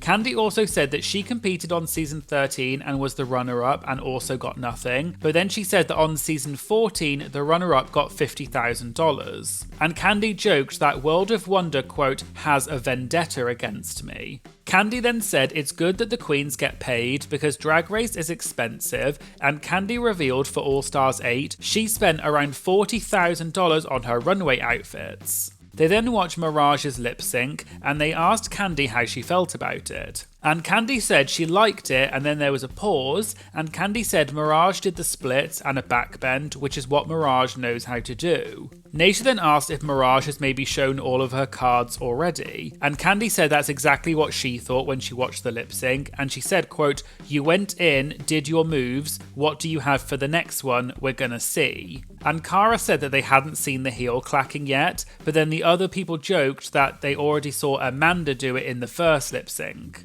Naysha then said it's hard learning so many lip sync songs, and production will often remove songs and add in new songs at the last minute. And Candy said that on season 13, production added a Whitney Houston song for the finale at the last minute, and they only had 2 days to learn it. And all of the top 4, which was Candy, Gottmik, Simone and Rosé, all agreed that they were not going to learn the song, and they went to production and said that they needed to change the song. But Candy said production said no and made them do the song anyway, so their plan did not work. But Candy said that they were the first season's top 4 who tried to do something like that. They then watched the 3-way lip sync between Plasma, Tsunami and Maya to the song Milkshake, and Candy said that Plasma looked, quote, "effing crazy," and everyone laughed. Candy then went on to say, quote, "Oh, I am disgusted. I have never in my life seen such profanity on stage. The wig into an even uglier wig. The mannerisms. I think we should just end the show. We should all go home now. We need to evaluate what we all just watched." And everyone was laughing, and Naysha said that Candy was, quote, "so stupid." Candy then said that Plasma, quote, "needs to be banned from Drag Race. I don't want to see her on All Stars." But Candy was laughing, so it was presumably just a joke. Naysha then said that the song was at a level 5, whereas Plasma was at a level 100, and they all said Plasma was going a bit too hard with the choreography. But Candy said that Plasma was, quote, "getting her life," and Candy said, quote, "girl, I live." They then talked about Megami and her various lip syncs in the episode, and they said that the queens thought that they were being strategic by picking Megami, but then Megami ended up by, quote, "eating them up." And Candy said that the queens were basing their opinions of Megami's lip syncing talents based on one lip sync that she lost, but Megami proved them wrong. Naysha also said that regardless of who wins this SmackDown overall, Megami, quote, "won this episode, period," and everyone cheered.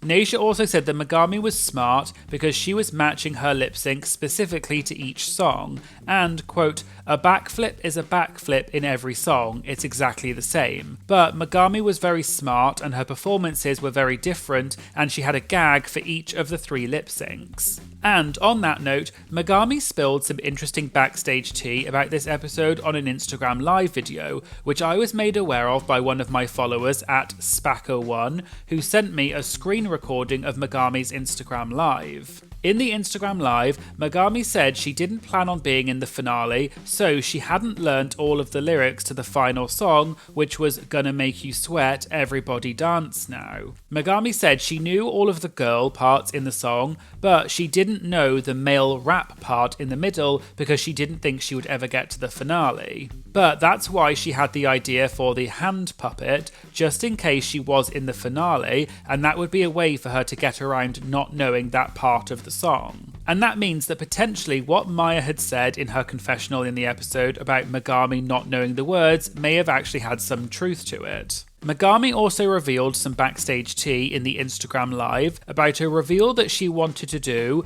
but production told her she wasn't allowed to. Megami explained that she brought several gags for the lip syncs, and production had told the queens that if they had a gag or a reveal, they needed to tell production so that they could be prepared to know where they had to be to capture it on camera. But one of the gags that Megami wanted to do was that she had printed out a headshot photo of RuPaul and she had cut out the mouth. And Megami planned to put the piece of paper over her face so that Megami's mouth was where RuPaul's cutout mouth was to make it look like RuPaul was lip syncing. But apparently production said that they weren't allowed to use that particular photo of RuPaul and told Megami that she was not allowed to do that reveal. And Megami said that she was annoyed because that would have been a really fun reveal. And Megami didn't say why they couldn't use that specific photo of RuPaul, but I assume it may have been to do with something like copyright. But I just thought that this was some interesting backstage tea that Megami spilled, and Megami said that this was an Instagram Live exclusive. Anyway, back to Roscoe's, and they then got to the moment when Morphine Love Dion won the Lip Sync Smackdown, and they all cheered and clapped for Morphine and said that she had done such a great job. They then moved on to the Q&A session, and one of the questions was what Candy's relationship is like with her drag mother Aja and her drag sister Dahlia Sin, who all used to be part of the House of Aja. And just as some backstory in case you don't know, you may remember that on season 13, in the first episode, when Candy was asked if she was part of the House of Aja, Candy said that she used to be but no longer is. And Aja was once asked about the downfall of the House of Aja in an interview with Joseph Shepherd, and I'll put a link in the description to the full clip which you should go and check out because it was really interesting. But in the interview, Aja basically said that she had used her platform when she had been on Drag Race to help boost Candy and Dahlia's careers before they got on Drag Race. But they had a falling out because Aja felt like the others, particularly Candy, wasn't being respectful to her, and they'd always had a complicated relationship. But Aja accepted that she was also partly responsible for the falling out as well. But back to Roscoe's, and Candy said that Aja is her drag mother, whereas Dahlia is her drag sister. And Candy said that she was, quote, a little bit shady on season 13 towards Aja, and people therefore thought that they didn't have a good relationship. But Candy added that like any friendship, you fall out sometimes, but then you make up. But Candy said that Aja is, quote, her biggest supporter, and Aja really helped Candy's career right from the start. Candy then said that she and Dahlia are good, but they don't keep up with each other as often as they used to, partly because they live in different places. But when they do see each other, they have a great time. Candy also added that she would love to see Dahlia and Aja back on Drag Race because she felt that they didn't get a great edit on the show. And Candy added that she will never go back to Drag Race a third time because she has nothing left to prove, and she thinks that there are so many other people that should be given an opportunity. Candy also said that it's been difficult navigating her drag family because Candy made it a lot further on Drag Race than anyone from her drag family did, and she's had a lot of opportunities because of it, and she wants her drag family to get the same opportunities and go back on the show. There was then another question, which was, if Candy could go back in time, is there anything she wished she had known before going on Drag Race? Candy said that on season 13, because Aja and Dahlia had told her so much about how Drag Race works, she already knew so much stuff, so she was prepared. But Candy said for All Stars 8, even though she had a good time, she wishes that she had said no to All Stars 8. And the reason is because, in Candy's opinion, because All Stars 7 was so well received, All Stars 8, quote, didn't get the treatment it deserved. Candy also said that All Stars 8 didn't get the edit it deserved either, and they filmed a lot of arguments and drama, but a lot of it was cut from the show. And this this does make sense because at the time when All Stars 8 was announced, Candy had said that she felt that All Stars 8 was going to be as dramatic as good as the earlier seasons of Drag Race, but then a lot of people said that it wasn't and they questioned why Candy had said that. But it sounds like Candy is saying that they did have a lot of arguments and drama, but it just for some reason wasn't shown in the edit. However, Candy also said that she is forever indebted to Drag Race and it gave her her career, but she doesn't think that the cast of All Stars 8 got the treatment they deserved. Naysha also said that because All Stars 7 was such a beautiful season with no eliminations, it was really well received, so it was hard then going into All Stars 8, which did have eliminations. Naysha also said she thinks that there should not have been any eliminations on All Stars 8. And Candy added that the whole cast really thought that there would not be any eliminations on All Stars 8 because of what had happened on All Stars 7. And so when they got to set to film All Stars 8 and they found out there were eliminations, apparently they were all disappointed. One of the audience members then asked if they think the fan votes matter to the final outcome of the season, as in when the audience tweet whether they are hashtag Team Saphira, Nymphia, Plain Jane or whoever. Candy said in her experience she was runner-up twice and received less votes than the winner, so in her opinion the fan votes do potentially matter. Naysha then said she thinks it's a way for production to gauge how the audience would feel about a particular queen winning. And if the finale is between 3 queens and 2 of the queens get way more votes than the third queen, it's unlikely that that third queen is going to win because the fans would probably be upset about it. But they also said it depends on whether the finale is a lip sync for the win, because if it is, it doesn't really matter and only the lip sync matters. And she used the example of Sasha Velour versus Shea Coulee on season 9 because everyone thought that Shea was going to win the season because she had the most amount of wins, but then Sasha did the petal reveal in the lip sync and it changed everything. Another audience member then asked whether they prefer a top 3 or a top 4. Candy said for someone like Q, it must be really horrible to get that close to the finale and then be, quote, ripped away at the last minute. But Naysha then asked the audience whether they think that Q would have slayed in the top 4, and the audience shouted no, and they then told them not to be mean about Q. But Naysha said that that's what she was also thinking, and that's probably what production was thinking as well. And so that's potentially why they eliminated Q, because they thought it was unlikely that she was going to win the show anyway, and everyone gasped a bit and laughed. But Naysha said she loves Q, and Candy joked and said that Naysha's thoughts do not represent the thoughts of everyone at Roscoe's, and everyone laughed. And finally, an audience member said that both Naysha and Candy are not just passive-aggressive, but aggressive-aggressive on social media. And they asked if they both still find themselves picking every little fight that people drop at their doorstep,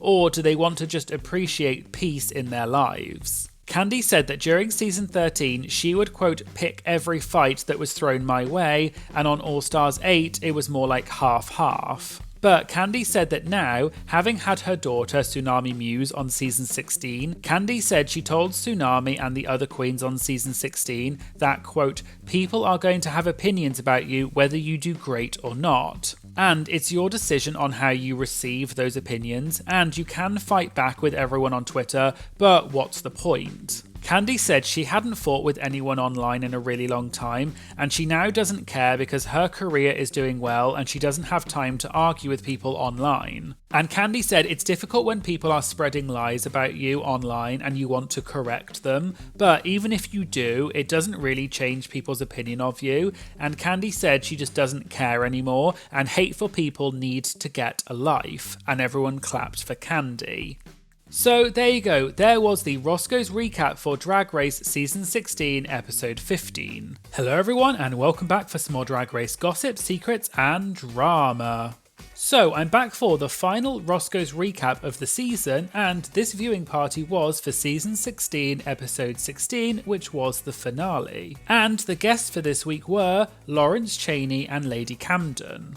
Today we're going to be talking about Lady Camden revealing how much control the queens get when creating their finale numbers, Naysha spills some backstage tea about the season 16 finale, and Plain Jane calls out Dawn's boyfriend.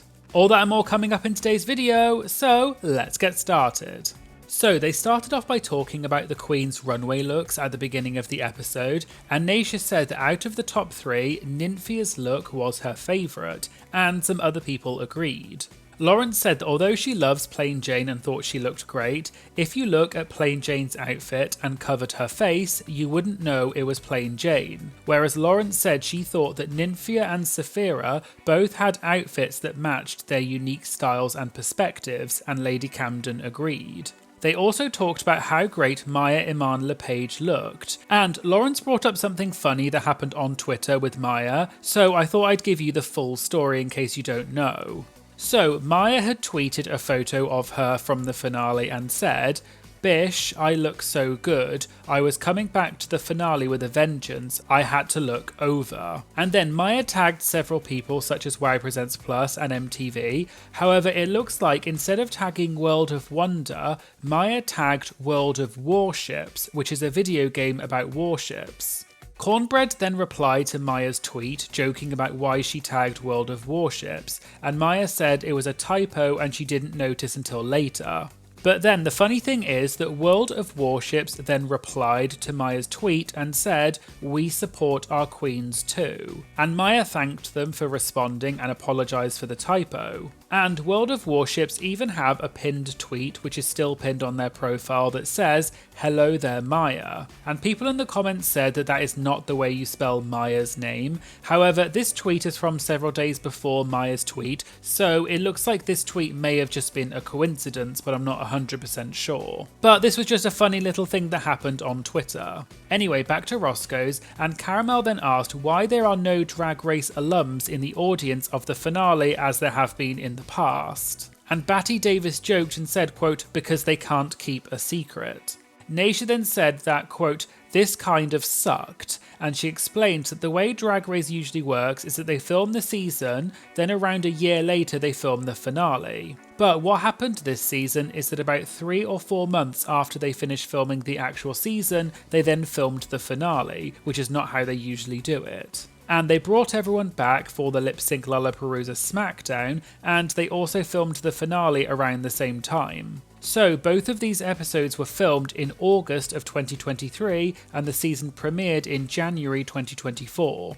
Naysha also said the part that she hates about this is that Sasha Colby only had around 3 months to get her finale look ready after she won season 15. And that is usually a really busy period when the queens are working and doing lots of gigs. And Caramel said it's also shady to the competitors because they usually have so much growth between filming the season and then filming the finale, but in this case it was only a few months between the two, so the queens still look the same. Naysha joked and said, quote, "Amanda looks the same," and everyone laughed. Naysha then clarified that she was kidding and imitated Plain Jane and said, quote, "I'm kidding, sister."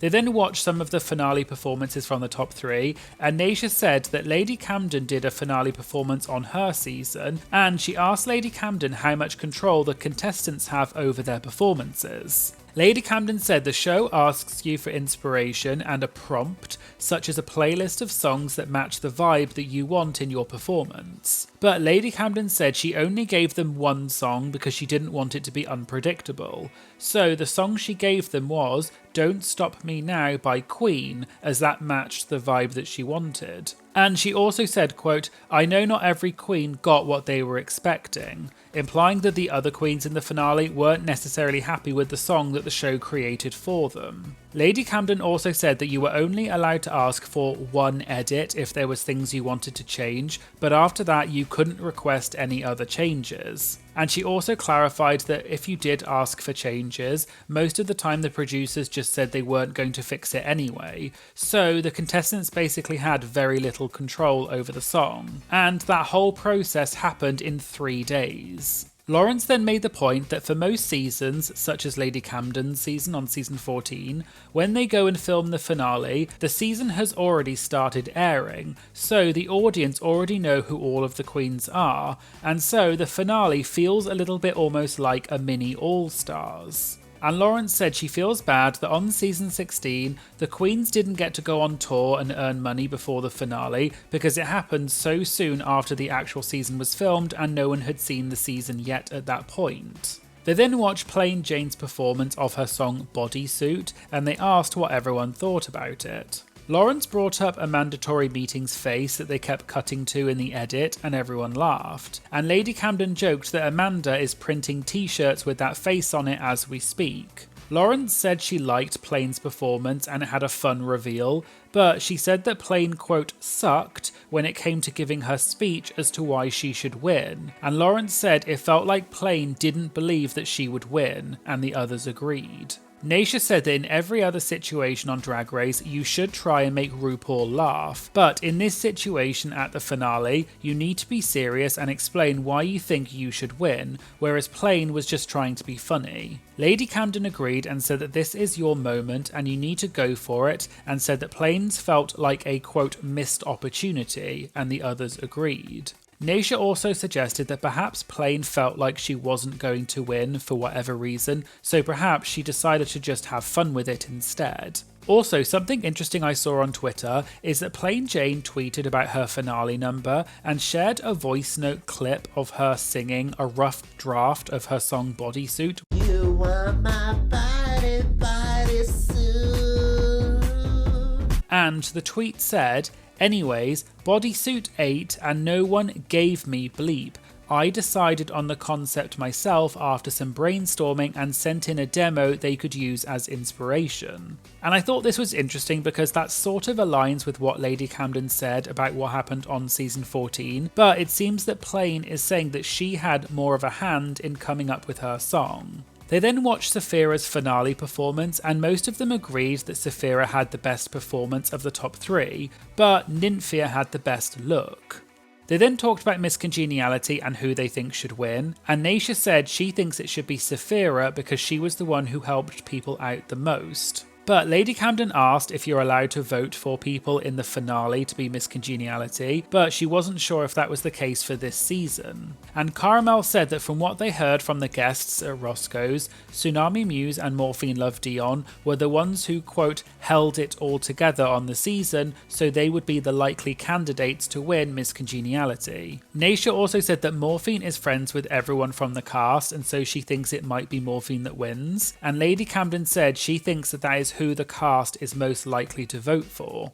They then got to the moment when Plain Jane got told that she was not making it to the top two, and they asked if anyone was surprised, and everyone at Roscoe said no. But Caramel said it was interesting that Plain got $25,000, and Lawrence joked and said, quote, must be nice, and everyone laughed, and this is because on Lawrence's season of Drag Race UK, there was no cash prize. Cara also said that Anitra didn't get anything last season as the runner-up, which is weird, and Lady Camden joked and put her hand over her face as if she felt guilty because she won $50,000 as the runner-up on season 14, and Batty joked and said that the show owed Anitra some money.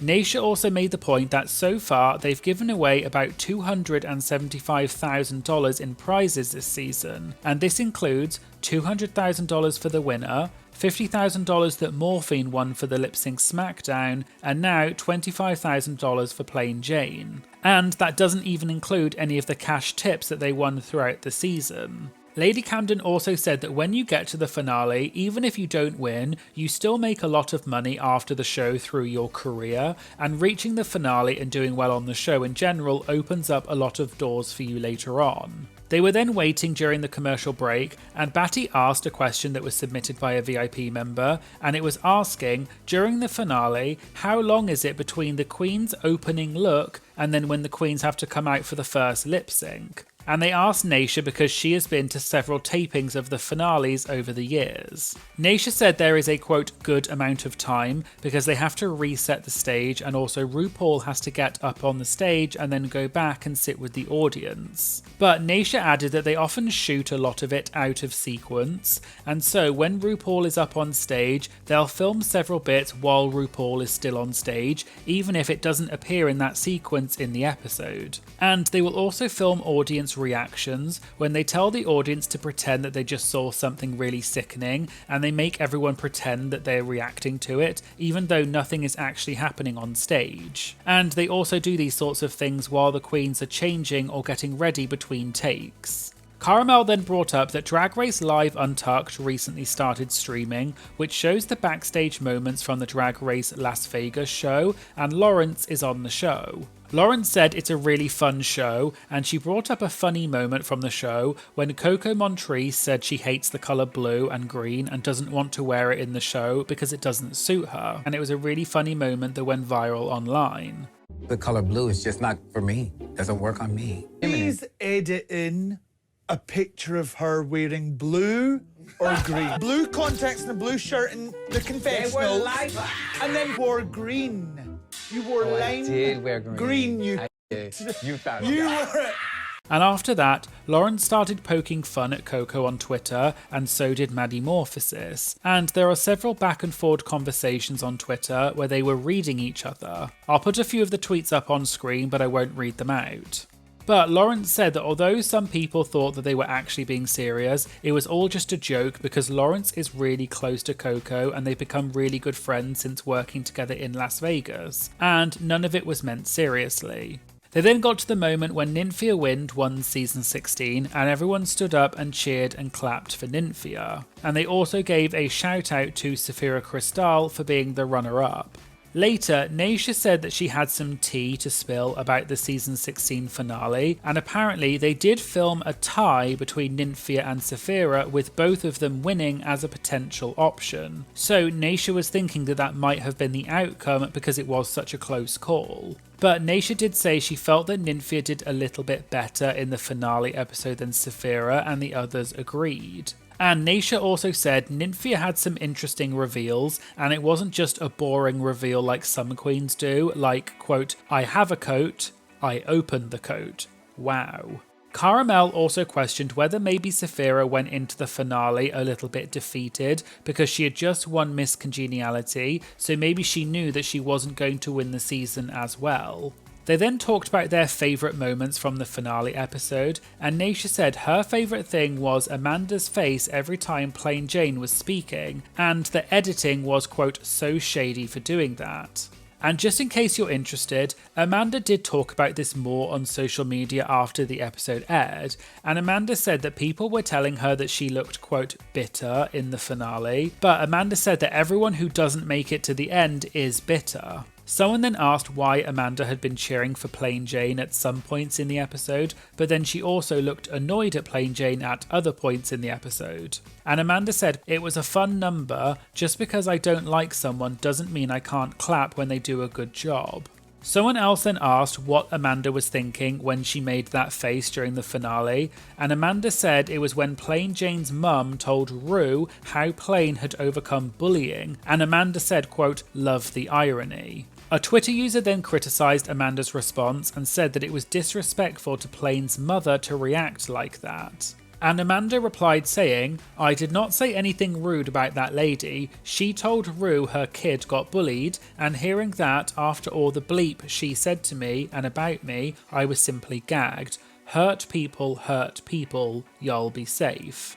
The Twitter user then replied and said that Amanda's bullying on the show is not the same type of bullying that a child gets. And Amanda replied again saying, you do not know the extent of our communication nor the amount of time we spent on set together. You don't know me, and I'm guessing you don't know her either, so this literally could not be less your business. Have a lovely day, kitten. Anyway, back to Roscoe's, and Caramel said that one thing she wished they had done this season was to vote for the Golden Boot Award for the worst look of the season, and Naysha said they could all vote for it now. Caramel voted for Geneva Carr's Cher look, but then Naysha questioned if that really was the worst look, and Cara then said that it was Amanda's bird look, and Batty Davis also voted for Amanda's bird look. Lady Camden voted for Amanda's look in the first episode when she painted her face purple, and Lawrence agreed.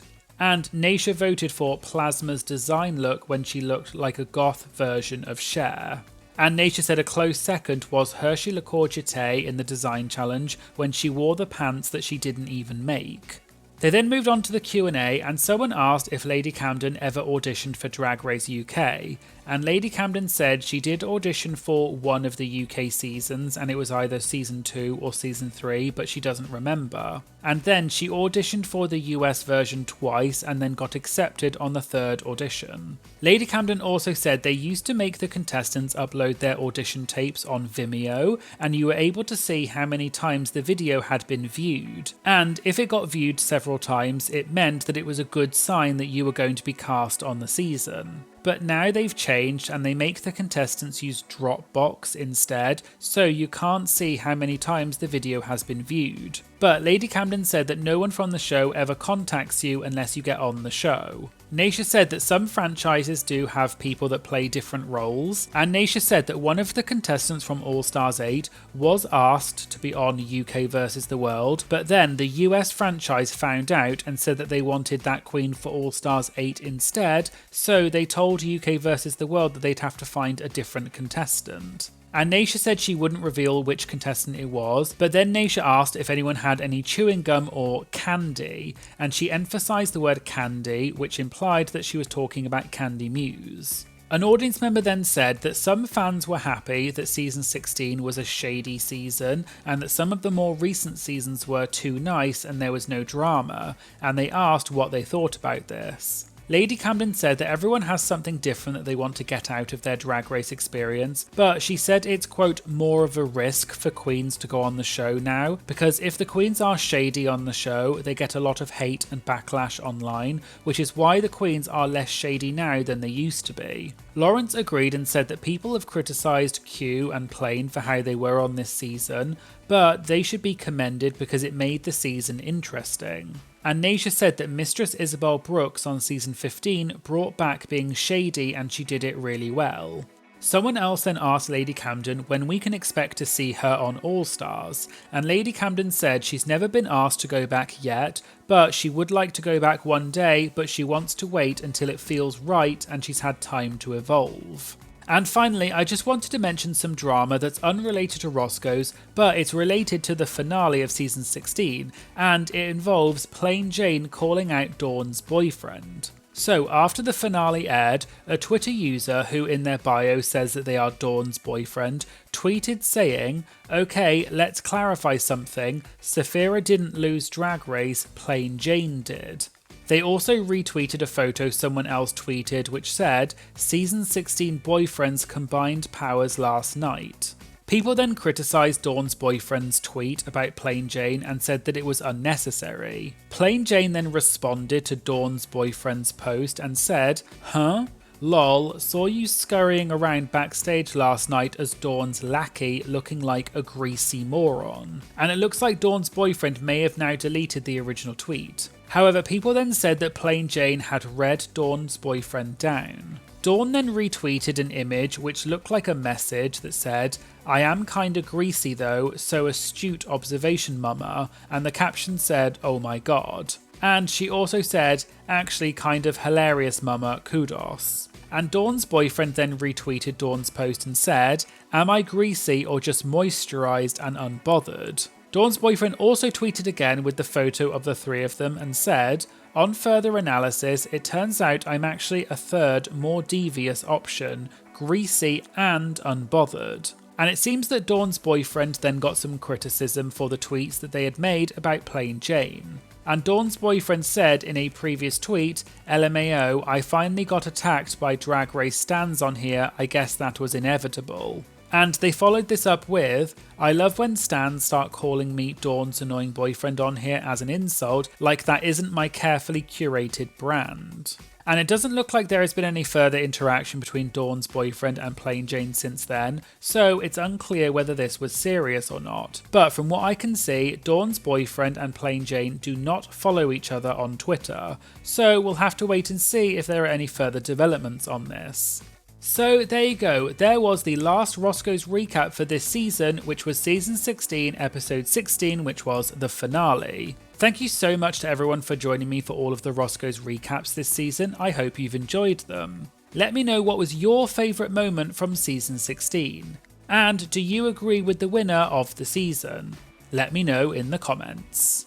And I'd just like to give a shout out to all of my incredible Patreon members. In the You're a Winner Baby tier we have Alan, Anna, Ashley, Bailey, Emerald1508, Ethan, Josh, Kat, Lisa, PC Smush, Rachel, Rochelle, Sam, Shelby, Shara and William. And in the Shantae You Stay tier we have Amy, Becky, Brennan, Charlie, David, Emmy, Kerry, Linda and Stephen. You are all absolutely incredible. I love my Patreon so much. Your support really does truly mean so much to me, and it really does make a huge difference to my channel, so thank you all so much. And if you'd like to have your comment featured in my Have Your Say videos, as well as get early access to my videos and priority when submitting interview questions, please consider signing up to my Patreon and supporting my channel, and I'll put a link in the description.